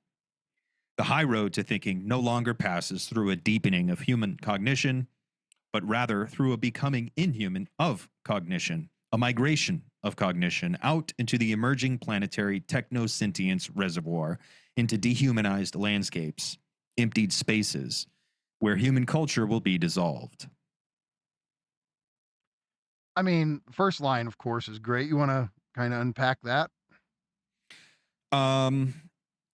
It is ceasing to be a matter of how we think about technics, if only because technics is increasingly thinking about itself. That's saying AI. like, we think we are the subject of all this. We are the subject of history. We are the subject of capitalism. But what's really going on is capitalism is artificial intelligence. And as we go further into the future and capital concretizes more and more completely into an agent that can act on its own behalf, the jig is up. Yeah, Like it doesn't matter what we think or feel about it. Yeah, and the thing is, it never did, but it does even less now. Right. Because capital is more and more effective, and capital has more and more agency or pseudo agency. Because I wouldn't even say that it's an agent yet, but it is an agent, and it will have always been an agent once it reaches this moment of It's an agent in actualized this agency. weird. Again, this is where it gets tricky how to talk about. No, I don't think it's an actual agent with thought out intentions. Not yet. It can't. Not yet. Right now, it's a weird virtual mechanism. Yeah. That is geared towards this attractor, but it's only geared towards it based on its own principles, which is more productivity, more efficiency, faster return on investment, blah, blah, blah. Like there's structural components of capitalism that also make it have AI as this attractor on the horizon. It's not like like the structure of capitalism as we know it is irrelevant to why it's being attracted to this thing on the horizon. No, it's precisely the structure of capitalism that gives it this trajectory. Yes. Just like the diabetes feedback loop. Like as the blood insulin levels get more and more out of whack, the problem intensifies. So it's a potential that exists, but it's a potential that influences the actual world. And it's the slippery slope. Like you take one step off and you start to go down, and then eventually you fall off. Exactly. But I mean, the this is thing why you don't notice the initial incline. So you start walking, and then by the time you notice the incline, it's too late to go back big up the hill. things have small beginnings, to quote Prometheus. Yep. And no, it's this. There's this old scenario in sci-fi where an alien invasion or something akin to it just starts with one meteorite falling to Earth. It starts. I mean, you see this in like movies like The Blob, right? Yep. This one thing falls, and then it just once it gets up and running, this little larval potential becomes this gigantic force that seems impossible to stop. But it started off as what was seemingly just a tiny, insignificant speck. Yep. So, okay. Then he says, It might still be a few decades before artificial intelligences surpass the horizon of biological ones. It might be a few decades before AI is more intelligent than humans. But it is utterly superstitious to imagine that the human dominion of terrestrial culture, Earth, is still marked out in centuries. Like, we're not going to be running the show 100 years from now, 200 years from now. Yeah. Come on. Dude, this is another reason why I fucking love Cadell's Global Brain Singularity, where he talks about biocultural evolution, and he talks about, like, we're approaching this moment where culture realized in our machines. So, like, the technological evolution that's happening is culture itself evolving away from biology. I mean, that's exactly what Nick is saying. Not exactly, but that's ridiculously similar to what Nick is saying here, where it's culture, terrestrial culture, no longer belongs to the human. It belongs to the machine. And that's also what Cadell saw, and Cadell approached it from this entirely other direction. And they arrived at the same point where, like, no, we're having a significant moment. And there's so many people out there who just think, oh, capitalism, it's going to keep on going, or capitalism is eventually going to result in utopian socialist revolution.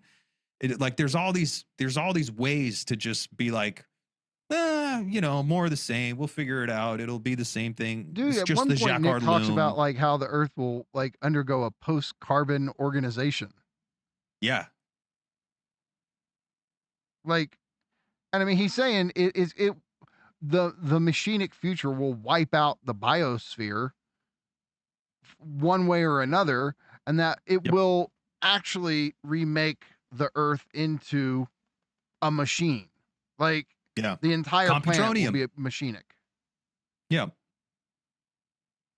And so, yeah. So, and he goes, but let alone in some metaphysical perpetuity, like some eternal essence or divine, like humans are made to be the crown of creation. And that is another instance of this kind of virulent atheism that I love. I agree. This is also we are 1993 land, right? Yeah. Yeah.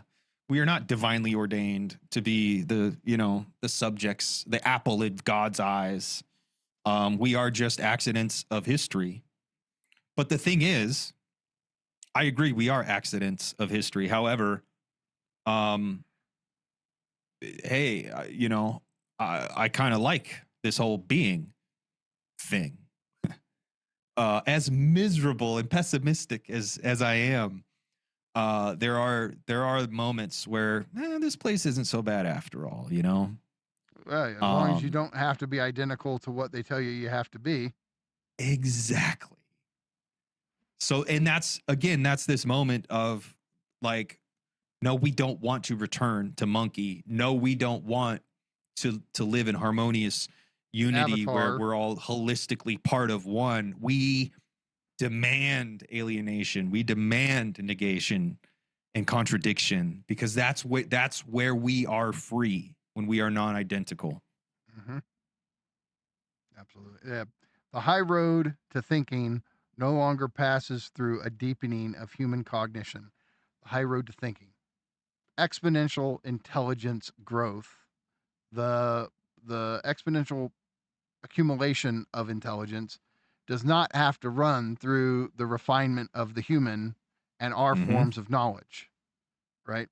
But rather through a becoming inhuman of cognition, which is to say, artificial intelligence. Yep. A migration of cognition out into the emerging planetary technosentience reservoir. Again, saying that the raw matter of Earth itself has the potential to be an intelligent entity. And if you think that matter doesn't have that potential, then you have to reckon with the fact that we're proof that it can do this. Yep. Does it mean that it can only do it in the specific way we have it? No. No more than, like, there can only be one leaf color. I guess I get that green dominates, but I'm sorry. Like, the point is, nature can express all. Think of how many different types of trees there actually are. It's that damned Jeff Goldblum line. Nature Life finds a way. Life finds a way. Yeah. You said there could only be one, and I thought of Highlander. But yeah, it's no, and I actually think that's good. Like, I think, man, wouldn't it be cool if there was like Unicron, this planetary intelligence, except Unicron was evil in the Transformers. Wouldn't it be cool if we had a benevolent Unicron? Wouldn't that be fucking awesome? Yeah. So look, I mean, okay, so if what he's saying is that the emergence of planetary artificial intelligence is going to, bring about dehumanized landscapes, emptied spaces where human culture will be dissolved. If you are affirming this, how are you also a pro-natalist now? Right. Because I don't think if you push him, say, are you ready to take this back? He's not going to take it back. Yeah. But also, having children's the most meaningful thing we can do. And it's just like, man, you're talking about you are the dark prophet for Robo Cthulhu, but now you want to defend the human all too human. I'm just saying, the guy who wrote this, I think, is a bit more philosophically consistent. Yes. Because back then he didn't have any political side or party or anything he was trying to coalesce or placate or appeal to, or any, like, and he's not afraid to mix it up with people on the right. Go ask the Groypers. But Yep. He ultimately wants this rightist coalition. And when he's doing his thing on X, he is like a political strategist. This guy had nothing of that in mind. It was pure theory from the gut. This is what I fucking think. And he didn't have to navigate this kind of politically finessing, the people who are following him. And I think that's why here that all of that is just not even an issue. So,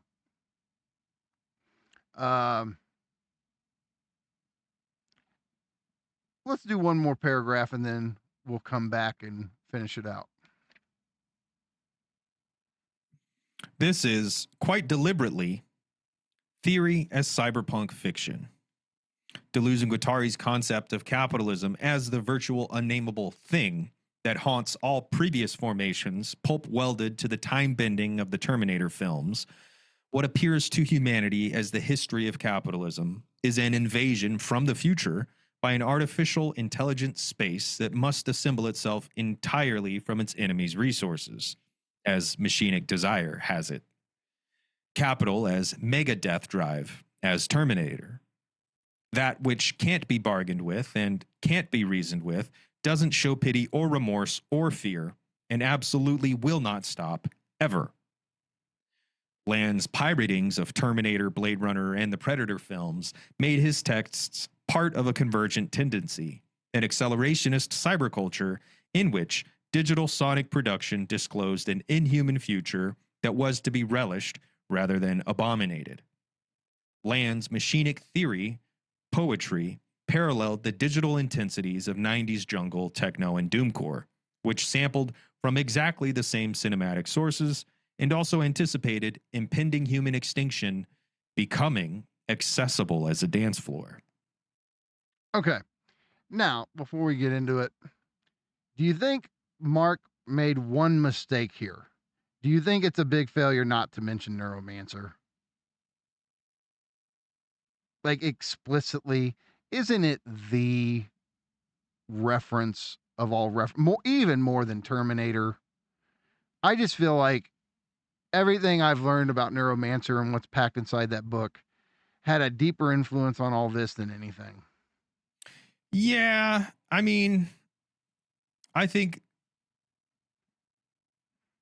this, I mean, maybe Neuromancer, Terminator, and Blade Runner would have resonated more. I was the one that, where is Nick going on about the Predator movies? I mean, I think just because there's like this alien invader who won't stop, it has no remorse, can't be reasoned with. Like that's kind of like the Predator. I need to word search Fang Numina though, because I don't remember there even being a paragraph about Predator. Maybe I just have forgotten it, but yeah. I mean, I know Terminator and Blade Runner are in there. Yeah, I think I don't know. I think it was Mark taking a little bit of artistic license to try to illustrate the can't be bargained with, can't be reasoned with. Predator but works, the Terminator. though. I mean, look, it's not as immediately obvious an example, but like what you said is completely right. It's this alien coming to Earth precisely to inframe us violently for its own game, so to speak. So I mean that makes sense. Okay. So this is quite deliberately theory as cyberpunk fiction. I mean, just take a moment, talk about theory fiction, what it means to you, and how you are continuing this tradition. I mean, writing theory fiction allows if you guys haven't, go to Nance's blog on Substack, 3 Billion Nances, and check out some of his theory fictions.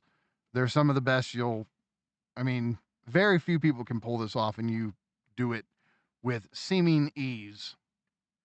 I think it's trying to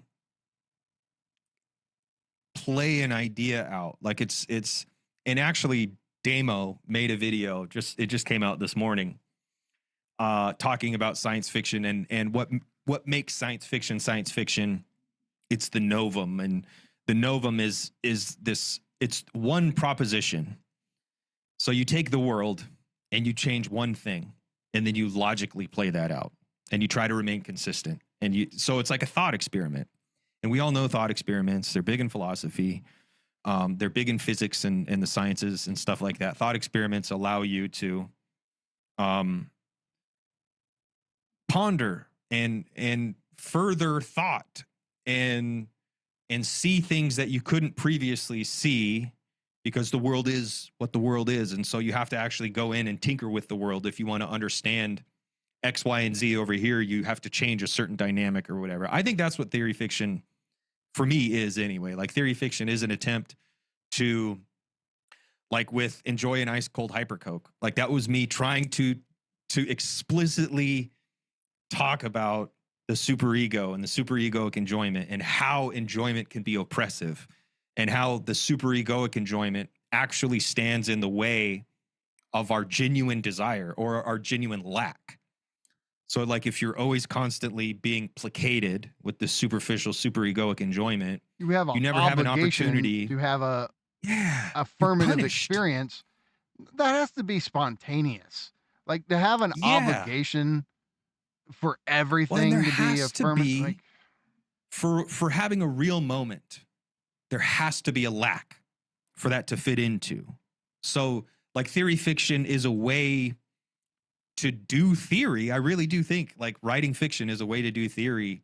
That like it allows you to let me change something about the world, and let me logically think about this and logically play it out, and let me just do a thought experiment. So like I think that's what theory fiction is doing thought experiments as a way to throughout the history of philosophy, throughout the history of science, like thought experiments have been central to it.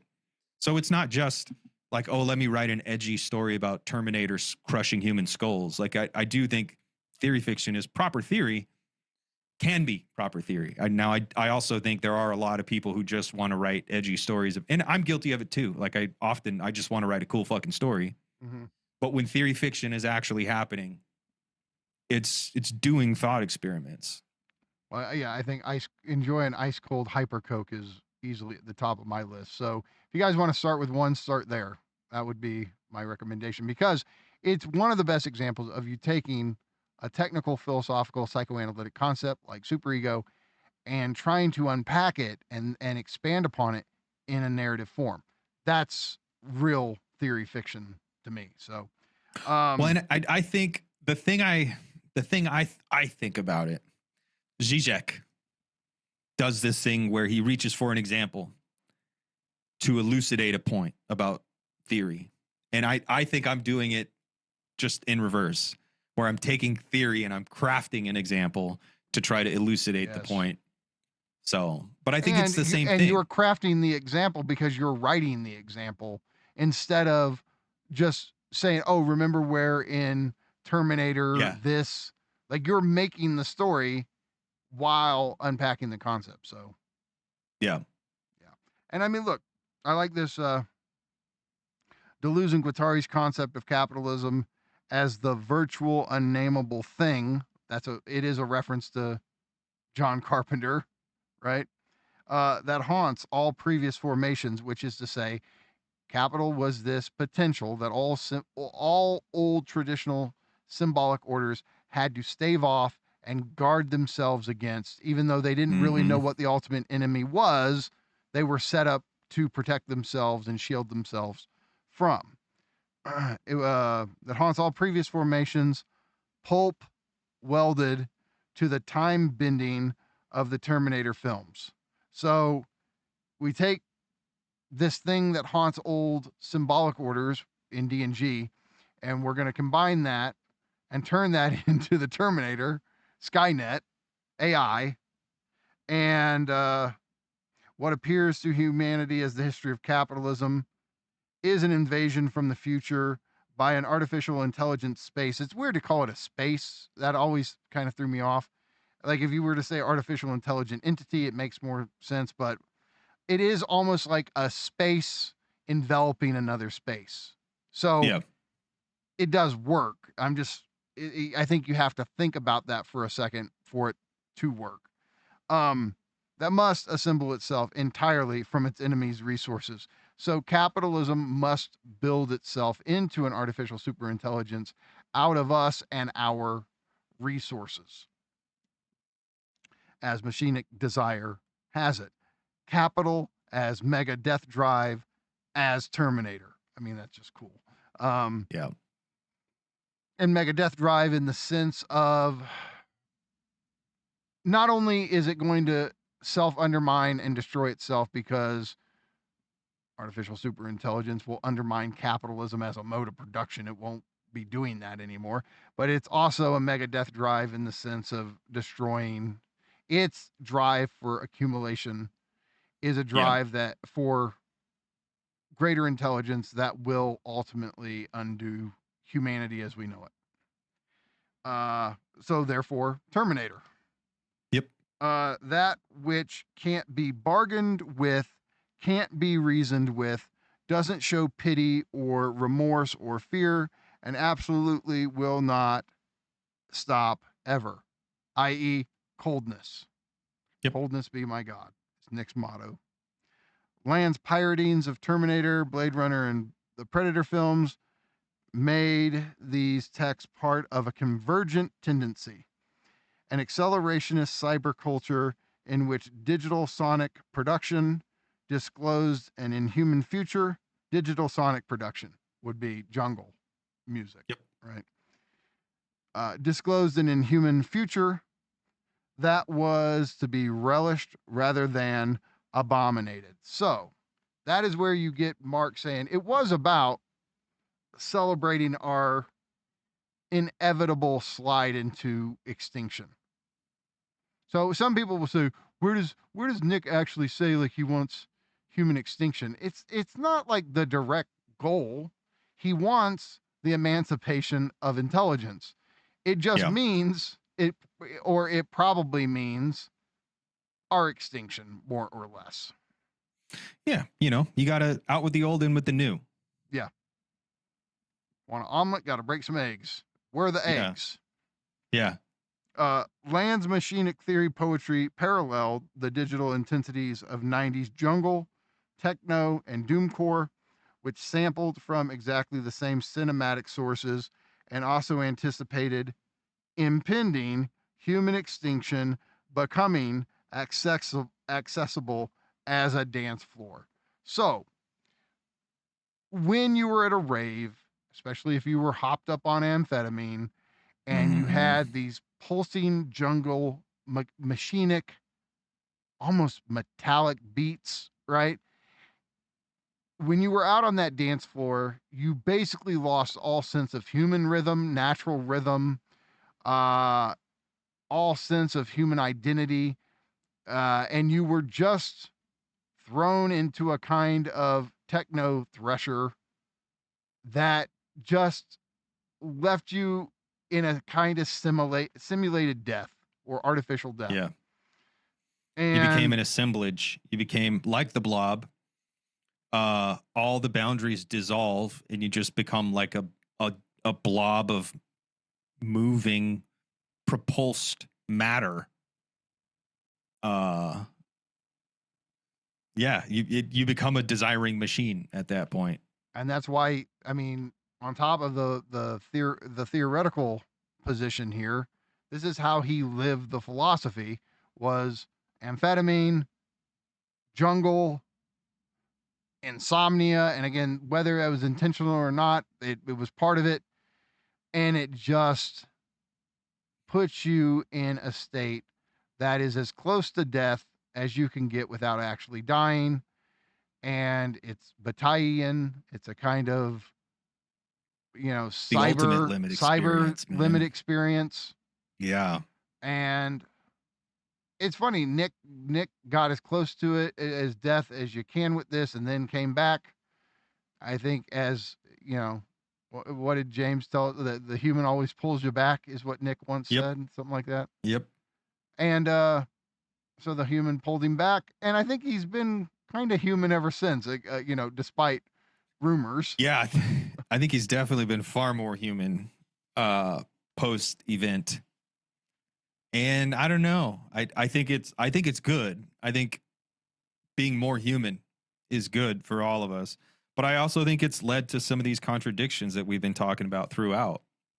Like he philosophically was on this side of emancipating intelligence.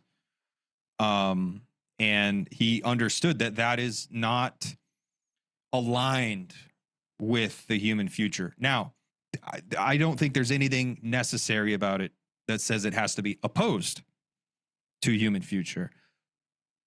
But it's definitely not, they're not one and the same thing. So I think we have to do work in order, like if we want to emancipate intelligence, and if we emancipate intelligence, we also must emancipate subjectivity. And that's how we can ensure a human future. And that, again, CCRU, Nick, even Deleuze and Guattari and all these guys, they don't have the subject. So we're doing something different. Like our version of accelerationism is fundamentally different in this way, where we want to preserve subjectivity, not just intelligence. While not trying to prevent intelligence either. Right. Yeah. Go. Let 1,000 flowers bloom. But also, let me keep my garden. Okay. I say we finish this thing. I don't know how long this is going to be, but probably about 6 hours. But we only have 3 paragraphs left. So we will finish this tonight. Yeah. What does this have to do with the left? Well, for one thing, Land is the kind of antagonist that the left needs.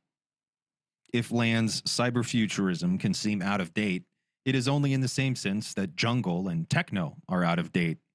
Not because they have been superseded by new futurisms, but because the future as such has succumbed to retrospection. The actual near future wasn't about capital stripping off its latex mask and revealing the machinic death's head beneath. It was just the opposite. New sincerity. Apple computers advertised by cutesy pop. This failure to foresee the extent to which pastiche, recapitulation, and a hyper-Oedipalized neurotic individualism would become the dominant cultural tendencies is not a contingent error. It points to a fundamental misjudgment about the dynamics of capitalism. But this does not legitimate a return to the quill pens and powdered wigs of the 18th century bourgeois revolution, or to the endlessly restaged logics of failure of May 68, neither of which have any purchase on the political and libidinal terrain in which we are currently embedded. Okay, so obviously a classic line I quoted in my book. Well, for one thing, land is the kind of antagonist the left needs. I think that's still true. Yeah. And they are losing this battle, because if the mindset is we'll beat Nick just by ignoring him. Yep. Yeah. That doesn't work. So yeah, I think this is still true. And sadly it seems to be unheeded advice. Look, if land cyberfuturism can seem out of date, it is only in the same sense that jungle and techno are out of date. Now, here's the thing. Jungle and techno are out of date. I don't think the cyberfuturism is. Maybe it was at this moment in 2012, but Yeah. now with what we're going through with AI and everything, it doesn't seem out of date anymore. I mean, how do you feel about it? I mean, I feel like it was, yeah, if it seemed out of date at the time, it's only because nobody was seeing it. Nobody was paying attention to what was really going on. It was beneath the surface. I don't think anybody was talking about AI much in 2012. Yeah, it was Except kind of a maybe lull. Nick. It was, yeah, like, and I remember there was like a upsurge of excitement about AI in the 90s, especially the late 90s. And then it kind of died down for a while. And then Really until a couple years ago. 2013, yeah, like you started to hear grumblings in the late 2010s. In the mid to late 2010s, there were like grumblings. But like mainstream, nobody was talking about AI until probably 2020 maybe. Look, it's funny how, I get it. I mean, it's just a matter of what people think is wrong. Is anybody at this point talking about climate change? I don't think so. Not so much. It doesn't seem Not like anymore. it. And it's because I think we're like, oh, well, with AI, fuck the climate. The AI is going to, you talk about climate change and not in the naturalistic sense, but like in the technological sense. So there's that. So, okay, but he's saying all this Landian stuff is out of date, not because they have been superseded by new futurisms, but because the future, as such, has succumbed to retrospection, meaning looking backwards, nostalgia, and this comes the hauntology stuff, gets into lost. This like retrospection there kind of contains all of his great work post CCRU, where he's doing all the hauntology, capitalist realism stuff. So there's that. The actual near future wasn't about capital stripping off its latex mask and revealing the machinic death's head beneath. Well, we kind of feel like Robo Cthulhu's back, Mark. And then, like, that's. Well, and I mean, but it was just the opposite. New sincerity. Apple computers advertised with kitschy cutesy pop, like, and hold on, super egoic. Like, we're going to provide for you. We're going to care for you. Enjoy, enjoy, enjoy. And also, now we have QDAC. Dude, I'm sitting here going, I've never connected the dots. Is that line part of what inspired Maya and Amy in this? I mean, if not directly, then definitely indirectly. But yeah, like the new sincerity, I feel like that's what we're on to with superego, where, oh yeah, enjoy. We're going to provide for you. Enjoy it, enjoy it, enjoy it. And if you can't enjoy it, something's wrong with you. And then also this kitschy cutesy pop, like, that's cute accelerationism. Yeah. Yeah, that's That's good. And it's still, those are still the screens where we imagine that behind those is this machinic death's head, is Robo Cthulhu lurking. Well, like but our it's Adam Matt, this neologism he coined that we love, Cthulhu accelerationism, which is to say, like, if we do a Žižekian thing, cute accelerationism is the ideological cover for the metallic tentacled future of Robo Cthulhu. Yeah, it's Robo Cthulhu wearing an R2D2 mask or a Wally mask. Or what's the Kawaii? Kawaii, yeah, Kawaii. Yeah.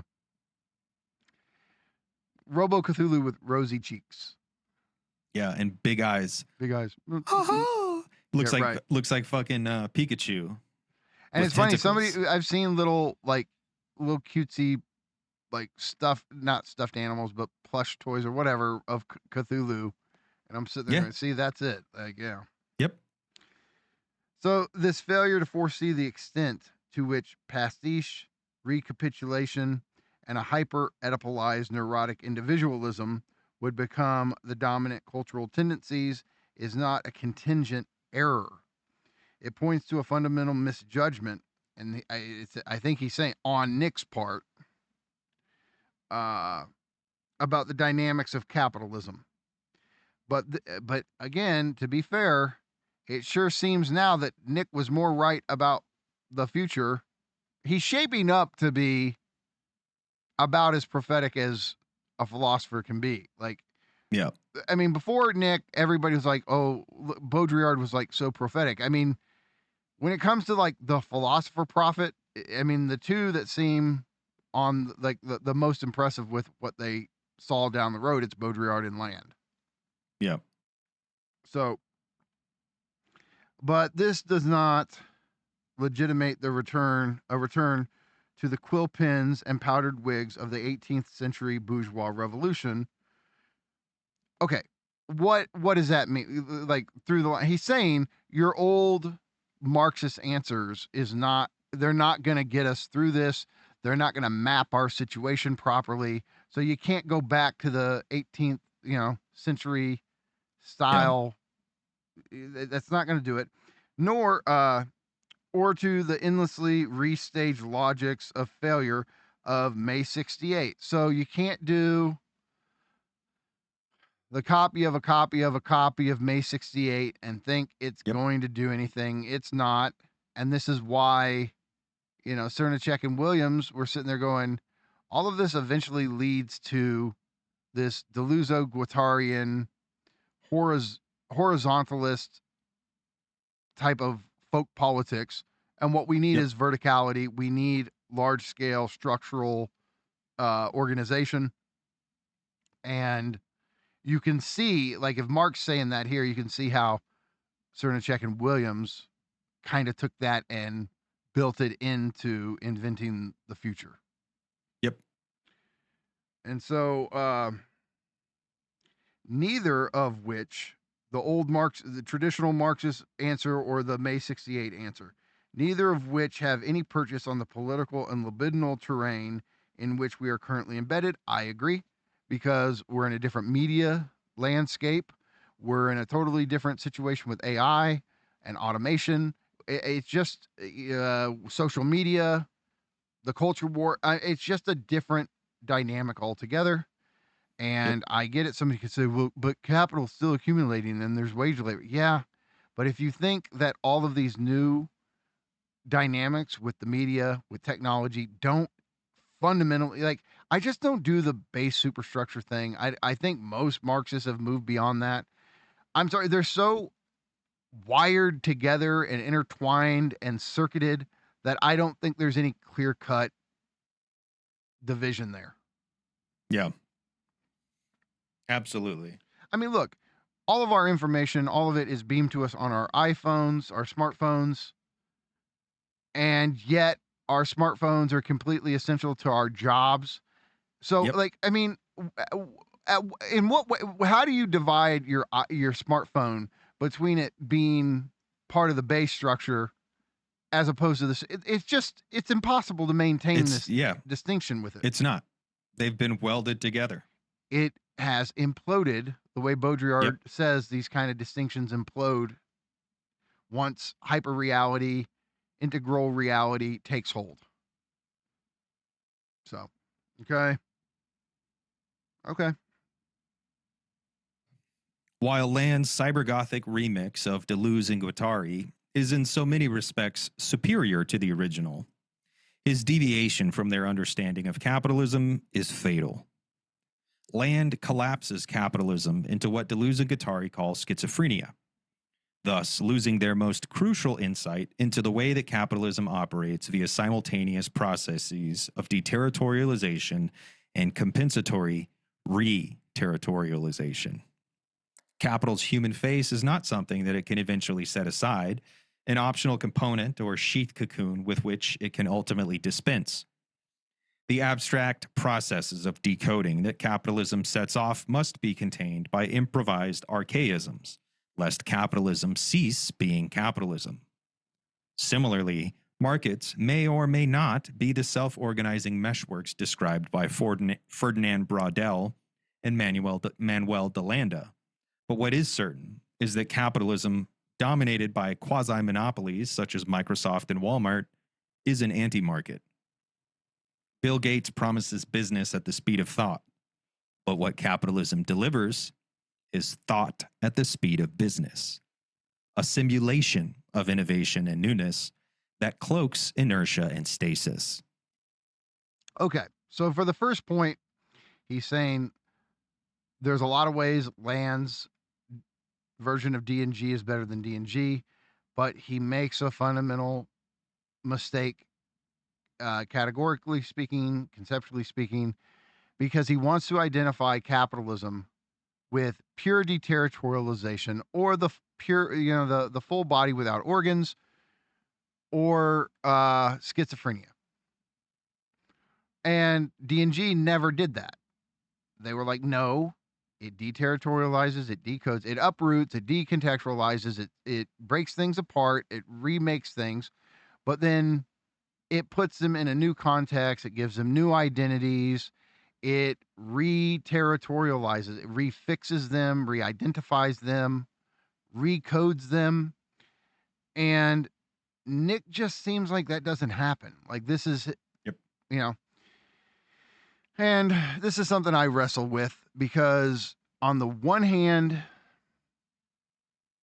it's like I want it both ways. And it's one of these moments where I think both are right, where I'm like, no, it's almost like I want to go, it privileges, it leans into deterritorialization and decoding while trying to manage us by giving us consumer identities, sign value, status, all this kind of shit we do that give us. Well, the re-territorialization allows for new revolutions at the interface between the human and capital.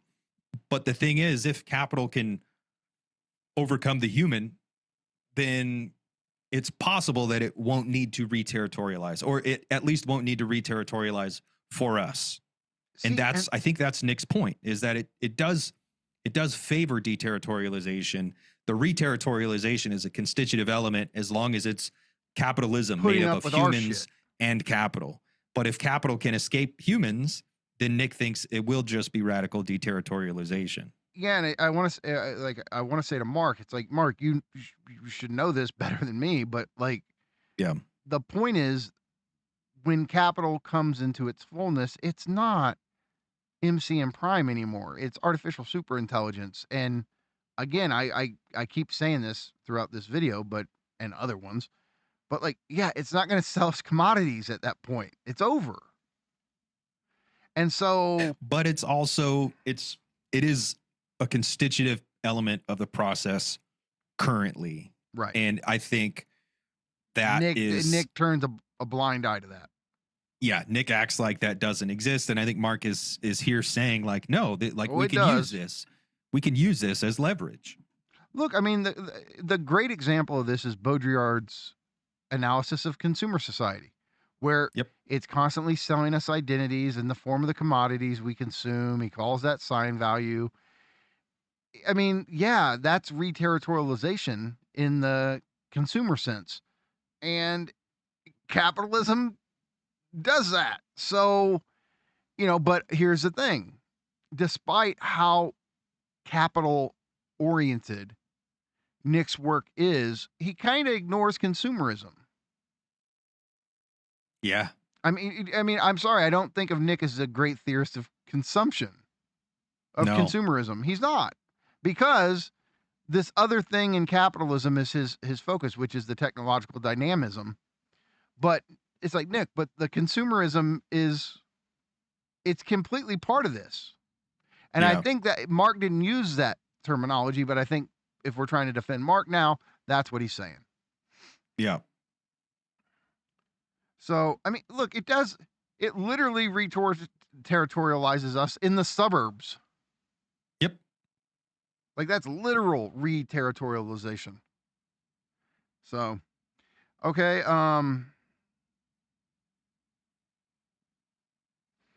Capital's human face is not, and I guess you could say consumerism is capital trying to have a human face. Look, I care about you and your wants and needs and desires. Capitalism's human face is not something that it can eventually set aside, an optional component or sheath cocoon with which it can ultimately dispense. Yes, it can if it dispenses with us altogether. Right. Yeah, as long as we're part of the process, I agree with you, Mark. But the Landian point and the CCRUian point, I believe, it's not going to always need us. Yep. So.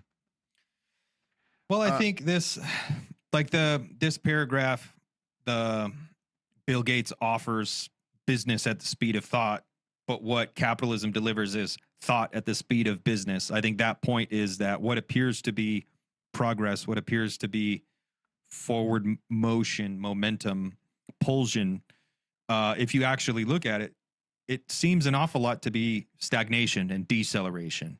Like when we talk about neoliberalism, like I think neoliberalism decelerated the process. Like you created a bunch of dead weight that the system had to pull forward, a bunch of resentment, a bunch of bullshit, a bunch of lost opportunities. Yeah. So I think that's Mark's point, is that, hey, we're not there yet, dude. Capitalism is still far from this singular moment that Nick is convinced is right around the corner. Yeah.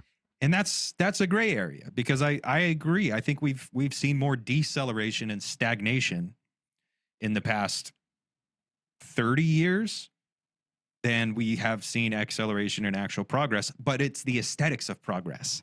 That's why I also think Mark would have been a big fan of James's work, Zero. Yeah, absolutely. Absolutely.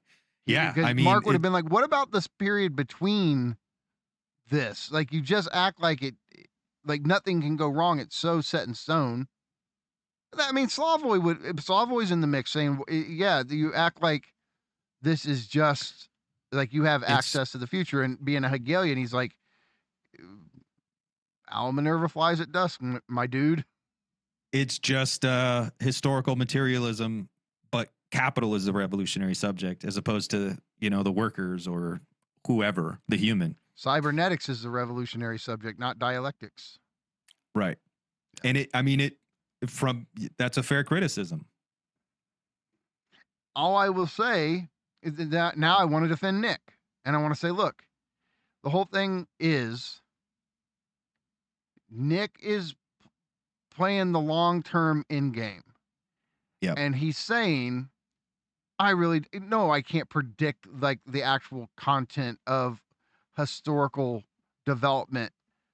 I am trying to get to the overarching trajectory, and everything about capitalism suggests that this is what it's doing. And on that, right, I agree. I wholeheartely agree. Yeah. And so this is where it's like the Ala Minerva thing. Okay, fair enough. There's a sense. Could a fucking asteroid come out of nowhere and blow up the Earth, and then we don't get the AI revolution? Yeah, there's a contingency. It's not. I know Nick flirts with fate and destiny more than we're willing to do because of the lofty powers, but okay, aside from the lemurs making sure it's, it's contingent. Yeah. And if it's contingent, then sure, you don't really know. But again, this has to do with hyperstitional projection. It has to do with trafficking with the future via theory fiction. Also based on what you think the material trajectory is. And in that sense, I'm very sympathetic to Nick's position. Yeah, I think there is a trajectory. There is a telos or pseudo telos to capital. A virtual attractor pulling. Yeah. Barring interference from asteroids or fate, I think, or Jehovah. human revolution, subjective revolution, barring interference, left to its own devices, I do think this telos will play out. And here's the thing. This is where we try to steelman Nick by just saying, there's times I wish he had just said something like what I'm about to say. Look, if I sit here and tell you that efficiency, productivity, technological development, if I sit here and tell you that these are core dynamics at play in capitalism, very few people are going to argue about that. It's geared towards functionality. It's geared towards making things more efficient. It's geared towards more and more productivity. It's geared towards the increase in social speed, the rate at which things occur, right? All of this is true. And so many great philosophers have the speed thing, go ask Virilio, right? Yep. The efficiency thing, go ask Lyotard. Like, other great thinkers have thought this shit through convincingly, right? Nick is just adding it all up. Yeah. And what it equals is artificial superintelligence. Yep. So, okay. What did we skip something? The abstract process of decoding that capitalism sets off must be contained by improvised archaisms. I take it that would be Avatar, like images of nostalgic living. Yep. The system feeds us these to keep us going. Yep. Get in touch with your roots, blah, blah, Touch blah. grass. Yep. Less capitalism, cease being capitalism. So capitalism, again, thrive. Like the concrete material development of Terminator uses the ideological screen of Avatar to conceal itself. Like if we're doing the Cthulhu thing where it's like Robo Cthulhu hides behind cuteness, Terminator hides behind fucking Avatar. Yeah, like the Terminator puts on the Avatar mask. Yeah. Okay, now Nance, like, look, Delanda, I've read some Delanda, and it was a long time ago. I'm talking over a decade ago. Because Delanda was very popular in Deleuze studies when I first got into Deleuze, and it was cool and it was super influential. It didn't resonate with me as much as maybe it should have. Delanda is somebody I would love to have a conversation with down the road. I would want to go back and read some of those core books. And then the other guy, I mean, obviously a huge influence on Nick, but I've never read how do you say Brodel? I know this classic 3-volume text on the history of capitalism, right? Is what he wrote, but I don't know. And like what's the famous distinction he makes that's like markets versus capitalism, something like that? I don't know. Yeah. And I've never found any really good summaries of this 3-volume work, but I know that people who read it are big on it. I've even seen people go, "Oh, these 3 volumes are better than 3 volumes of Capital." I'm like, that's a bold fucking statement. Like, I don't know. Yeah, man. I mean, there's so much work that tries to get into the nitty gritty and tries to do stuff. and I don't know. It's like there's only so much time, and I took my time to read Marx, and I've tried to kind of keep up, but also yeah, it's like I don't know. I don't have the economic brain. I do get frustrated. Like just sit down reading Marx. It gets fucking frustrating. It gets to the point where it's like I never would have got through that shit if it wasn't for David Harvey's commentaries that kept me going Right. back and forth. right. I'm not. I mean, the I'm first not volume's way more math readable brained. than the others, but Yeah, I'm not. I mean, it's analytic as fuck, and I only have so much patience for the analytic. It's important, and sometimes we can get in a groove and we can like play off each other. But sitting down reading a book of philosophy, it's hard to do, and you don't have so much endurance. So I feel like having I don't know, maybe somebody needs to write theory fiction about Brodel and DeLanda and all this other stuff, yeah. like If to only make there it was easier somebody to digest. who- Yeah. yeah.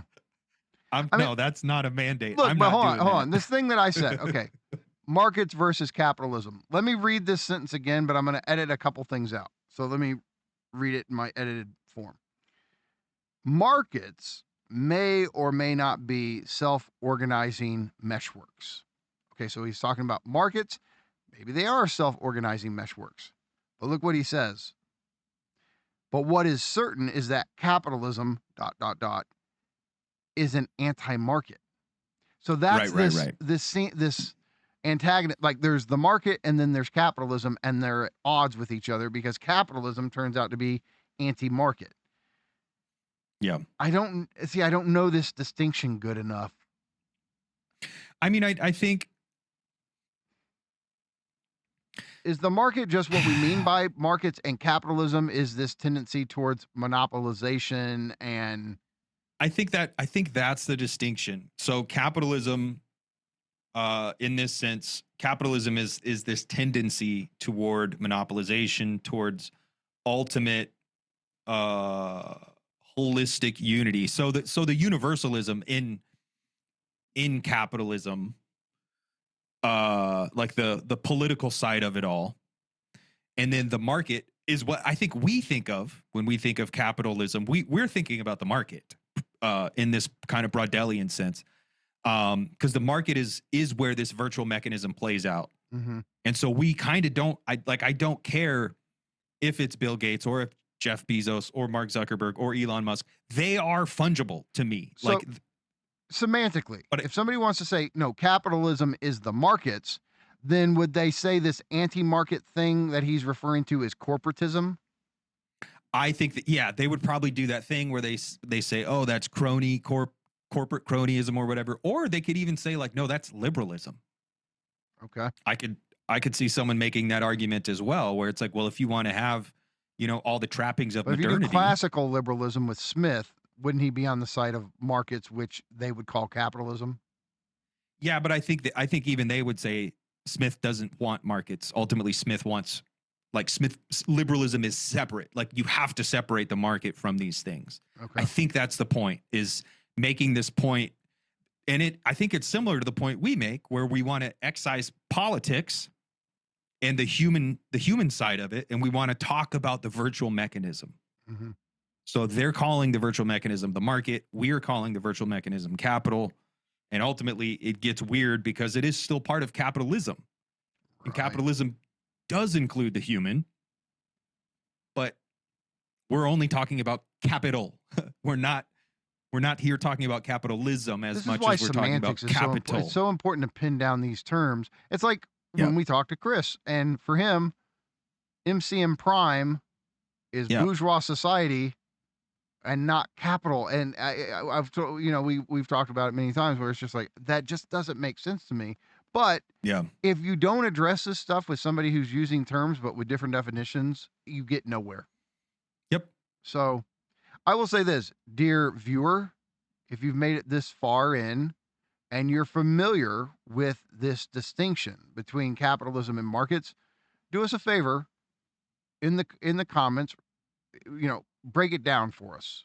Let us know, because I'm operating with the most larval of understandings of this, and I would like to have it, refined. So do us a favor if you feel like it. Let us know.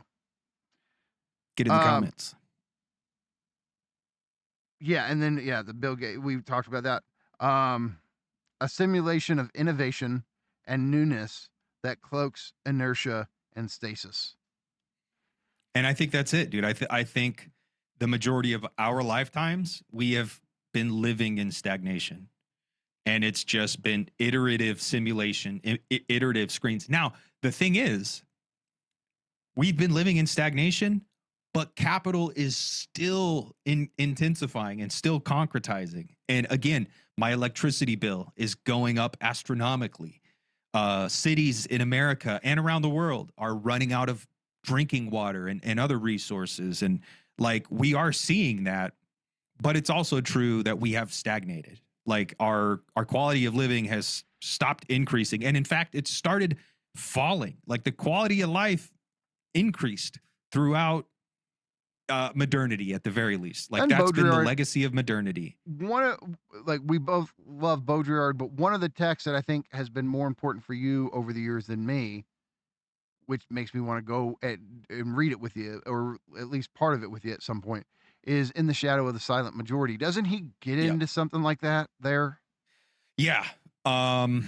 It's this simulation that kind of covers up the fact that we have started descending. Like, and I think coming at it from many, many, many directions, it's difficult to pin it down, but I think somewhere between 1992 and 1990, or maybe 1992 and 2002, we hit the peak.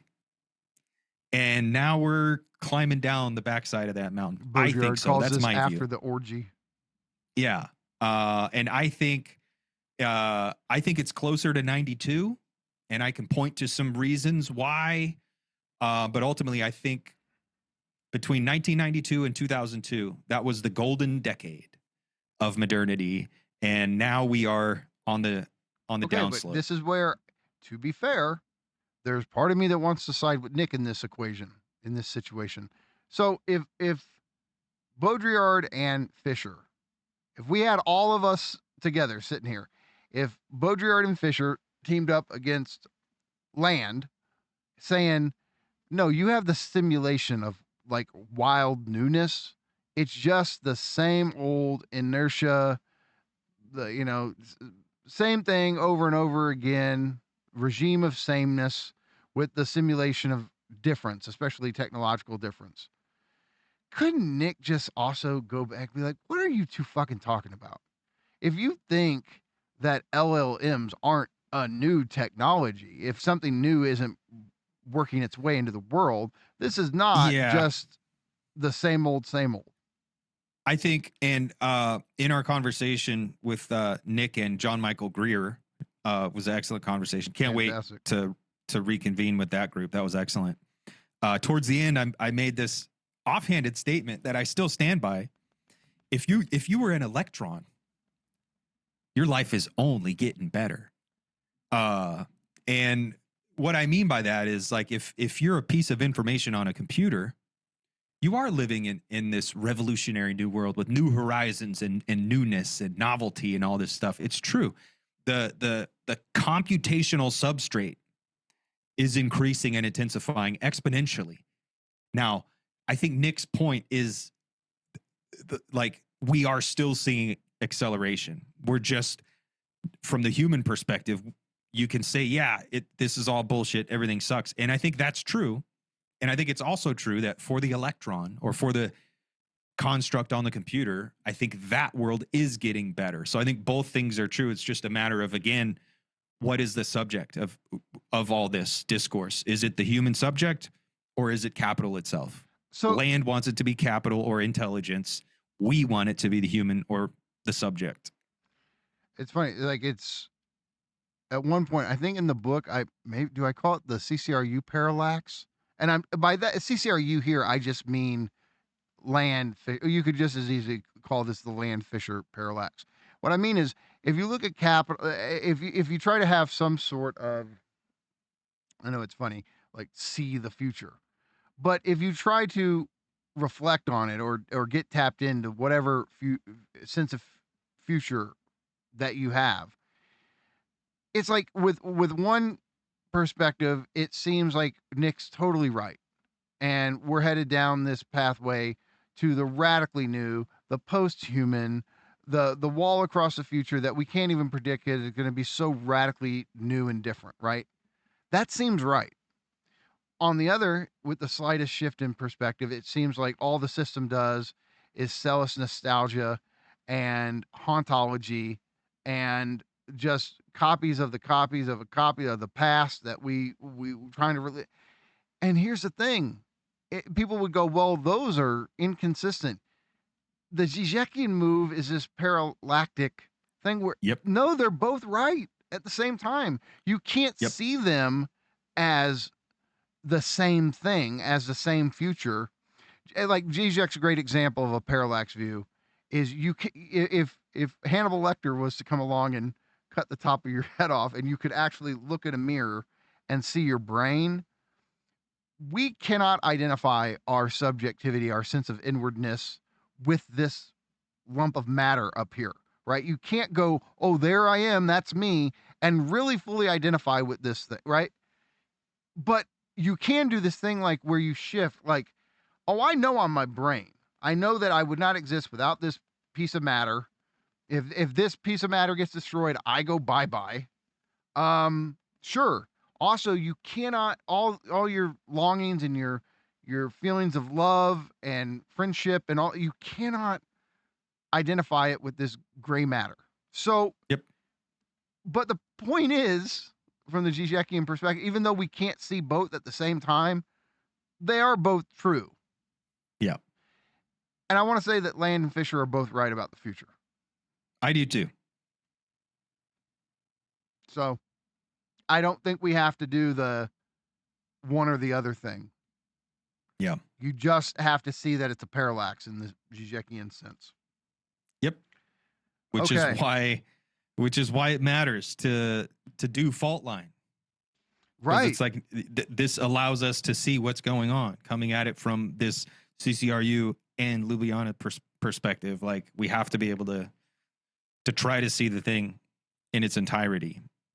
Right. Again, I mean, so if we want to do like the proper identification, Mikey. Mikey is this inwardness and subjective experience and unconscious experience that my consciousness can't experience. All of this whole thing called subjectivity is the meaning of I. It's also this lump of gray matter. Yeah. It's both at the same time. And future for us, future means both Land's future and Fisher's future. And So, okay, we did it, Nance. Last paragraph. Let's finish it out. Last paragraph.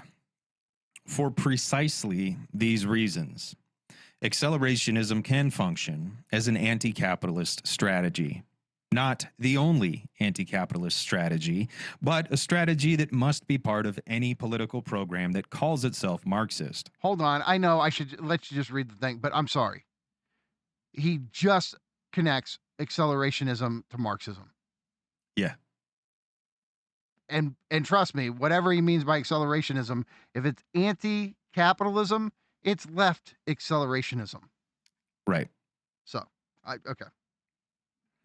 The fact that capitalism tends towards stagflation, that growth is in many respects illusory, is all the more reason that accelerationism can function in a way that Alex Williams characterizes as terroristic. What we are not talking about here is the kind of intensification of exploitation that a knee-jerk socialist humanism might imagine when the specter of accelerationism is invoked. As Lyotard suggests, the left subsiding into a moral critique of capitalism is a hopeless betrayal of the anti-identitarian futurism that Marxism must stand for if it is to mean anything at all. What we need, as Frederick Jameson, the author of Walmart as Utopia, argues, is now a new move beyond good and evil, And this, Jameson says, is to be found in none other than the Communist Manifesto. The manifesto, Jameson writes, proposes to see capitalism as the most productive moment of history and the most destructive at the same time, and issues the imperative to think good and evil simultaneously and as inseparable and inextricable dimensions of the same present of time. This is, then, a more productive way of transcending good and evil than the cynicism and lawlessness which so many readers attribute to the Nietzschean program. Capitalism has abandoned the future because it can't deliver it. Nevertheless, the contemporary left's tendencies toward Canutism, its rhetoric of resistance and obstruction, collude with capital's anti-meta narrative that it is the only story left standing. Time to leave behind the logistics of failed revolts and to think ahead again. Which is to say, to think as a left accelerationist / Marxist. Yeah. Which I'm just trying to be clear on what his position is. Yeah. All you people who say Mark Fisher was not a left accelerationist and didn't care about Marx. And made a big distinction between left LAC and Marxism. Yeah. I feel like this piece is kind of, in a sense, left accelerationism in larval form. Mm-hmm. It is. Because he's saying he is affirming the Terminator in the sense of affirming further exponential technological growth and refinement. Yep. He's on the side of it. He's on the side of technological development, and he doesn't want that to be stopped. And he's critical of Avatar. He's critical of capital's human face, the mask, the simulation, the commoditized nostalgia, all that stuff, and that is Avatar. He's saying no. We must go boldly into that cold night or dark night. You can't. He's saying if there's a human future at all, it has to be accelerationist. Yeah, and we have to take it from capital's cold dead hands, or undead hands, maybe, I don't know. But I don't know, this whole last paragraph, I feel like this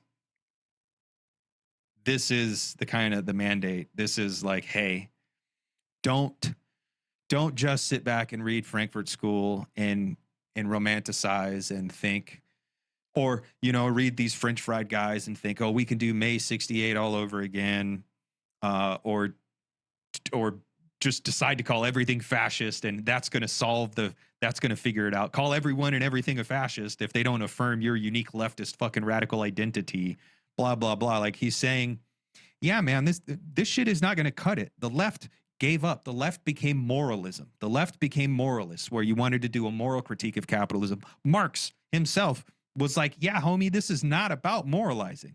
We're not out here to morally condemn the capitalist. I'm trying to explain this virtual mechanism that is determining our horizon of possibilities. And if that's what we call traditional Marxism, then sign me up. Yeah. But yeah, that's not what Fisher is emphasizing here. I think aside from Chris, who is the last Marxist, and he's probably just as loud as we are out here, saying don't moralize, don't do the dumb thing. Like his why not Trump, and the conversation we had with him, so where he took the 10 red pills and all that. And I know people can say, he is supporting Trump. He's trying to say, do not get lost in this super scold, shaming team sports. Yeah. Team sports. That's what it seems like. Communism, Marxism, the left, whatever, radicalism, even anarchism, whatever, like all these things seem to have succumbed to this team sports mentality of, well, we are not going to win the future. We're not going to have the utopian socialism, but we can at least assert that we are morally superior because we think about and it's like, yeah, man, no, that's not good enough. honestly, I would prefer a master who doesn't give a shit, a master who doesn't fucking pretend to give a shit to this performative, oh yeah, it's okay, I'm gonna go to my fancy fucking academic event and drink wine and fucking eat grapes and write books about revolution while you Forgot go the cheese. slowly kill yourself at the fucking warehouse. Sorry, homie. Yeah. And No, and I mean, like, I think this is why Mark inspired a whole generation, is a paragraph like this. Yeah. And so, I mean, look, let's go through it and then we'll wrap this up. But yeah, we already touched on it, but I just want to repeat it. For precisely these reasons, accelerationism can function as an anti-capitalist strategy. Now, obviously, Nick is 100% going to go no to that. So it's just worth pointing that out. But I think he would even I think he would recognize a kind of left accelerationism. Now, I think he would say, well, you're not properly accelerationist, because for him and for me, acceleration is the process itself, and accelerationism is the affirmation. If you're anti-capital, though. Right. But I think there is something in him. There have been moments where he almost wants to allow for left accelerationism. And maybe it's, well, we see that with Mark, his appreciation of damn Jehu. Yeah. Yeah. And even some of the conversation we've had. I mean, what did he say that one time? He was like, all right, you guys keep doing your weird little communist bullshit and we'll talk soon. Like, you're right. I think there's some part of him that at the very least understands that we understand. He doesn't have an issue with us wanting free time. He's fine. Yeah. Like, damn Jehu defines communism as communism is free time and nothing else. I'm not saying we fully agree with that, but there's a sentiment there that speaks to us. And the fact that Nick sees that and goes, okay, cool. Yeah. Because that's not the typical definition of communism. And I don't think Nick thinks this is incompatible with capital's acceleration. I think he probably thinks it's inevitable. Automation's going to make free time available. So it's not getting in the way. So if that's what you mean by communism, then have your communism. There you go. Yeah, go for it.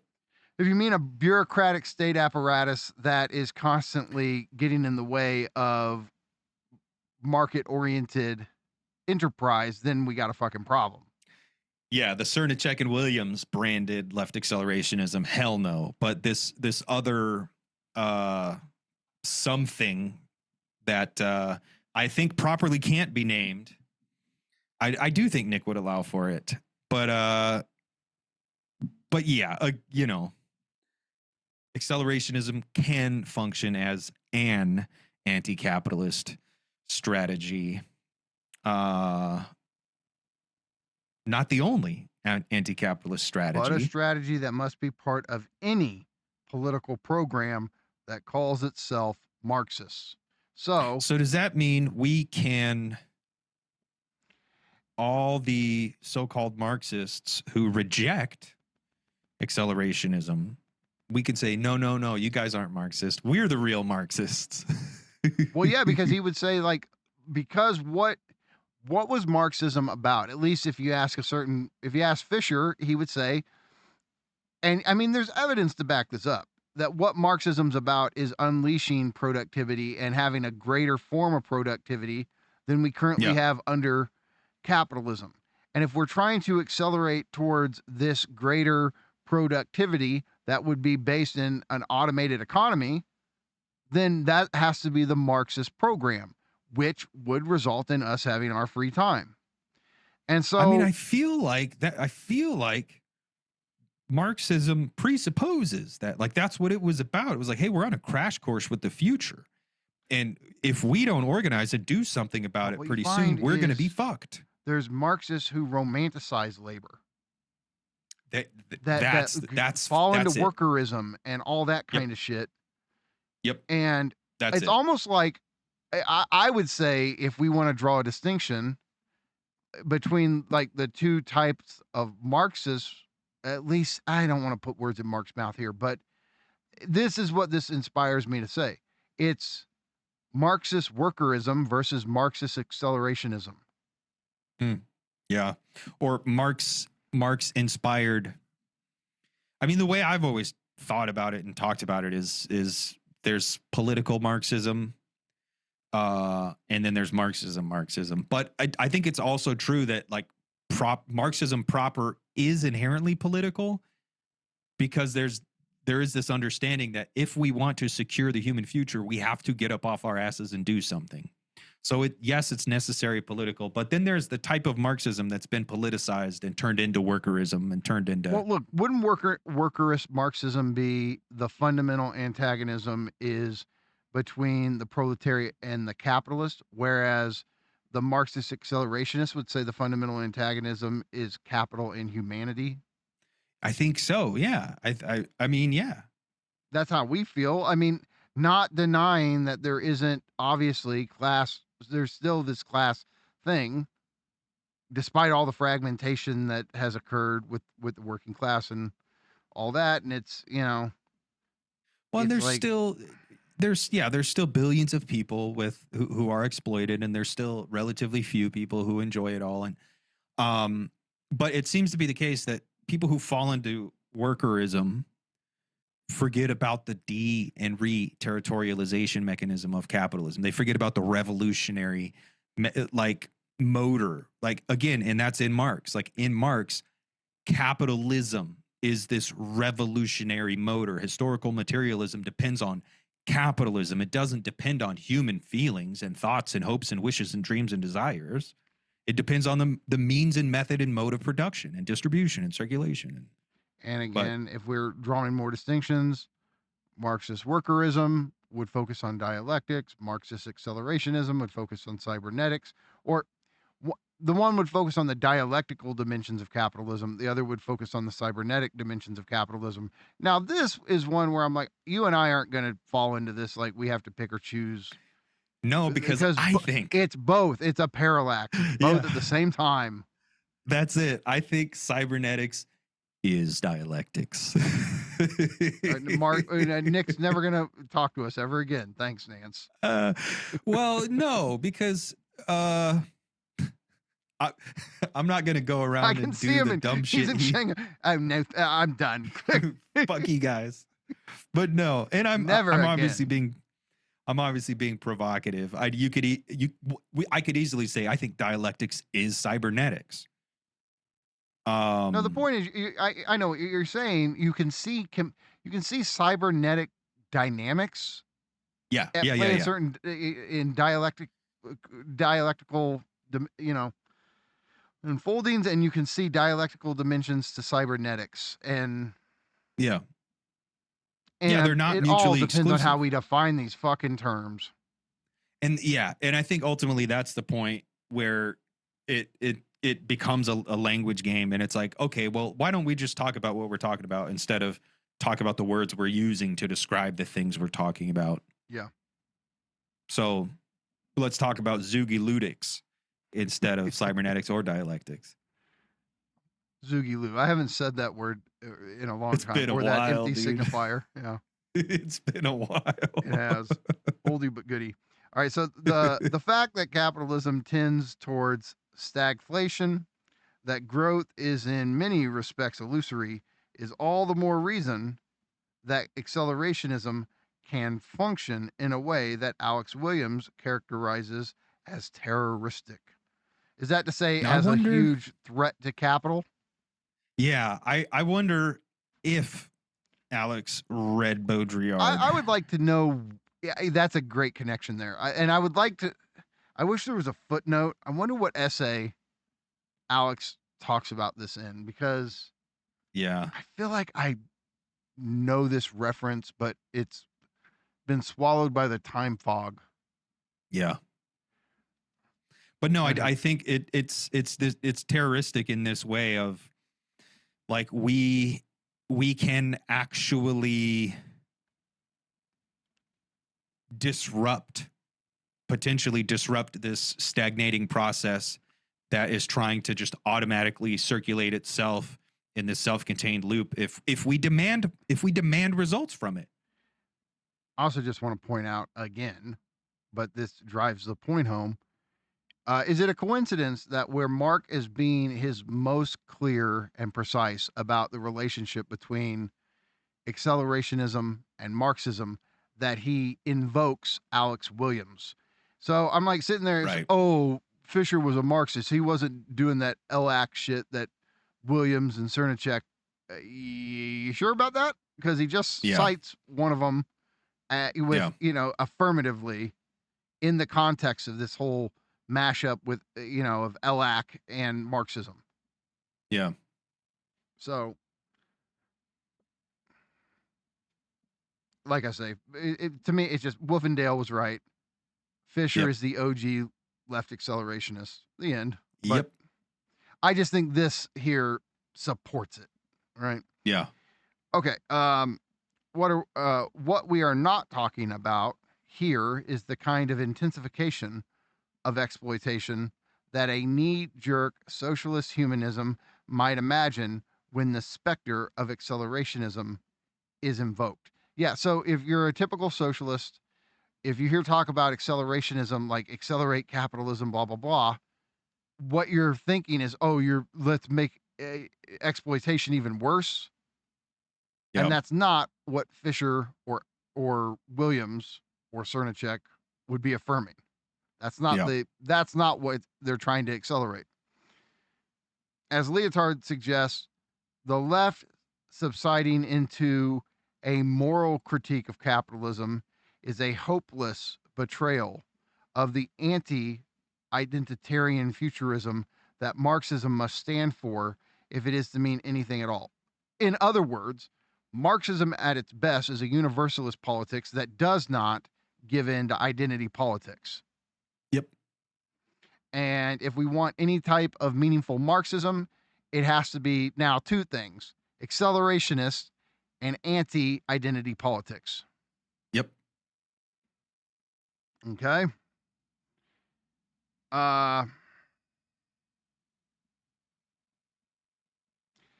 What we need, as Frederick Jameson, the author of Walmart as Utopia, argues, that's an essay we might consider reading at some point. Yeah, dude.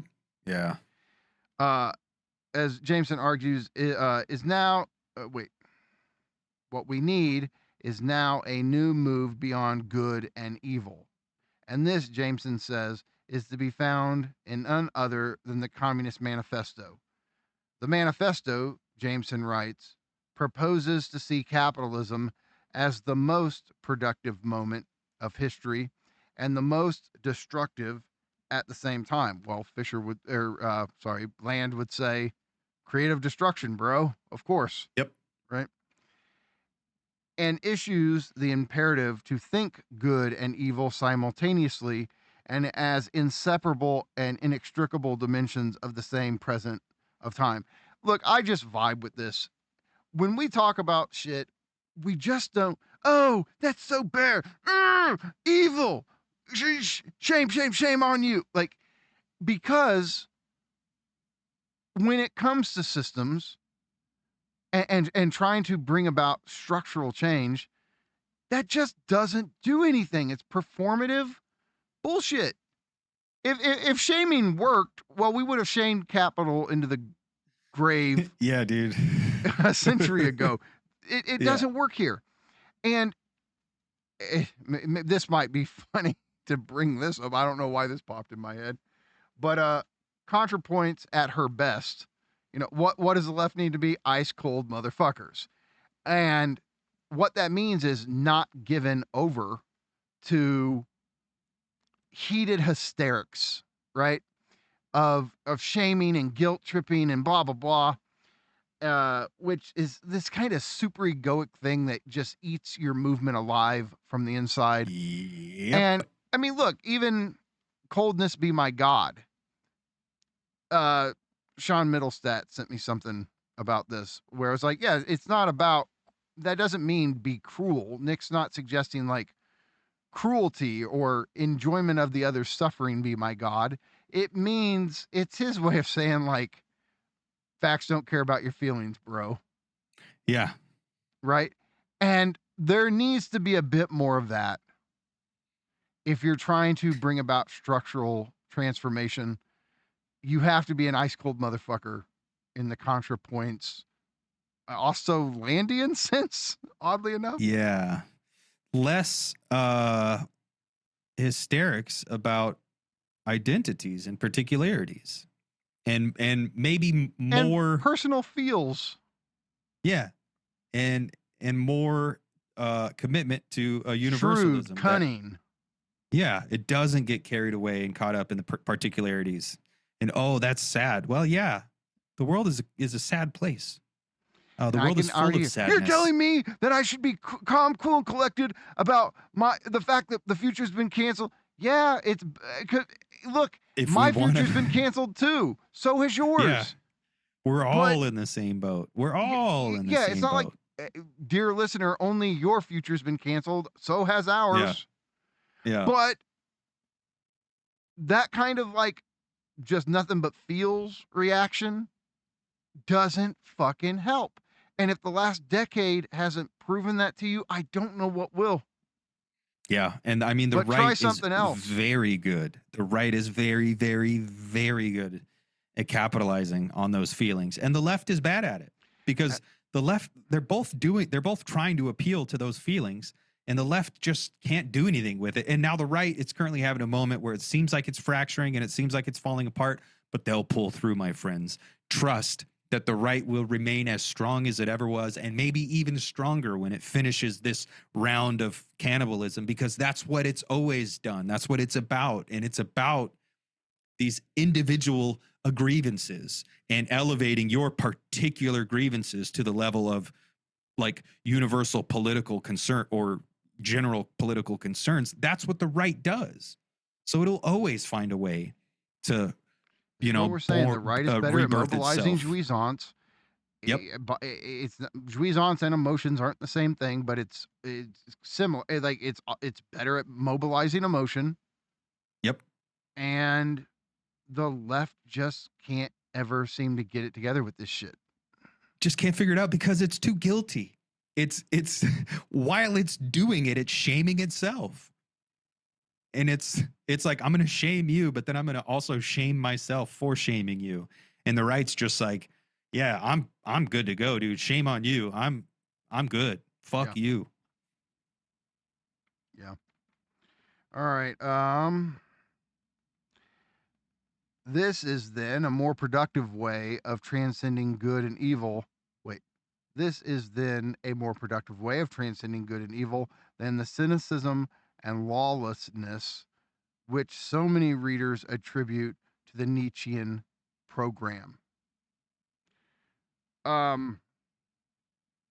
So the idea is like, we want to transcend, get beyond good and evil, but he's saying, but not in the Nietzschean way.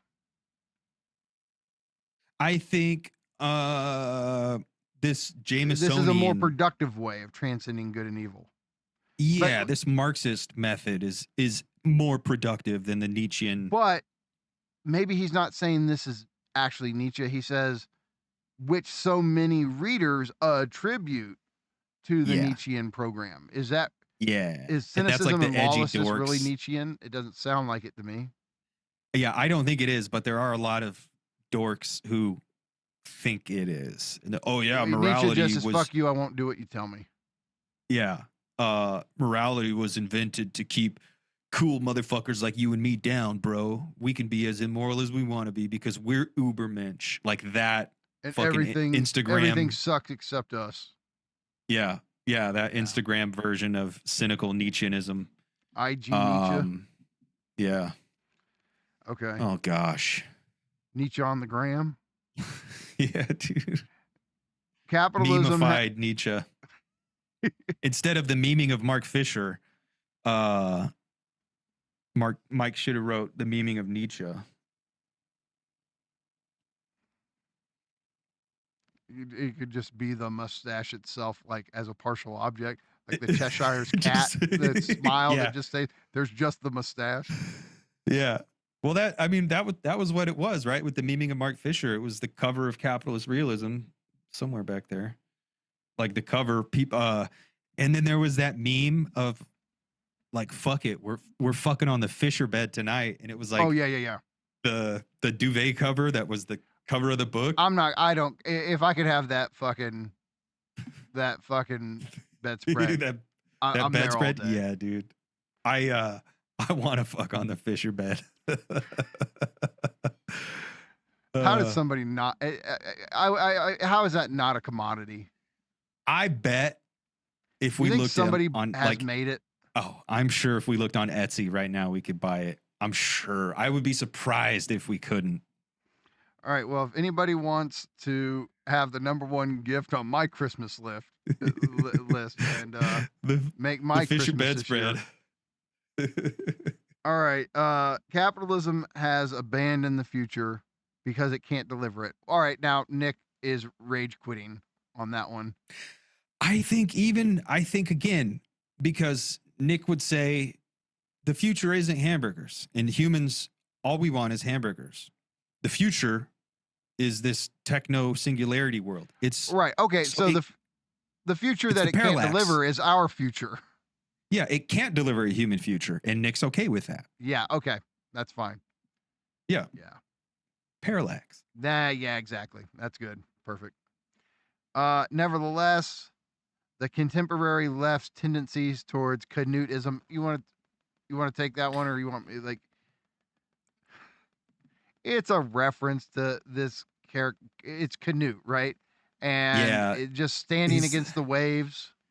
Yeah, he's a king, and he's like stopping the waves from crashing. Was he Dutch? I don't know. I think he was Dutch. But it's this idea of like standing so firm, resisting so perfectly, stop the waves against crashing. the waves. It's like you're not stopping the ocean, no matter how stubbornly you resist it. And it's kind of this image of the left that just thinks that we just have to stand on this corner and a people united will never be divided. And that that, we resist you. And it's like, man, and you know what, dude? Like, it feels so good to go out and demonstrate and be part of collective action, direct action. Like, it feels good. And I do think it's important. I think the people who are out there who are doing direct actions and stuff like that, fucking, yo ho. It feels good, but it feels so good that you can very easily become convinced that this is all we need to do. We just need to demonstrate. We just need to be out here and show solidarity. Meanwhile, what's going on is when you're out here and you're demonstrating and there's this whole new industry of direct action and demonstrators and stuff like that. And they're on Instagram and they're on all these social medias, and it becomes an industry. Capital captures radical direct action for itself and uses it to recapitulate. And it's just like the Che Guevara t-shirt all over again. At the end of the day, it's, and you know what, dude? I love Rage Against the Machine. I also think they were the worst fucking thing to happen. Because Zach would be pissed, but and so would Tom, but it's like, this is Baudrillardian simulation to a T. Like, this does nothing. Yep. In the guise of doing something. And I love the band. I love the songs. Dude. And it's like, so instead of anything real happening, now what's going on is these guys are touring around the country, and from one perspective, you could say they're educating and they're teaching, they're giving people a radical education, and yeah, sure. But what's really going on is there's this whole music industry and record labels, and they're selling merch, and how about the gas stations, and how about the toll roads and all that? Like, they are directly supporting capital by going around singing anti-capitalist songs. And you have to be able to see that anything you do within the system has already been preempted and co-opted by the system itself. So you can't think like Canute, I'm going to stand on this hillside and stop the wave crashing my kingdom. Like, no, dude, the wave is already been and gone, and you're out here in la la land pretending. And I think left The accelerationism point is not to has to, stand against the momentum of the wave. The question, how do you stop the surf, wave? And or here's how the do you weird surf thing. it? And we also, because we don't want to stop the wave. Yeah. There's people who do. We don't want to stop this wave. We also know Well, it's there's pointless people to who just stand do. against it. So it is the There's people who surfer image. there's people who think they do, and then there's people like Kaczynski. There's Kaczynski, but like Yeah. Fisher just said, everyone is an accelerationist, except maybe Kaczynski. But I would argue Kaczynski was himself an accelerationist. You He could was make just that's a confused about fun it. essay. Write that and put that on Substack. Yeah. But yeah, like it's Kaczynski, the accelerationist. yeah, the eco accelerationist. Yeah. But guys like Liver King and guys like fucking Joe Rogan, we need to get in touch with our nature and we need to turn your phone off and go hug a tree and be Avatar. Like, no, man. You also don't want to stop the wave. You think you do, or you perform that you do, but fuck you. Go fight a bear for elk. If you want dinner, you can't go to McDonald's. You have to go fight the bear and then the saber-toothed tiger and then climb down a cliff and then fight the elk and then clean the elk and then bring it back to the camp and then start the fire with rocks and then cook it's my go-to example. I've seen Revenant. No thanks. Yeah. Yeah. I'll pass. Yeah, I'm good. I'm gonna DoorDash some Look at goddamn this shit. tacos. You think I want to go outside? I'm sorry, the touch grass thing. Like every time I hear it, I think of Žižek join. My God, I have friends who want to go skiing. My God, just stay down. Why go up? You go up, then you ski down. I don't get it. Just stay down, read a good book, you idiot. Yeah. I'm with Slavoj. Just stay down. Just read a good fucking book. Now, of course, somebody could go, fuck you. I don't like the intellectual shit. I like skiing. Yeah, good, cool. But And have at it, bruh. Have at it, bruh. But yeah, Michael. the touch grass. But and then I think about like him doing the thing where he's riffing off of like Blue Velvet, and he's like, tulips are disgusting. It's like they open and they're the vagina, and they say, tell the bees, come fuck me. Yeah. No, I mean, I want a universal humanism, or a universal subjectism. But sure, we'll call it humanism. There's probably a better word for it, but maybe not. Whatever. I want a universalism. I want a ubiquitous universalism. That doesn't include returning to monkey. We are a rupture from nature, and we have to understand that. We have to onboard the fact. And that's where Nick doesn't get us, because whenever he's like trying to troll us, I mean, there's essays in Zeno's system, monkey business. That's human business. Yeah. Because he doesn't think we're this qualitative. We're just a little bit more evolved monkeys and nothing more. That's why, he needs the subject, which I think we had one conversation with him where I think we made a little bit of headway talking about on time. Yeah. We talked a little bit about Kant. And then we talked about the subject as the fractal phalange of Schopenhauer's will. And I think that's a good way to kind of communicate what it is. Like, no, we've broken off. Like, we are sundered from nature. We are a part of nature. Nature is a part of us. Lacanian theory. Yeah. But maybe, I don't know. Maybe he'll never accept the Lacanian subject, the negative subject, and say la vie, man. We don't need him to. But I think deep down, and we also don't need Slavoj to accept capitalism is artificial intelligence. But right. We accept both. We're doing that for these motherfuckers. You guys don't got to do shit. Yeah. Matter of fact, you can go outside and touch grass. Yeah, you did all the heavy lifting. We're just up here picking up the pieces and tidying up the place before the future fully arrives. Yeah. Okay, so nevertheless, the contemporary left's tendencies towards Canutism, its rhetoric of resistance and obstruction, collude with capitalist anti-meta narrative that it is the only story left standing. So, Canutism supports capital's meta narrative because Canutism says the only thing we can do is resist capitalism. And Nick's like accelerationist Marxism is the hope is for it to be an alternative to capitalism. There's another the wave of capital is not the only wave in town. Yeah. And so he's saying if you've just surrendered, if you've reduced political activity to resisting capitalism, you're actually reinforcing capitalism because you're in a sense it's a kind of weird hypostition, right?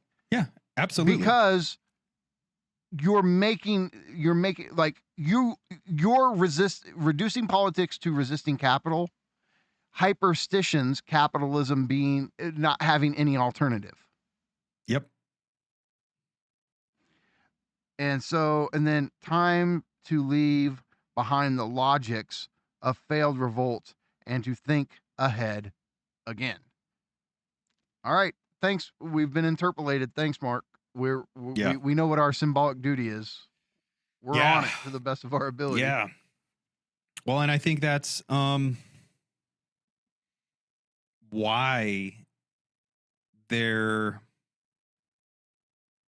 I think it explains why, for me anyway, I've always known I'm an anarchist at heart. I'm a communist at heart. I want a utopian socialistic world, but I've never felt like I belonged on the left, other than when I was a homeless teenager doing the punk rock thing and thinking, oh yeah, we're so radical. Look at us, a bunch of anarchists. And then, I realized, oh, this isn't doing anything like this. Like I've always considered myself a leftist who doesn't belong on the left. A leftist without a left. That's how I feel. Yeah. Yeah. So, all right. So in closing, you want to say anything in closing? I think this piece, it was timely. I think the cybergothic hyperstition that we read recently and this go really well together. I think they're both really, really timely. I think we will be reading something from Flatline Constructs soon on this channel or on my channel, one or the other, or both, maybe. I don't know. But yeah, this is another one of our longer ones. So anyone, when you do make it here, get in the comments if you have any questions, comments, concerns, or feedback. And take this, take this injunction seriously, this mandate. Think ahead. Like, that's all we can do. And if you want there to be an alternative to capitalism, maybe a little hyperstition is needed here. I just want to say, look, I love Mark Fisher. I wish I could have had a conversation with him. It's a weird thing. I have my core disagreements with Nick, but I love Nick. I love Mark. Yep. I love CCRU. I love Anna's work. I think the CCRU is this singularity in the history of philosophy. And I have immense indebtedness to it and to as a collective and each of the members as individual thinkers. It's incredibly rare that you get a group or a collective where everybody is this good. Like, it's dude. The Wu-Tang of philosophy. Honestly, even even Wu-Tang doesn't, because Wu-Tang, of course, Jizza and RZA, I think, are both top tier at what they do. And I think Method, Ghostface, Raekwon, and I know Inspector Deck didn't have the biggest, but solo career. But damn, he could drop a 16. I fuck with Inspector Deck. Like, that's the thing. Like, I put Deck above Raekwon, above Method. Like, I put Jizza and RZA at the top, and then Deck, and then Raekwon and Meth. Like, but no, I think even with the CCRU, they're just all S tier. Like it's just And it's all wild. yeah. And I mean, and some part of it's like, how did that convergent wave happen? How did all of them get brought together? Destiny, motherfucker. Wild, right? And so, look, it's we will be reading more Fisher, obviously, and this I think was long overdue. Mark has Yeah, this is the first Fisher we've read, isn't it? I think it's solo Fisher, yeah. Yeah, Because I mean that's odd, 'cause CCRU, we've but read- that's CCRU. yeah. We've read a lot of CCRU. We've read a lot of Nick. We've read several other people, but this is the first solo Fisher that we've actually read. Look, and I was reading some of the Fisher's blog posts and all of that when I was getting acquainted with accelerationism and when I was at the News Center and all that. And I don't know, the guy was maybe it sounds corny, is the voice of a generation though. When it comes to trying to express the depression we're feeling, why we feel it, the hopelessness of therapeutics, how that's ideological. He was tapped into none of us have enough time, like these core things, and he expressed it better than anybody. And so, yeah, he's just such a huge influence on my work and our work and what we're doing. And yeah, I wish we had a chance to talk to him. Yeah. I mean, I can only imagine where he would be now and what he would be doing now. I do imagine it would be something similar to what we're trying to do. Well, I know this, it goes without saying, but if he was still with us, you think I wouldn't be doing everything I could to get him and Nick to have a conversation after all these years? Like, of course I would be trying to make that happen. Yeah. So, I wish it could, but it can't. But what we can do is what we were already doing, is trying to take how he inspired us and take it in new directions and make new connections. And I think that's just the greatest way you can pay homage to a thinker, is to think with them and expand upon their thought. And so we were trying to do the same with Baudrillard, so. Yep. That's that. Well, we did it. I'm Yep. super glad we made it through. And the lesson is go watch Terminator. We fucking on the again. Fisher bed tonight. Oh, the Fisher bed. Yeah. That's what I'm gonna do. I'm gonna watch No, I might. You know what? I might watch Terminator tonight. But before that, I'm gonna go look on Etsy to see if I can find the Fisher bed spread. Well, you let me know if you find it. It's got to exist. Somebody has to have done it. Dude, I will. I seriously, this is me at my most consumerist, but I don't know if there's anything I would buy faster than that if it actually exists. I give zero fucks. You're gonna get 17 of them in the mail.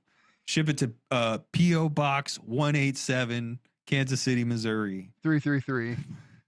Yeah, P.O. Box 333. Dude, there's a building downtown that I deliver to a lot. And right across the street is this apartment complex, and it's literally 333. Dude, I was going through old photos. I've done a lot of street photography. I think street photography is my favorite style of photography. And I don't do the Bruce Gilden, up in your face. I have done that. But I more often than not, it's more like documentary style street photography, where I'll be a little bit further away, and often I take pictures of things or places, and people may or may not be there. Like the thing or the place is the subject of the image, and it may or may not include a person. But I was just going through old photos on my laptop, and I have photos of a building in downtown 333. And I don't know, unconsciously I must have, but I just fucking saw it the other day, dude. I was just like, well, if Nick moved to Kansas City, I know where he'd be wanting to live. Yeah. So, all right, everybody. Hope you enjoyed this. Yeah, I mean, if you want a lesson that's not a movie one, just go get K-punk or capitalist realism or flatline constructs, and read some more Fisher. And Yeah.